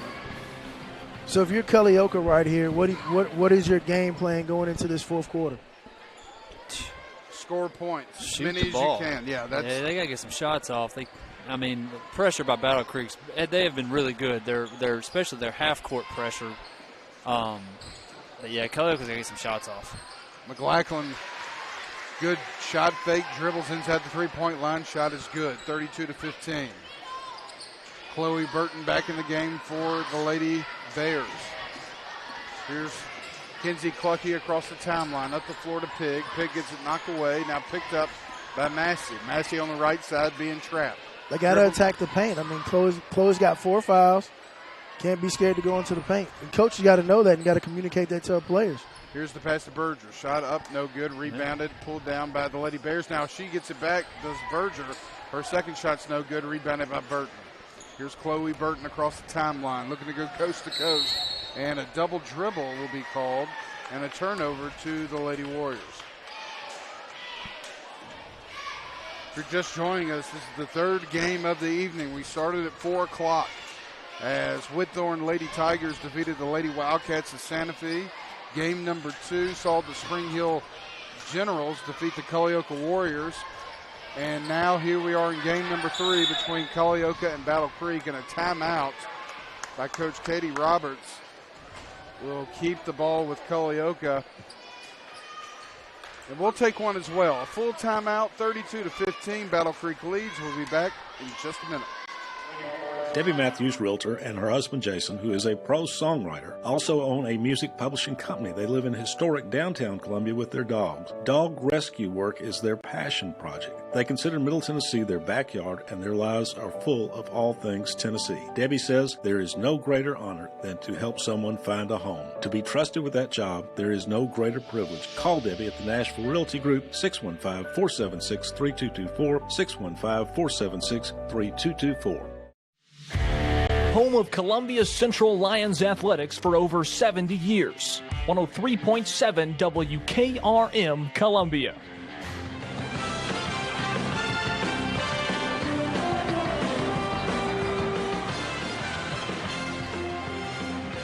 And welcome back. 5:01 to go here in the contest between the Battle Creek Middle School Lady Bears and the Culleoka Lady Warriors.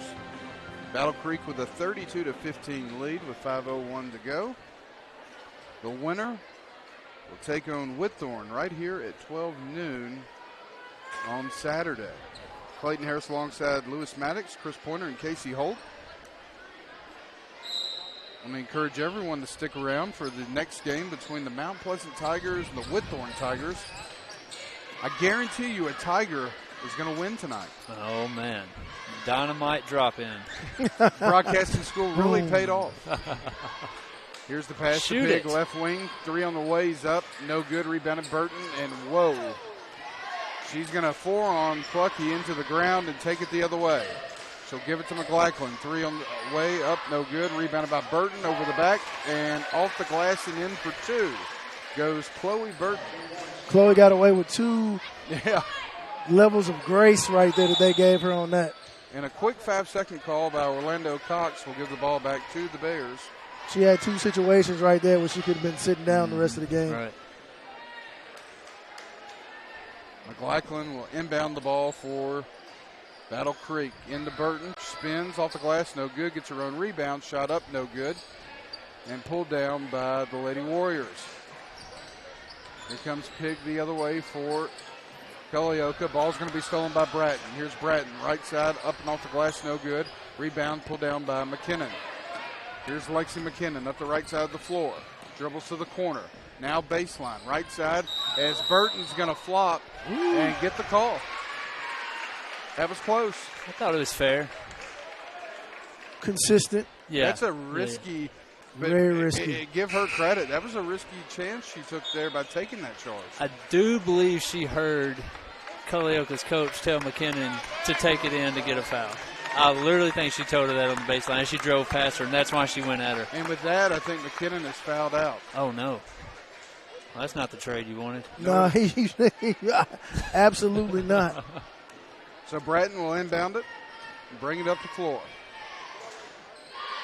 Culleoka still in their 2-3 zone. Back to McLaughlin, left side. Over to Bratton. Bratton puts it on the floor, dribbles, tries to get it to Burton. Ball's going to be stolen away by Pig.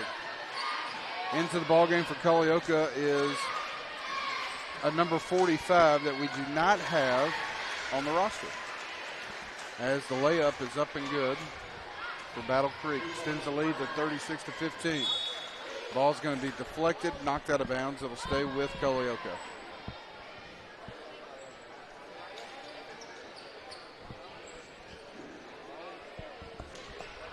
.45 is Molly Kelly. Molly Kelly. We got her down as 24, but today she's in 45. She had the Jordan changeup. Yes. Oh. As a traveling violation is going to be called against the Lady Warriors, and it'll turn it back over to the Lady Bears. So it's starting to shape up that we may see a rematch on Saturday of the Big School Conference Championship game from Monday between Battle Creek and Whitthorne. 3:14 to go. That was a great game Tuesday night. Yeah, how did that game turn out? Battle Creek won, but it was really close down the stretch. Team split in the regular season. Here's McLaughlin, 3 on the ways up, no good. In and out. Offensive rebound, though, by number 25, Parkinson, no good is the shot. Now Burton gets the rebound. She'll dribble it back out to the corner. Over to McLaughlin, shot fake, drives baseline, now gets it to Burton. 3 on the ways up, no good. Ball's going to be tipped and saved, and now picked up by the Lady Warriors. Here's Massey going the other way, trying to go coast to coast. Up off the glass, no good. Rebounded by McLaughlin. She carried the ball, and they'll call it, and that will give the Lady Warriors the ball on the baseline beneath their own basket. And now Battle Creek will make mass substitutions here with 2:36 to go with a comfortable 21-point lead.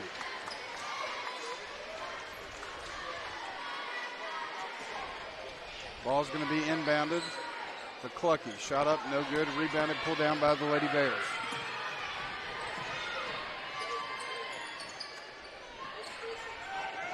As Hanley Beams is in the ball game, ball's going to be deflected and taken away by Culleoka. Here's Clucky across the timeline. Dribbles to the right corner. Stops, gets it back out to Massey. Massey in the middle of the floor. Picks up her dribble over to Pig. Pig, 2 feet inside the three-point line, up and off the glass and good. 2 minutes to go, a 36-17 lead for Battle Creek. Right there again, picking up your dribble too soon. Good look. Yeah. Shot up and good for number 3, Ariana Collins. 1 minute and 30 seconds to go here in the contest. Battle Creek leads Culleoka 38-17. Here's Pig. Passes it to the right side to Clucky. Clucky puts it on the floor. Gets it down low to Clara Berger. Good pass to the middle of the floor to Molly Kelly. Shots up, no good. Rebound pulled down by the Lady Bears. Going the other way is number 22, Hadley Beams. Her shot's no good. But we got a foul on the floor, and the ball will stay. I think it's over the back. It's going to be over the back. It's going to go to Culleoka, which we have more substitutions here with 1:12 to go.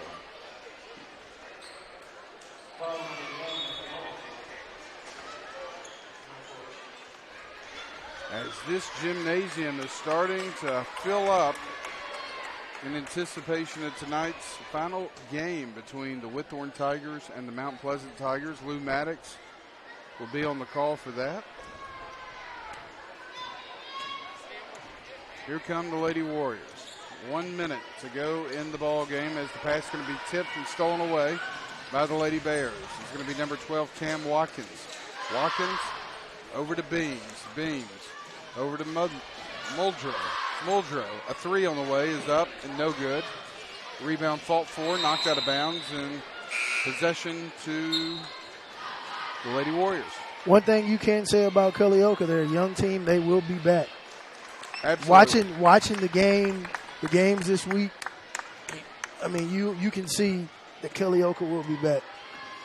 Got some things to fine tune and work on, offensively especially, but I completely expect Culleoka to be in the Final Four again next year. Yeah, their defense was great. Yeah, absolutely. Their defense was great. Played hard all night, just couldn't score. Basket by number 14, Emily McCord is good. Makes it a 40-17 lead for the Lady Bears. Now another steal going the other way is Raven Muldrow, and she's going to get fouled going to the basket, and she will go to the free throw line for two. Now, Chris, after tonight and after Saturday, what will these teams do going forward? They will enter into their respective TMSAA tournaments. So depending on what size of school, will depend on where they go play. So this isn't it. This isn't it. Free throw by Muldrow is up and no good. Is there a middle school state tournament? It is. There Yes, is. there is. There is a middle school state tournament, and, you know, I think we got teams that will be able to compete in the 1A and 2A and even 3A. 3A will be in Whitthorne, the only school. Yeah. You know, obviously, if Jamari Brown is still healthy, you can look at that and say Whitthorne's got a strong case to make a very deep run in the state. They really had a really good shot at it last year. Whitthorne probably had the tallest team in the state last year. Unfortunately, they decided to play in the John C. Hale and then play in the TMSAA tournament. So we'll never know how good they really were. So, as the shot at the buzzer is good by Jarvis. And the final score from game number 3, the Battle Creek Lady Bears 43, the Culleoka Lady Warriors 17.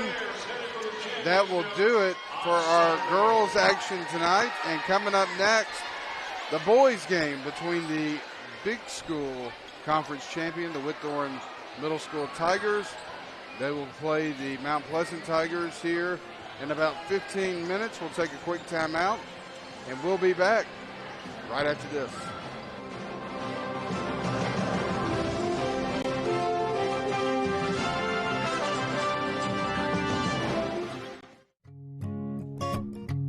This is Trip Stoltz, owner and manager at Columbia Ace Hardware.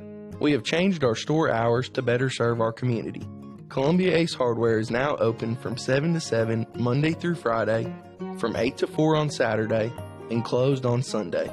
Come see us at 112 East James Campbell Boulevard and let us show you customer service that can only be found at Columbia Ace Hardware. Ace is the place with the helpful hardware, folks.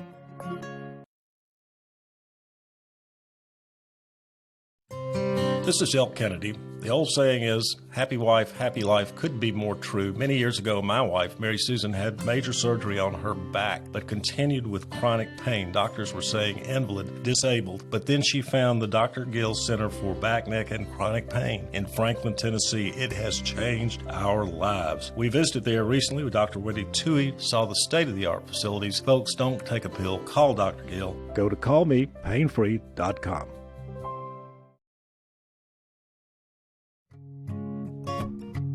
This is Trip Stoltz, owner and manager at Columbia Ace Hardware. We have changed our store hours to better serve our community. Columbia Ace Hardware is now open from 7 to 7 Monday through Friday, from 8 to 4 on Saturday, and closed on Sunday. Come see us at 112 East James Campbell Boulevard and let us show you customer service that can only be found at Columbia Ace Hardware. Ace is the place with the helpful hardware, folks. Don't let pain keep you out of the game. Maury Regional Physical Therapy's experienced team of therapists can help you recover from surgery, injury, or illness by designing a plan that meets your unique needs. We utilize state-of-the-art equipment and proven techniques to help you get back to doing the things you love. Schedule a consultation at any of our convenient Southern Middle Tennessee locations by calling 931-380-4014. Maury Regional Health, where clinical excellence meets compassionate care. Hello, I'm Rick Whitley. And I'm Daniel Pollard from Jones & Lang Sporting Goods. We would like to take this opportunity to thank all of you for the many years of support. Since 1966, Jones & Lang has been locally owned and operated and supplying teams from T-ball to college. Stop by and see what we can do for you. We offer a wide variety of services from silk screening and embroidery to our custom trophy and awards department. We're open Monday through Friday, 8 to 5, and Saturday, 9 to noon. Remember, Jones & Lang Sporting Goods, the look of a winner. We always get the question, what is Caledonia? That's easy. We're a full financial services firm. Who is Caledonia? Well, that's a little more interesting. Monty has an economics background. Daisy and Perry come from the banking world. Gay is an accountant, and Thomas has science and business degrees. Blair was a small business owner. Finally, I'm Becky Price, and I have a background in education. Together, we make up Caledonian Financial in historic downtown Columbia. Securities and investment advisory services offered through NBC Securities Incorporated, member FINRA and SIPC. Foster Insurance Agency is a locally owned independent agency and a proud member of the Insurers of Tennessee. Foster represents many top-rated insurance companies such as Auto Owners Insurance. The great team at Foster has been servicing Columbia and surrounding areas in Middle Tennessee since 1952 and offers many commercial and personal insurance products. Call Mike Ford or Jimmy Ford today at 931-388-8365 or stop by their convenient location at 204 West 4th Street in Columbia, Tennessee. We always get the question, what is Caledonia? That's easy. We're a full financial services firm. Who is Caledonia? Well, that's a little more interesting. Monty has an economics background. Daisy and Perry come from the banking world. Gay is an accountant, and Thomas has science and business degrees. Blair was a small business owner. Finally, I'm Becky Price, and I have a background in education. Together, we make up Caledonian Financial in historic downtown Columbia. Securities and investment advisory services offered through NBC Securities Incorporated, member FINRA and SIPC.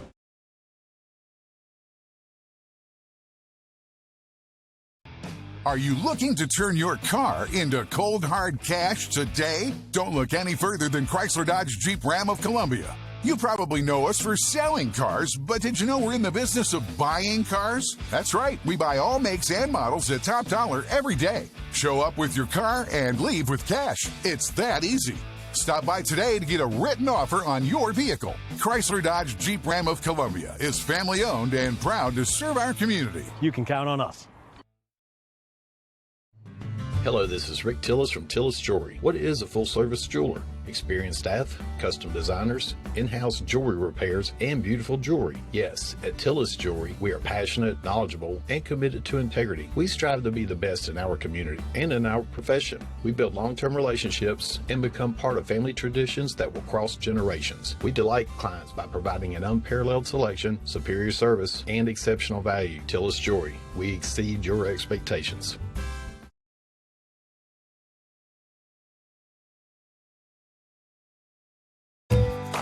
Looking for convenience? Try Quick Mart Convenience Stores, conveniently located all across Maury County, southern Middle Tennessee, and North Alabama. Whether stopping in on your way to work for coffee and a biscuit, taking a plate lunch to go, or grabbing something cold to drink after a long, hot day at work, there's always one nearby. Quick Mart Convenience Stores, conveniently located all across southern Middle Tennessee and North Alabama. Proudly serving Shell gasoline. This is Trip Stoltz, owner and manager at Columbia Ace Hardware. We have changed our store hours to better serve our community. Columbia Ace Hardware is now open from 7 to 7 Monday through Friday, from 8 to 4 on Saturday, and closed on Sunday. Come see us at 112 East James Campbell Boulevard and let us show you customer service that can only be found at Columbia Ace Hardware. Ace is the place with the helpful hardware, folks.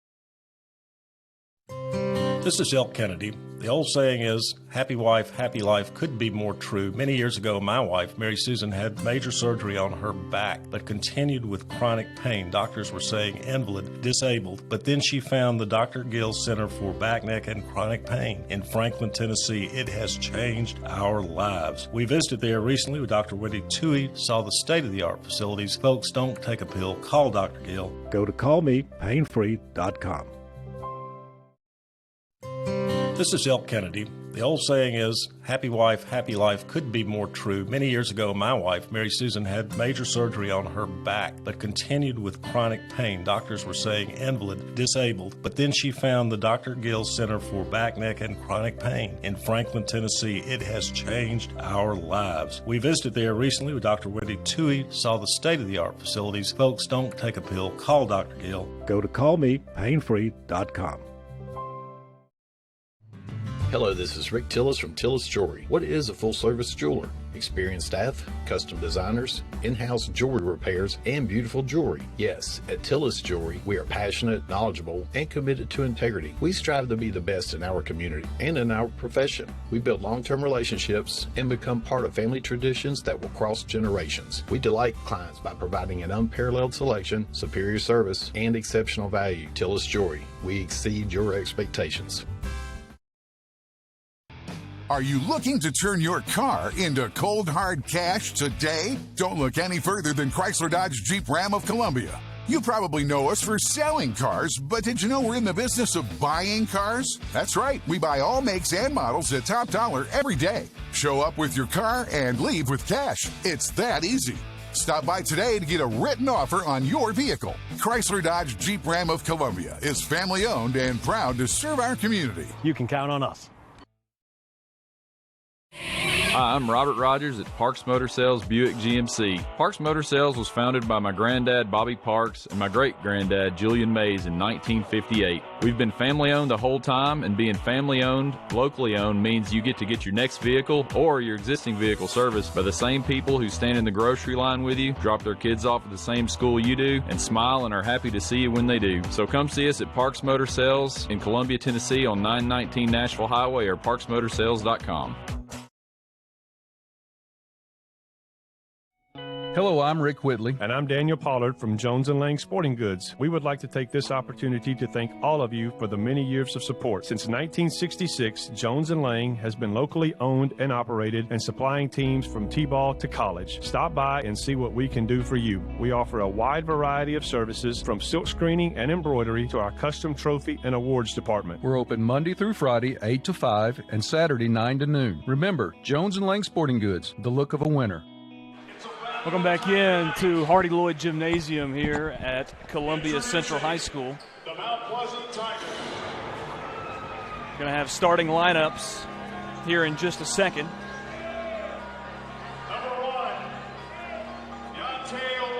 Deontay Webster visiting Mount Pleasant Middle School.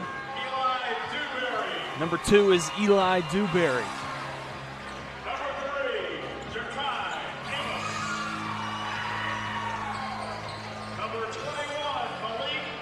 Number 3 is Jakai Amos.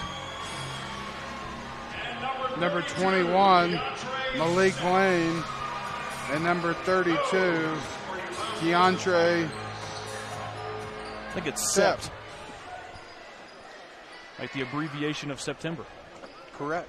And now, the Whitthorne Tigers. And the Whitthorne Tigers, Battle of the Tigers here at Columbia Central High School. Coached by Jeremy Brown, assisted by Nigel Woodard and Dominique Parks. Number 11 for the Tigers, Dakari Parks. Number 15 is Jamari Hall. Number 20 is Lee Holloway. Number 21 is Brendan Seacrest. And number 23 is Kingston Booker. Goes by King Booker. And this team right here, the Whitthorne Tigers, have an unbelievable amount of size and athleticism. And they're about to put that on display here tonight at the Hardy Lloyd Gymnasium. Winner will play Spring Hill Saturday as part of a doubleheader. The girls' game's already been set. It's going to be Whitthorne in Spring Hill at noon. And following that game will be the winner of this one against Spring Hill. It's hard to believe. Final game of our quadruple header here tonight from Columbia Central High School. Tip is controlled by the Mount Pleasant Tigers. Working it around the perimeter. Dewberry has it on the left side, trying to set up a play. They're going to hold it. I don't blame them. Make them come out and defend. They're just going to hold the ball. Why not? Why not? Hey, they have nothing to lose, man. That is what we think that, we said that Lee Williams was going to have something for the Tigers, and he's already got something. They're just not going to drive in. I don't blame them, though. They're in four corners is what they're in. Deontay Webster kicks back out to Dewberry. Yeah, they're in four corners. They're going to hold this thing. I think it's a smart move by Coach Williams. Make them come out and play man. Dewberry drives in on the right side, barely, then kicks it back out to Amos. Gives it off to Webster. Exactly what I would do. And hands back off to Dewberry. So that tells you what kind of team this Whitthorne Tigers team is. Very good. Yeah, I would have liked to see some. I would like to see some backdoor cuts, some move. It's coming. This is almost a minute and a half long possession to start things out. Why not? I'm not blaming them for We're not going to let you run us out of the gym. Listen. Sepp now has the ball, and it's almost stolen by Seacrest. Now a drive in from Deontay Webster. Can't get it to go, but it's rebounded by the Tigers of Mount Pleasant. And they'll set it up again. Dewberry takes it back out. Being worked on by Seacrest. Drives it around the left side, then gives it up to Malik Lane. Lane now driving right side, now kicks it back out to Ja'Kai Amos. And they have held the ball now for 2 minutes. Amos drives, kicks out to Dewberry. Dewberry then drives, kicks back out to Sept. Deontay Webster with the ball. Now back to Sept on the right side. Webster can make it happen, I'm telling you. Webster, left side, and it is completely swatted out of there by Kingston Booker, and it's taken off by Lee Holloway of the Whitthorne Tigers. I thought he was about to jump out of the gym there on that block. And he's 6'4". Kingston Booker goes inside, and he has it ripped away by Sepp. They give it up to Lane, and Dewberry will push it down the floor. Gets it to front court. On the left side, kicks it back out to Webster. And I'd hold it for another 2 minutes. I would too. Why not? Here's Sept on the right side. Because this takes discipline on Mount Pleasant's part to be able to do this without turning the ball over, being patient, making good passes. It's a good strategy by Coach Williams. Absolutely.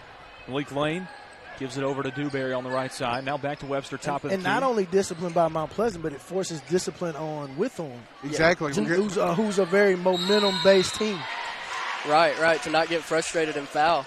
And a turnover. 5-second call. 5-second violation. And the Tigers turn it over to the Tigers. We're already halfway through the quarter, though, with no points, and that's exactly what Mount Pleasant wants. No score between Whitthorne and Mount Pleasant. Dakari Parks brings it up the floor. Inside to Seacrest. Now even further inside to Kingston Booker. There's the first 2 points of the ball game. Kingston Booker for 2 right under the basket. Whitthorne leads. Dewberry gives off to Webster on the other end. Webster trapped. Gets back out to Dewberry. Left side to Webster. Webster drives, middle of the lane, kicks off to Sepp. Sepp with a 5-footer, no good. Blocked partially by Booker. He gives off to Seacrest. And now Parks will run the court, but a double dribble. Another turnover for Whitthorne. Well, if you're going to stop Booker and Seacrest, you're going to have to pack it in tight in the paint. You're going to have to deny any type of post-entry pass if you can. You got to front both of them and have somebody on the backside to help. And Holloway's probably their best deep threat shooter, but I'm packing it in and I'm going to make him beat me. Absolutely. Webster to Lane to Dewberry. Now back to Lane. Webster top of the key. Here is Amos for 3. It rattles in and out. Sepp with the rebound, offensive rebound, and that one goes in and out as well. And Coach Lee Williams said, the struggle that they've had is being able to score. Lee Holloway to the rack, and he puts it up and in. 4-0 Tigers over Mount Pleasant. Deontay Webster brings it into front court. They'll trap him and almost create a turnover. Sept in the right-hand corner. Brings it back out to Lane. Now back to Dewberry, and he'll hold. Trying to burn as much clock as possible. Already down to 1 minute and 33 seconds in the first quarter. And this time it's intercepted by Whitthorne's Jamari Hall. And it's going back the other way. Dakari Parks on the left side. Almost takes a walk. Gives it back up to Lee Holloway. Thought about a three. Now drives in. Kicks out Hall. Hall makes a man fall. Drives in right side and can't get it to go. Seacrest with the rebound. He puts it up and in. You got the Twin Towers down there. Seacrest is about 6'2". Booker's 6'3", 6'4". And this is middle school ball. It's pretty incredible. Timeout on the floor. Lee Williams wants to talk to his team about it. It's 6-0. Whitthorne over Mount Pleasant. We'll be back in just a minute. Hi, I'm Robert Rogers at Parks Motor Sales Buick GMC. Parks Motor Sales was founded by my granddad, Bobby Parks, and my great-granddad, Julian Mays, in 1958. We've been family-owned the whole time, and being family-owned, locally-owned means you get to get your next vehicle or your existing vehicle serviced by the same people who stand in the grocery line with you, drop their kids off at the same school you do, and smile and are happy to see you when they do. So come see us at Parks Motor Sales in Columbia, Tennessee on 919 Nashville Highway or parksmotorsales.com.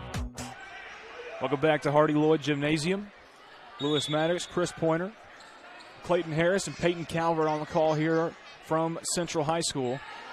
Now a press from Whitthorne, and it creates a turnover. Kingston Booker inside, and he goes up with the left hand and puts it up and in.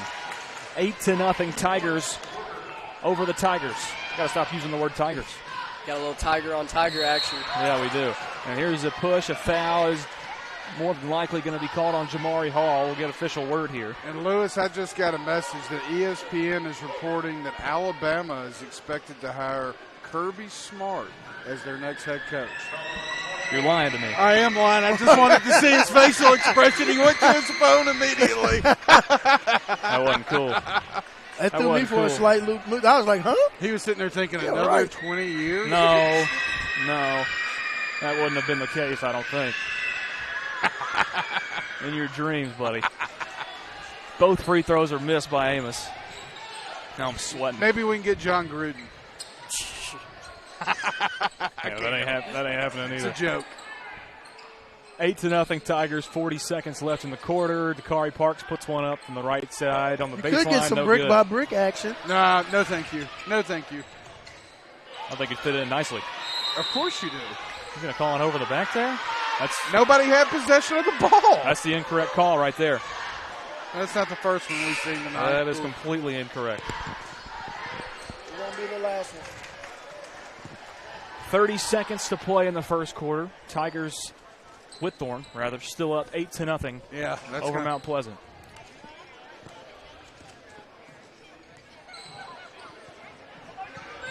Deontay Webster trying to drive through traffic, gives it off to Amos.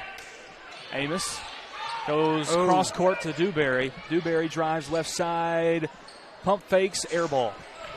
Kingston Booker all the way back down the floor. Jamari Hall, and he puts it right off the glass. Can't get it to drop. 5 seconds left. Dewberry pushes it back up the floor, and he doesn't know that there's no time on the clock, and he holds it until the quarter runs out. At the end of the first quarter of play, the Whitthorne Tigers hold an 8-0 lead over the Mount Pleasant Tigers. Stick with the second quarter action when we return.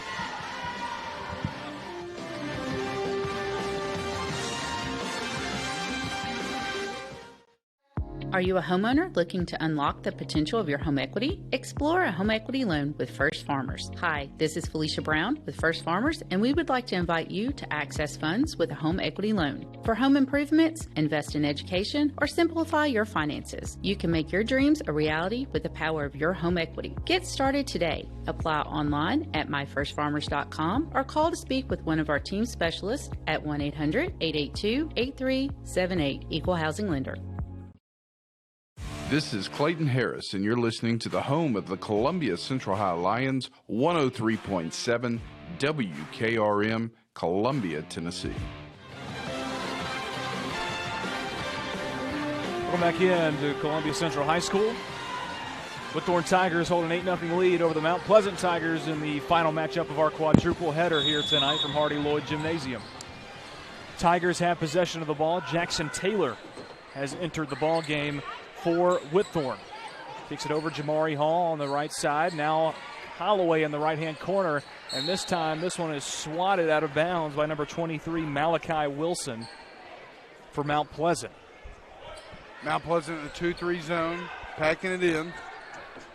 Still be Whitthorne basketball. Austin Taylor to inbound. 3-ball from Holloway goes over the mark, and it goes out of bounds off of a Whitthorne player and will go over to Mount Pleasant. I'm like Chris. I think I'm going to let the perimeter guys beat me. There's no way I'm going to let the two guys inside do it. Ain't no way.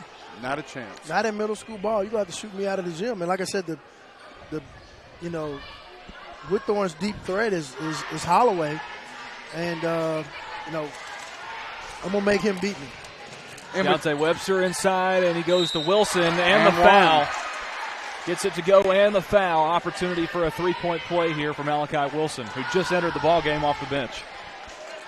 And again, Whitthorne without Jamari Brown, the next time we see him, he'll be in a purple football uniform, I hope. Think about how dangerous they'd be with him. Very dangerous. Free throw rolls around and pops out. That was Seacrest on the foul, his first. Holloway the other side from the left end. 3-ball.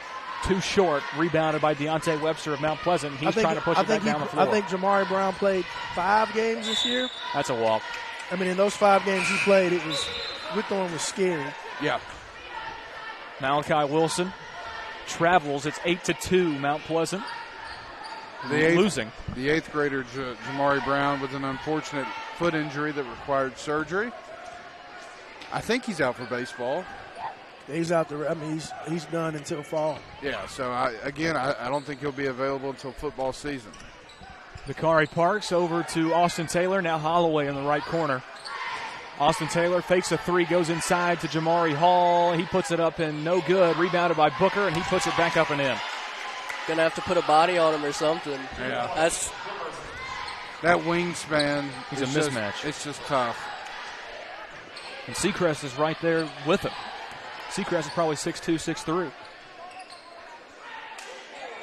Amos trying to weave through defenders. Austin Taylor covering him. Oh, and this one is thrown away and intercepted Jamari Hall. Jamari Hall, left lane, up and in with the foul. The difference with Seacrest is he's got a whole lot more meat on his bones. Yes. He's huge. He needs to be on the gridiron, too. He does. Good luck. Because he can move. Good luck. I know. Coach Golf needs to go talk to Mom. Basketball and baseball. Be a lot of letters coming to his house. You right about that. 12-2, Whitthorne over Mount Pleasant. Free throw from Hall is no good. It's rebounded wow. by Taylor of Whitthorne, and Deontay Webster comes up with the loose ball, driving down the other end of the floor, and he'll get fouled on the shot. Webster's a heck of a ball player. I watched it Monday night against Culleoka, and he is a machine, man. I'm telling you, he can score from anywhere on the floor. Well, he's got it honest. I mean, both his brothers are. One of his brothers is both his brothers are at the high school level playing very dominant. So it was only right that he got part of that gene as well. If he gets their size with his athletic ability and the way he moves, go be special. Does he play football? Yeah. Wow. I mean, look at him. He's already built like a Tonka truck.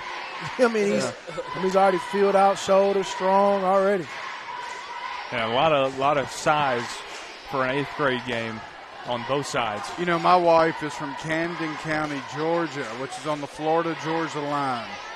And I bring that up because they have one high school in the entire county that's about the size of Maury County, and they do it because of football. They send all their athletes to one school. Could you imagine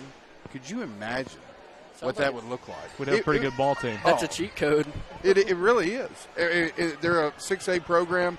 Their stadium looks like a Division II stadium. Probably play nationally. Yeah. Not just in state. 4:24 to go in the half. Whitthorne leads 12-2 over Mount Pleasant. Free throw from Deontay Webster is a little bit too strong, goes off the back rim. He'll get one more. Free throws are important, are very crucial to Mount Pleasant. Got to make them.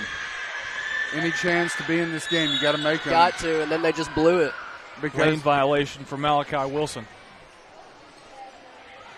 If they want any hope. Got to hit the free throws. 4:20 to play. Dakari Parks will bring it across the stripe. Lee Holloway fakes a three, goes back to Parks. Parks over to the right side, Austin Taylor. Taylor back up to Parks, top of the key. Parks drives left side, now backs it back out. Over to Austin Taylor, now back to Parks. Parks now gives up to Booker on the left side. Booker tries to drive the lane, finds Jamari Hall inside. Beautiful pass from Kingston Booker, and Hall puts it up and in. Man, what a great pass by King. I'm telling you, the guy can play ball. Not only basketball, he can play football as well, and we got a foul. Yeah, we got a foul. Whitthorne showed a lot of patience right there with that last sequence of plays right there. A lot of patience. 3 or 4 guys with the ball could have put up an errant shot, decided to give it up, play unselfish ball, and eventually found Jamari Hall inside. Well, and I think it says a lot, too, about Coach Jeremy Brown and how he's kind of how he coaches and how he has those guys playing. Entering the game from Mount Pleasant, number 12, it's Bryson Haywood. Number 34 is Paxton Williams. Paxton Williams goes up, and he gets blocked by Kingston Booker, and Booker got down the floor, hits Dewberry in the face trying to intercept it to Taylor on the left side, and that three is short. And a foul is going to get called on Mount Pleasant here. 14-2, 3:23 to play here in the second quarter. And, again, slowing it down.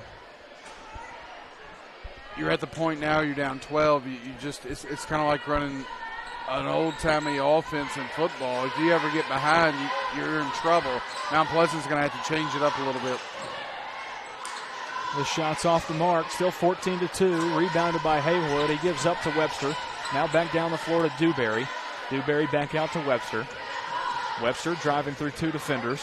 He's getting trapped, and Austin Taylor comes back up behind him and taps the ball out of his hands and out of bounds. It'll be Mount Pleasant ball in the front court.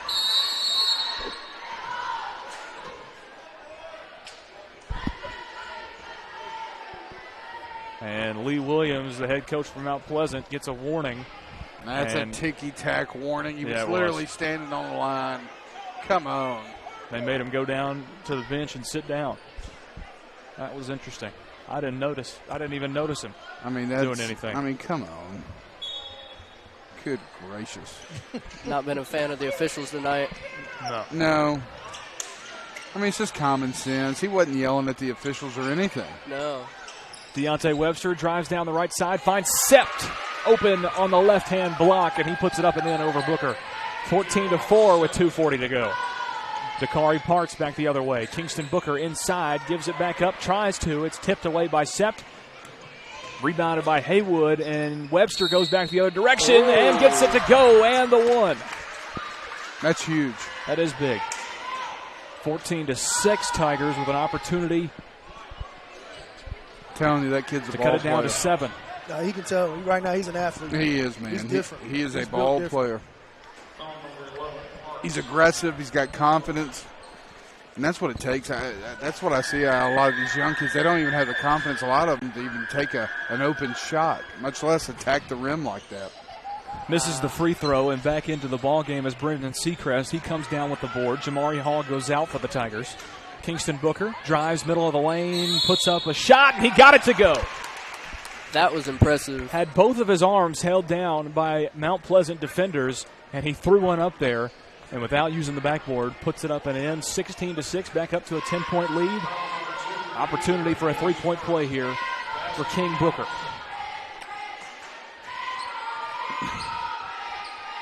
Booker's free throw banks in.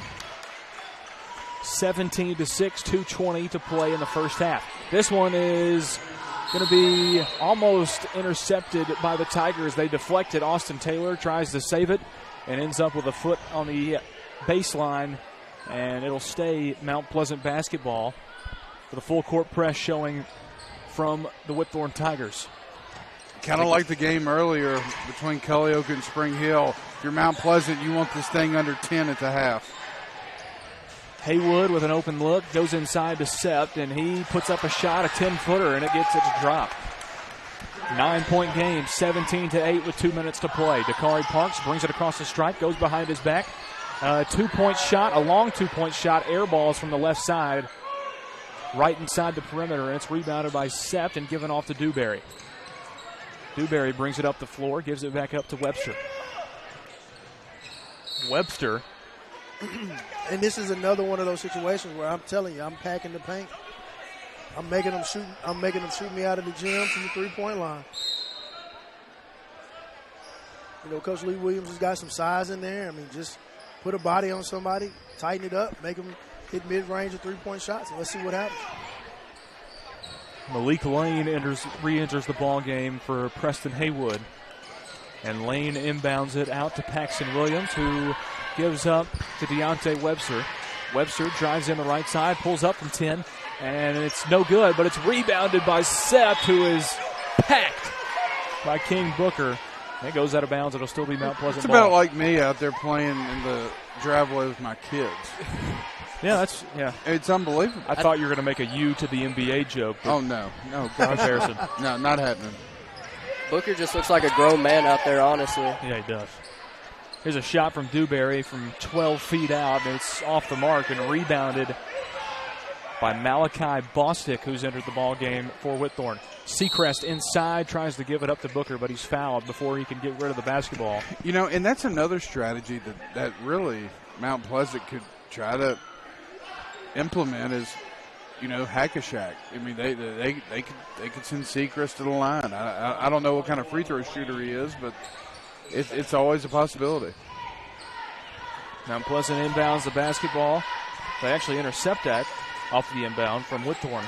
Dewberry driving in left side, gives it back up to Malik Lane. Number 21 gives it off to Webster. Webster drives the right side, and he's going to be tied up. It's going to be a jump ball with 52.1 seconds to play in the first half. And this is where, if I'm Mount Pleasant, I may try to hold it for one shot if they're willing to let me stand out there and hold the ball. It's a 9-point game. Could either be a 6 or a 7-point game, depending on what happens. So it open three. Yeah. At the buzzer. Webster with the ball. He'll back out. Dewberry now with it. There you go. Gives it up to Webster. Webster goes inside to Sept.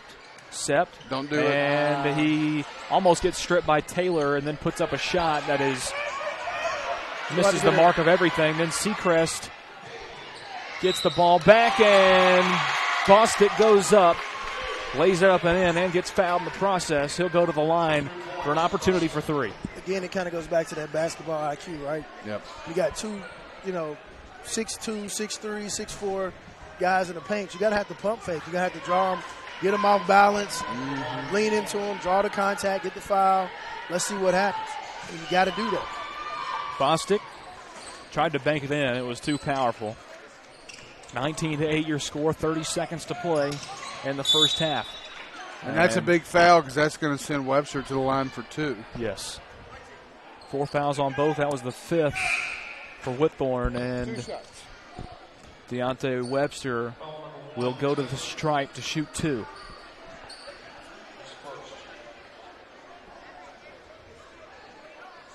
For 103.7 WKRM. You can also find a live stream of this game on WKRM Radio on Facebook, WKRMradio.com, as well as YouTube and Twitter. First free throw from Deontay Webster is up and in. It's a 10-point ball game, 19-9. 25.1 seconds remain in the second quarter. Deontay Webster to bring it within 9, and he does it. That is huge for Mount Pleasant. That was a huge shot. 20 seconds remain. Dakari Parks brings it up. Gives off to Austin Taylor. Parks now to Bostic in the corner for 3. No good. 10 seconds remain as Dewberry rebounds for Mount Pleasant. Drives up the floor. Gets past Booker. Goes in the right side, and he traveled with 4.9 remaining.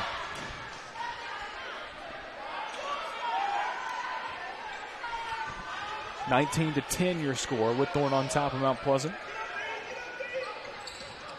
This is a lot closer than a lot of people thought it would be. Bostic for 3, tried to bank it in. at the buzzer. Couldn't get it to go, and that is your halftime. Wow. Halftime score, 19-10. Whitthorne Tigers over Mount Pleasant Tigers. We'll wrap it up here in just a second, but first, quick timeout here from a couple of our sponsors. We'll rejoin you in just a minute.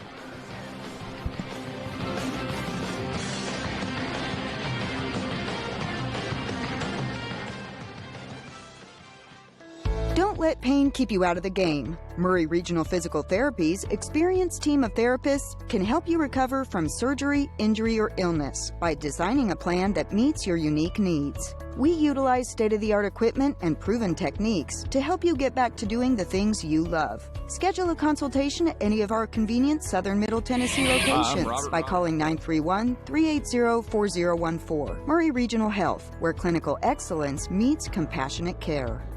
Hi, I'm Robert Rogers at Parks Motor Sales Buick GMC. Parks Motor Sales was founded by my granddad, Bobby Parks, and my great-granddad, Julian Mays, in 1958. We've been family-owned the whole time, and being family-owned, locally owned, means you get to get your next vehicle or your existing vehicle serviced by the same people who stand in the grocery line with you, drop their kids off at the same school you do, and smile and are happy to see you when they do. So come see us at Parks Motor Sales in Columbia, Tennessee on 919 Nashville Highway or parksmotorsales.com.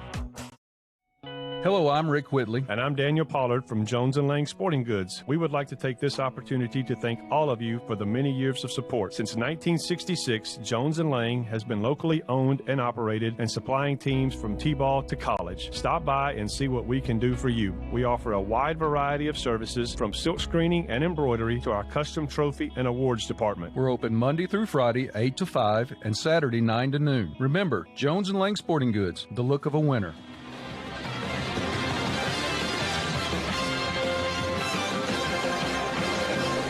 Welcome back in to Hardy Lloyd Gymnasium. It's halftime here at Columbia Central High School, where the Whitthorne Tigers hold a 19-10 lead over the Mount Pleasant Tigers in the Battle of the Jungle here from Columbia Central High School. I'm Lewis Maddox, joined alongside Chris Pointer, Peyton Calvert.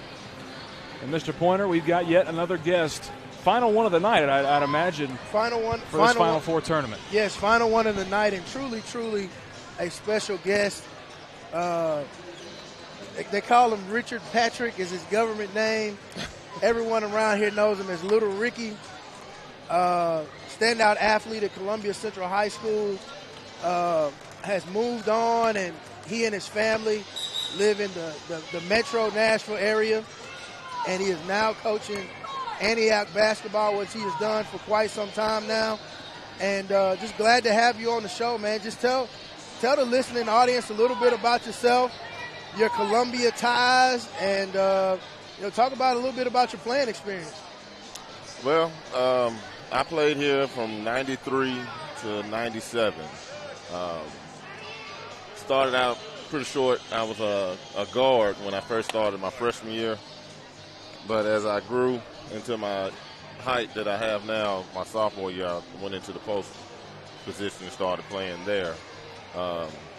Broke my arm in the 11th grade on my first dunk, so it kind of ended my season early.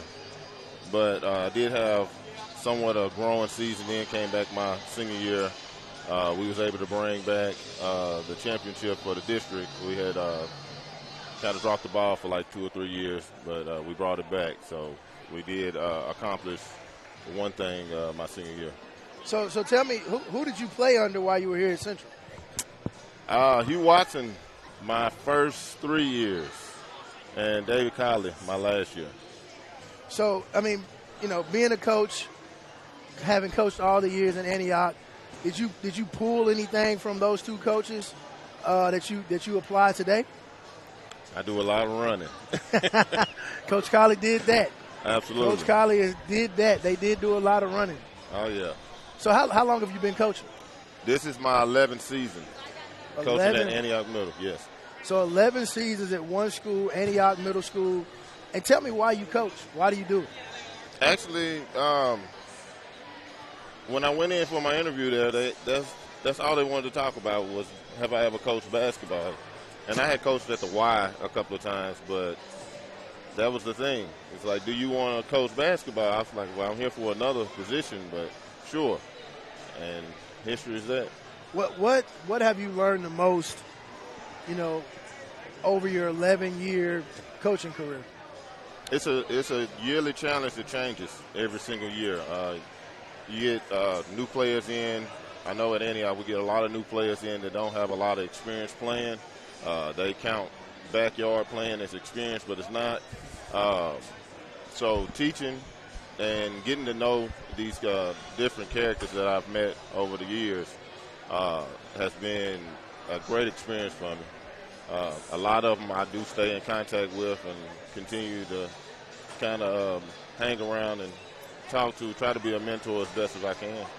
So you're, coaching 11 years, you're coaching in the metro area, obviously being from Maury County.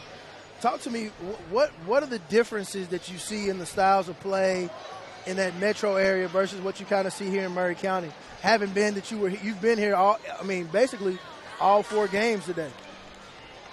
Well, you see more of the fundamentals being executed here than you will see in Metro. We have a lot of athletes, and we use that to our advantage.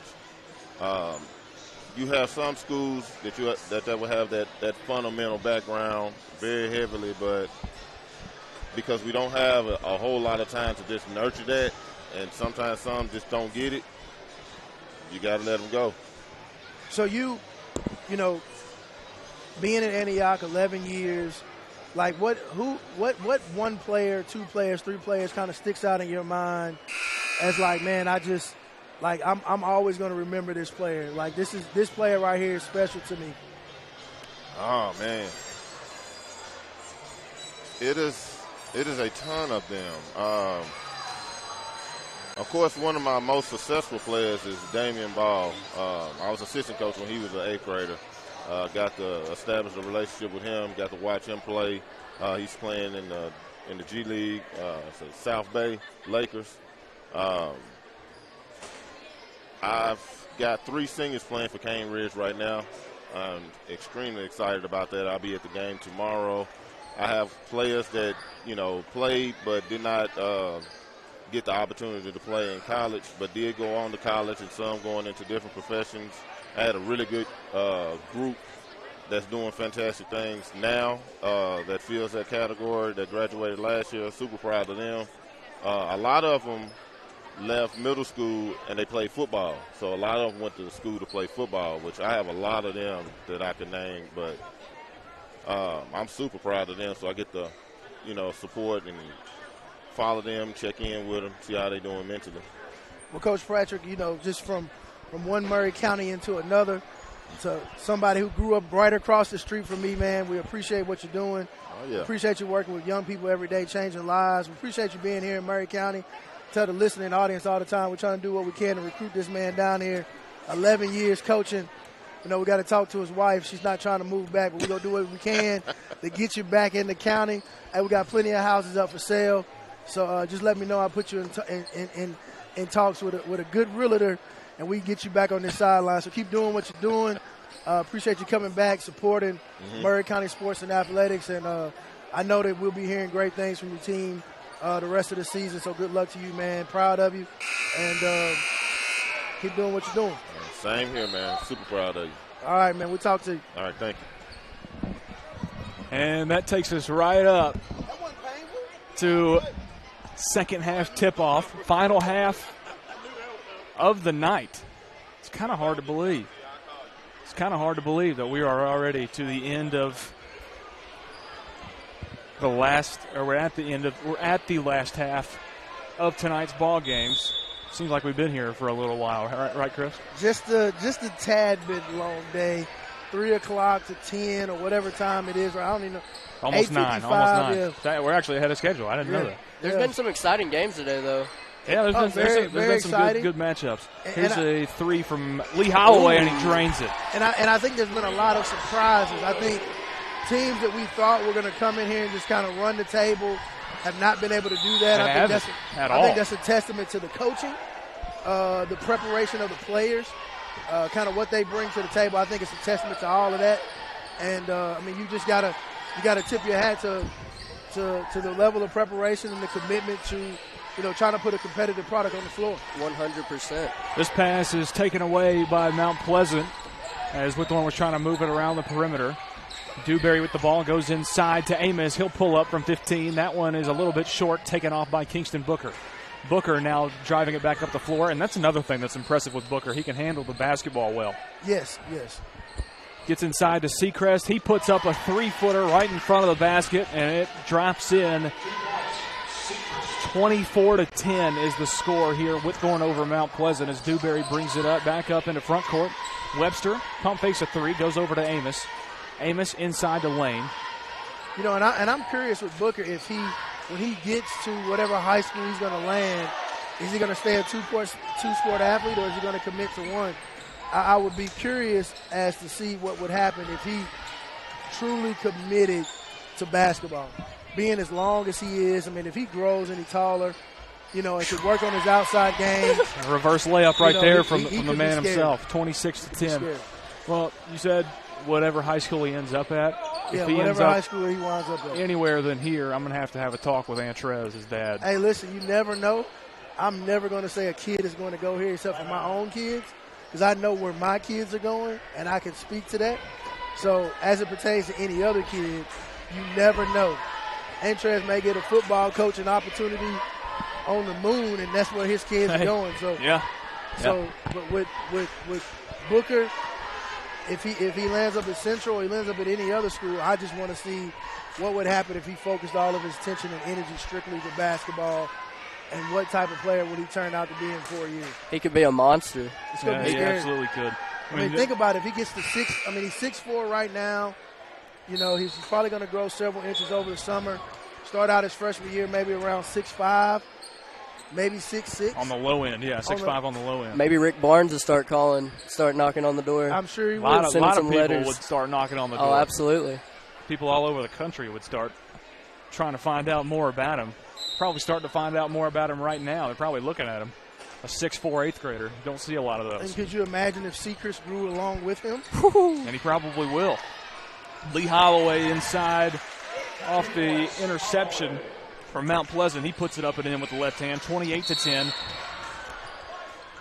And they're going to call a foul. That was kind of late. On Dakari Parks after he stripped the ball away. And, yes, it was a little bit late. And it was the ref on the other side of the floor made that call. And it was a foul. It was a foul. It was on the other side of the floor, but it was a foul. This was deflected and taken away by Lee Holloway, and Booker goes up and almost slams it. Dewberry gets it up into front court. Taken up by Preston Haywood. Haywood gets it inside to Lane. Lane, and he's trying to save it as Sept. And Sept loses it out of bounds, and it's going to be Whitthorne Tiger. No, they're saying that it's going to be Mount Pleasant basketball. 3:47 to go, third quarter. 30-10 is your score. Whitthorne on top of Mount Pleasant. Coach Kevin Eady is on has joined us in the show. The man is on the mic. The man. How's everybody? What's going on, Coach? Oh, enjoying a good game. We're playing pretty well. And we've just talked about that. Y'all probably missed a lot of shots that you should have made that would have which would have put the game a lot closer. And the game is a lot closer than the score. Yes, we missed a lot of layups. Free throws is what really is killing us right now. But proud of my guys. They executing their plan a little bit. I call it travel on got a turnover. Yeah, and Coach Lee Williams was on the radio earlier, and that's one of the things he talked about. He said, the biggest challenge that they're going to face is putting the ball in the hoop. He said he thinks they can defend well, they can have schemes. He said, but just scoring the basketball is kind of where they're struggling at. Yes, and that's been a little bit of a struggle all year. We can go on runs with athletic ability, but we struggle within a half-court set, and that hurts. But that's a good group of kids. They fight, they play hard, and they give Coach Lee all they got. So, can't say anything but good things about them. And they got a great principal, too. Oh, thank you. That's the secret sauce right there. That was my principal, too. Well, you ask them, they kind of hate it because I'll be in the hallway and I'll give some tips and things. It's like, why we have a principal that's that used to coach? Coach Eady may have coached more kids from across the county than anybody. I know, and I'm seeing all of them tonight.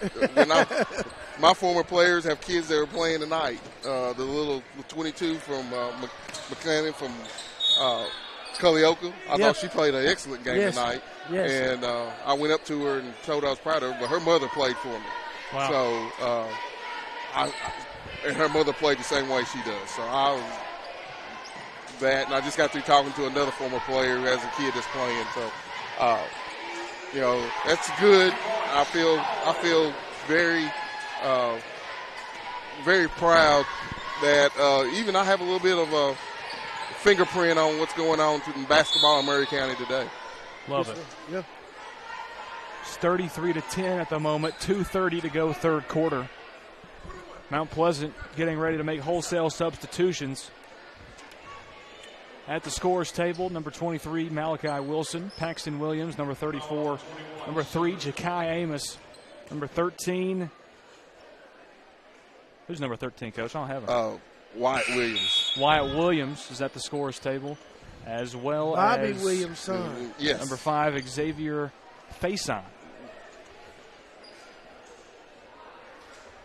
Malachi Bostic also checks in for the Whitthorne Tigers, 33-10, and Sept is at the stripe and can't connect on either of those free throws, and this one is ripped away by Amos. He puts it back up on the left side, can't get it to drop, and it's rebounded by Seacrest for Whitthorne. Gives it off to Holloway, who pushes it up into front court. He's going to drive all the way down the lane, then kick back out to Bostic, who fires a three from the right-hand corner and can't connect. The ball bounces all the way back into the backcourt off of a Mount Pleasant player. And they're going to call illegal screen. Charge, an illegal screen on Malachi Bostic. Still 33-10, just about 2 minutes to play here in the third quarter. And it does not seem like it should be 33-10 right now. I mean, we played well, and Whitthorne, they did a good job of handling that initial surge. And I thought that was a great strategy at first by Coach Williams to just not play. Ride it out. I mean, I thought he was going to ride that thing out, and I was like, man, even if they start booing, I'd have just held to it. But, when you run a set like that, you got to be able to score. Once you take that shot, I mean, you limit your opportunities. But I really thought he was going – I thought that was going to position them to really be in striking distance late in the game. Down the floor to Bostic, and he gets fouled. Trying to go up on the right side for the layup. Gets the pass from Kingston Booker. And Bostic will go to the line for two. Yeah, that strategy really works, especially it neutralizes the size advantage of the opposing team. And I'm like you, as a let them boo, you got to stay with it. But once they got a couple of points, you got to come out and play. And the guys did a good job. They still did a good job defensively. Whitthorne has a good team. They have a lot of good athletes with some skill. Absolutely. So you can't knock what Whitthorne has and what Whitthorne's doing, and Coach Brown is doing a great job with them. A lot of substitutions coming in for both sides. Will Goodman into the ball game for Whitthorne, as well as number 2 Jackson Parker, and then for Mount Pleasant, number 5 Xavier Faison. And number 14 is Wyatt Williams. They'll try to get it inside to Williams, and he loses the handle. They'll throw it up court to Will Goodman, and he is packed by Malachi Wilson. Will Goodman, all of about 3.5 feet tall.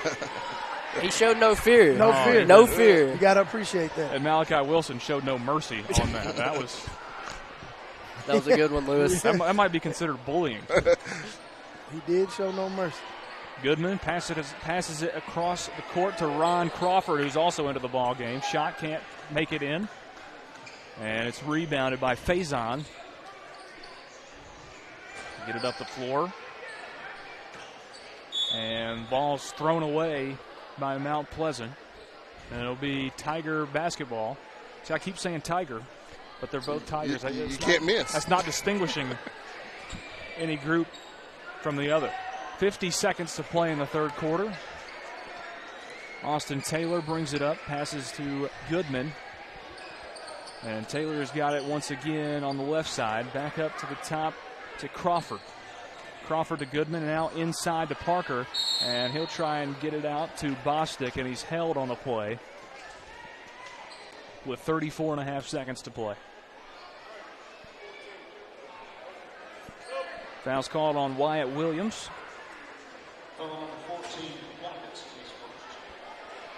Malik Wilson enters the ball game for Mount Pleasant, taking out Wyatt Williams. Parker inbounds up top of the key to Goodman. Goodman, his pass is smacked away, and Crawford gets it over to Parker in the corner, and he drains a three from the left corner. 36-10, Whitthorne on top of Mount Pleasant. 15 seconds to play third quarter. 10 seconds. Wilson with the ball, being worked on by Goodman. They go inside to Wilson.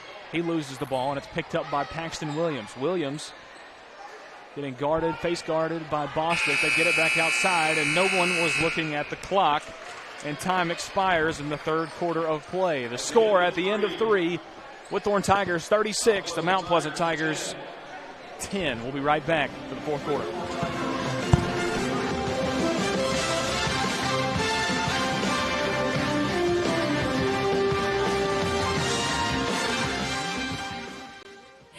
Hi, I'm Robert Rogers at Parks Motor Sales Buick GMC. Parks Motor Sales was founded by my granddad, Bobby Parks, and my great-granddad, Julian Mays, in 1958. We've been family-owned the whole time, and being family-owned, locally-owned means you get to get your next vehicle or your existing vehicle serviced by the same people who stand in the grocery line with you, drop their kids off at the same school you do, and smile and are happy to see you when they do. So come see us at Parks Motor Sales in Columbia, Tennessee on 919 Nashville Highway or parksmotorsales.com. This is WKRM 103.7 FM and 1340 AM, the home for the Columbia Central Lions for the past 75 years.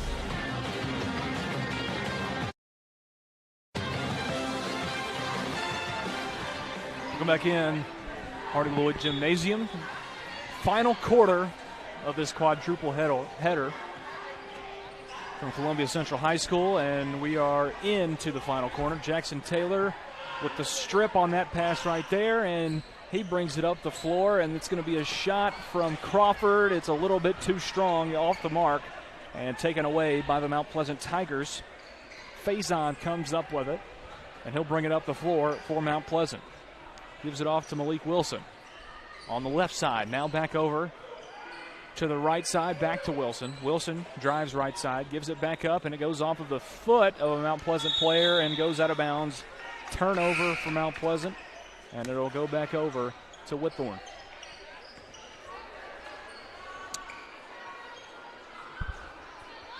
This is a good experience for the younger guys. It sure is. Situation like this, especially in a championship game, a packed gym. Well, people have started to file out. At was this point. packed. Was packed. Yeah, absolutely. Crawford going to inbound for Whitthorne out to Austin Taylor. Taylor over to Goodman on the right side. Now back to Crawford. Crawford to Parker in the left corner. Now back to Crawford. Taylor with it at the top of the key. Goodman over on the right side. Goodman trying to shake a defender about twice his size. They give off to Goodman. Three in the corner, and it's swatted away. Same guy that got him last time. Yeah, it is. Maybe he'll get him next time. Third time's the charm. Yeah, tell him to leave him alone. Malachi Wilson is padding his stats on Will Goodman right now. 15 rebounds, 15 blocks. Yes. Crawford with the ball, standing on the line. Shot is no good. Rebounded by Malachi Wilson. Wilson escapes pressure. Hands back off to Xavier Faison. Faison trying to set up a play. Gives it over.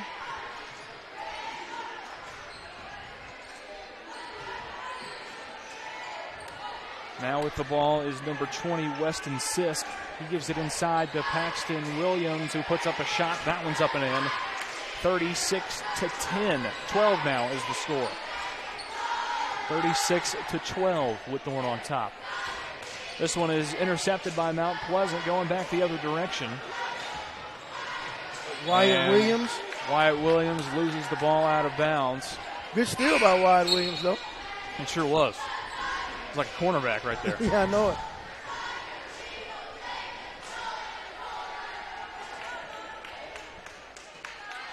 Trayston Osborne enters the ball game for the Whitthorne Tigers. Faison kicks it over to Sisk, and the player who just entered the ball game for Whitthorne gets the steal and the fast break and connects on the layup. Number 24, Osborne. Trayston Osborne, probably more than likely a 6th grader, probably some of his first action. No, he's a 7th grader. Is he really? Yeah. Well, he gets in late in the ball game, makes a big play. Paxton Williams puts one up and in on the right block. 38-14, 3 minutes to play. Goodman in the corner to Crawford. That one's off the mark. Gets his own rebound, tries to go back up, no good. And it's going to stay on this end of the floor. Whitthorne retains possession.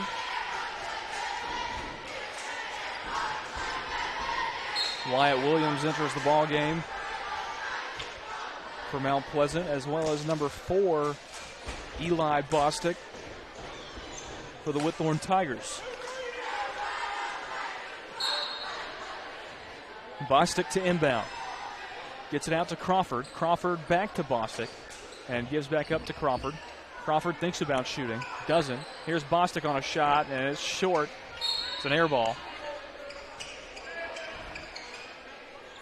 And Mount Pleasant will have possession. Right after Trayston Osborne gets a shoe tied. That's the most important thing, and he does. Don't want anybody coverage. No broken ankles. That's right. 2 minutes to play. Williams brings it into front court.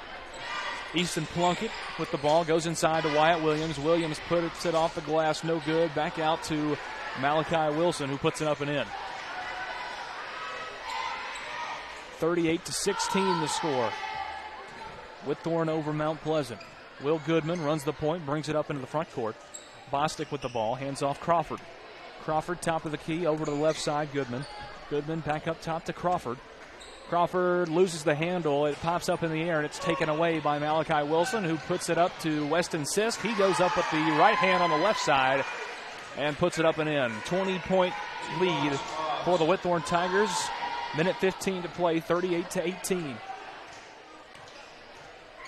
Goodman brings it up into the front court, and in this time it's intercepted on the pass back to Goodman by Sisk. He goes up with the right hand this time and puts it up and in.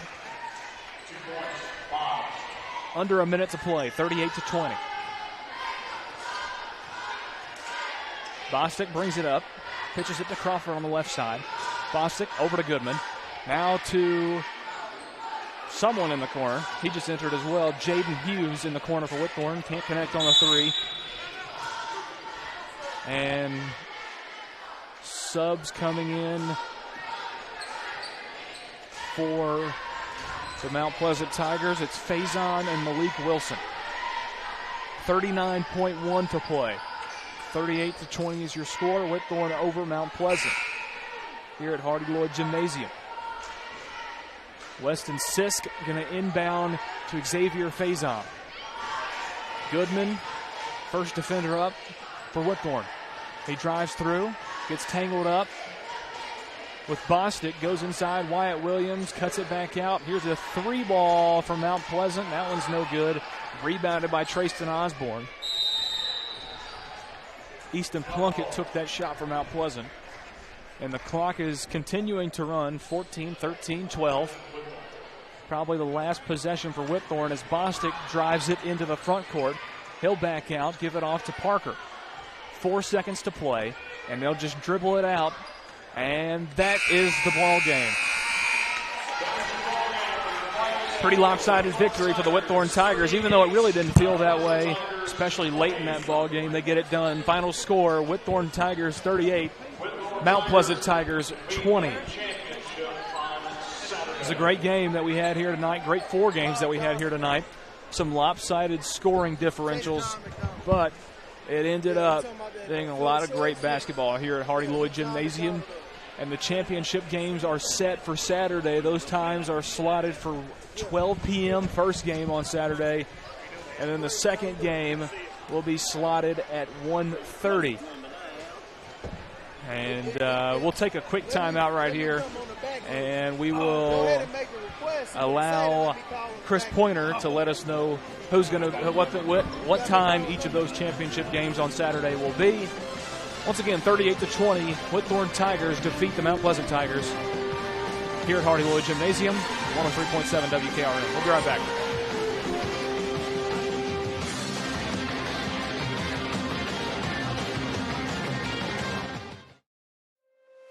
Foster Insurance Agency is a locally owned independent agency and a proud member of the Insurers of Tennessee. Foster represents many top-rated insurance companies such as Auto Owners Insurance. The great team at Foster has been servicing Columbia and surrounding areas in Middle Tennessee since 1952 and offers many commercial and personal insurance products. Call Mike Ford or Jimmy Ford today at 931-388-8365 or stop by their convenient location at 204 West 4th Street in Columbia, Tennessee.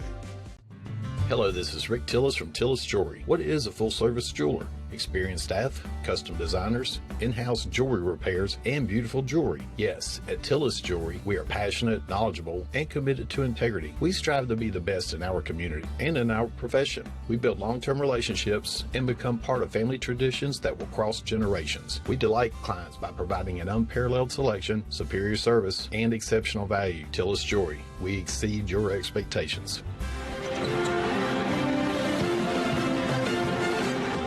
Welcome back into Hardy Lloyd Gymnasium for the final time this evening. Whitthorne Tigers just defeated the Mount Pleasant Tigers by a final score of 38-20 here at Columbia Central High School.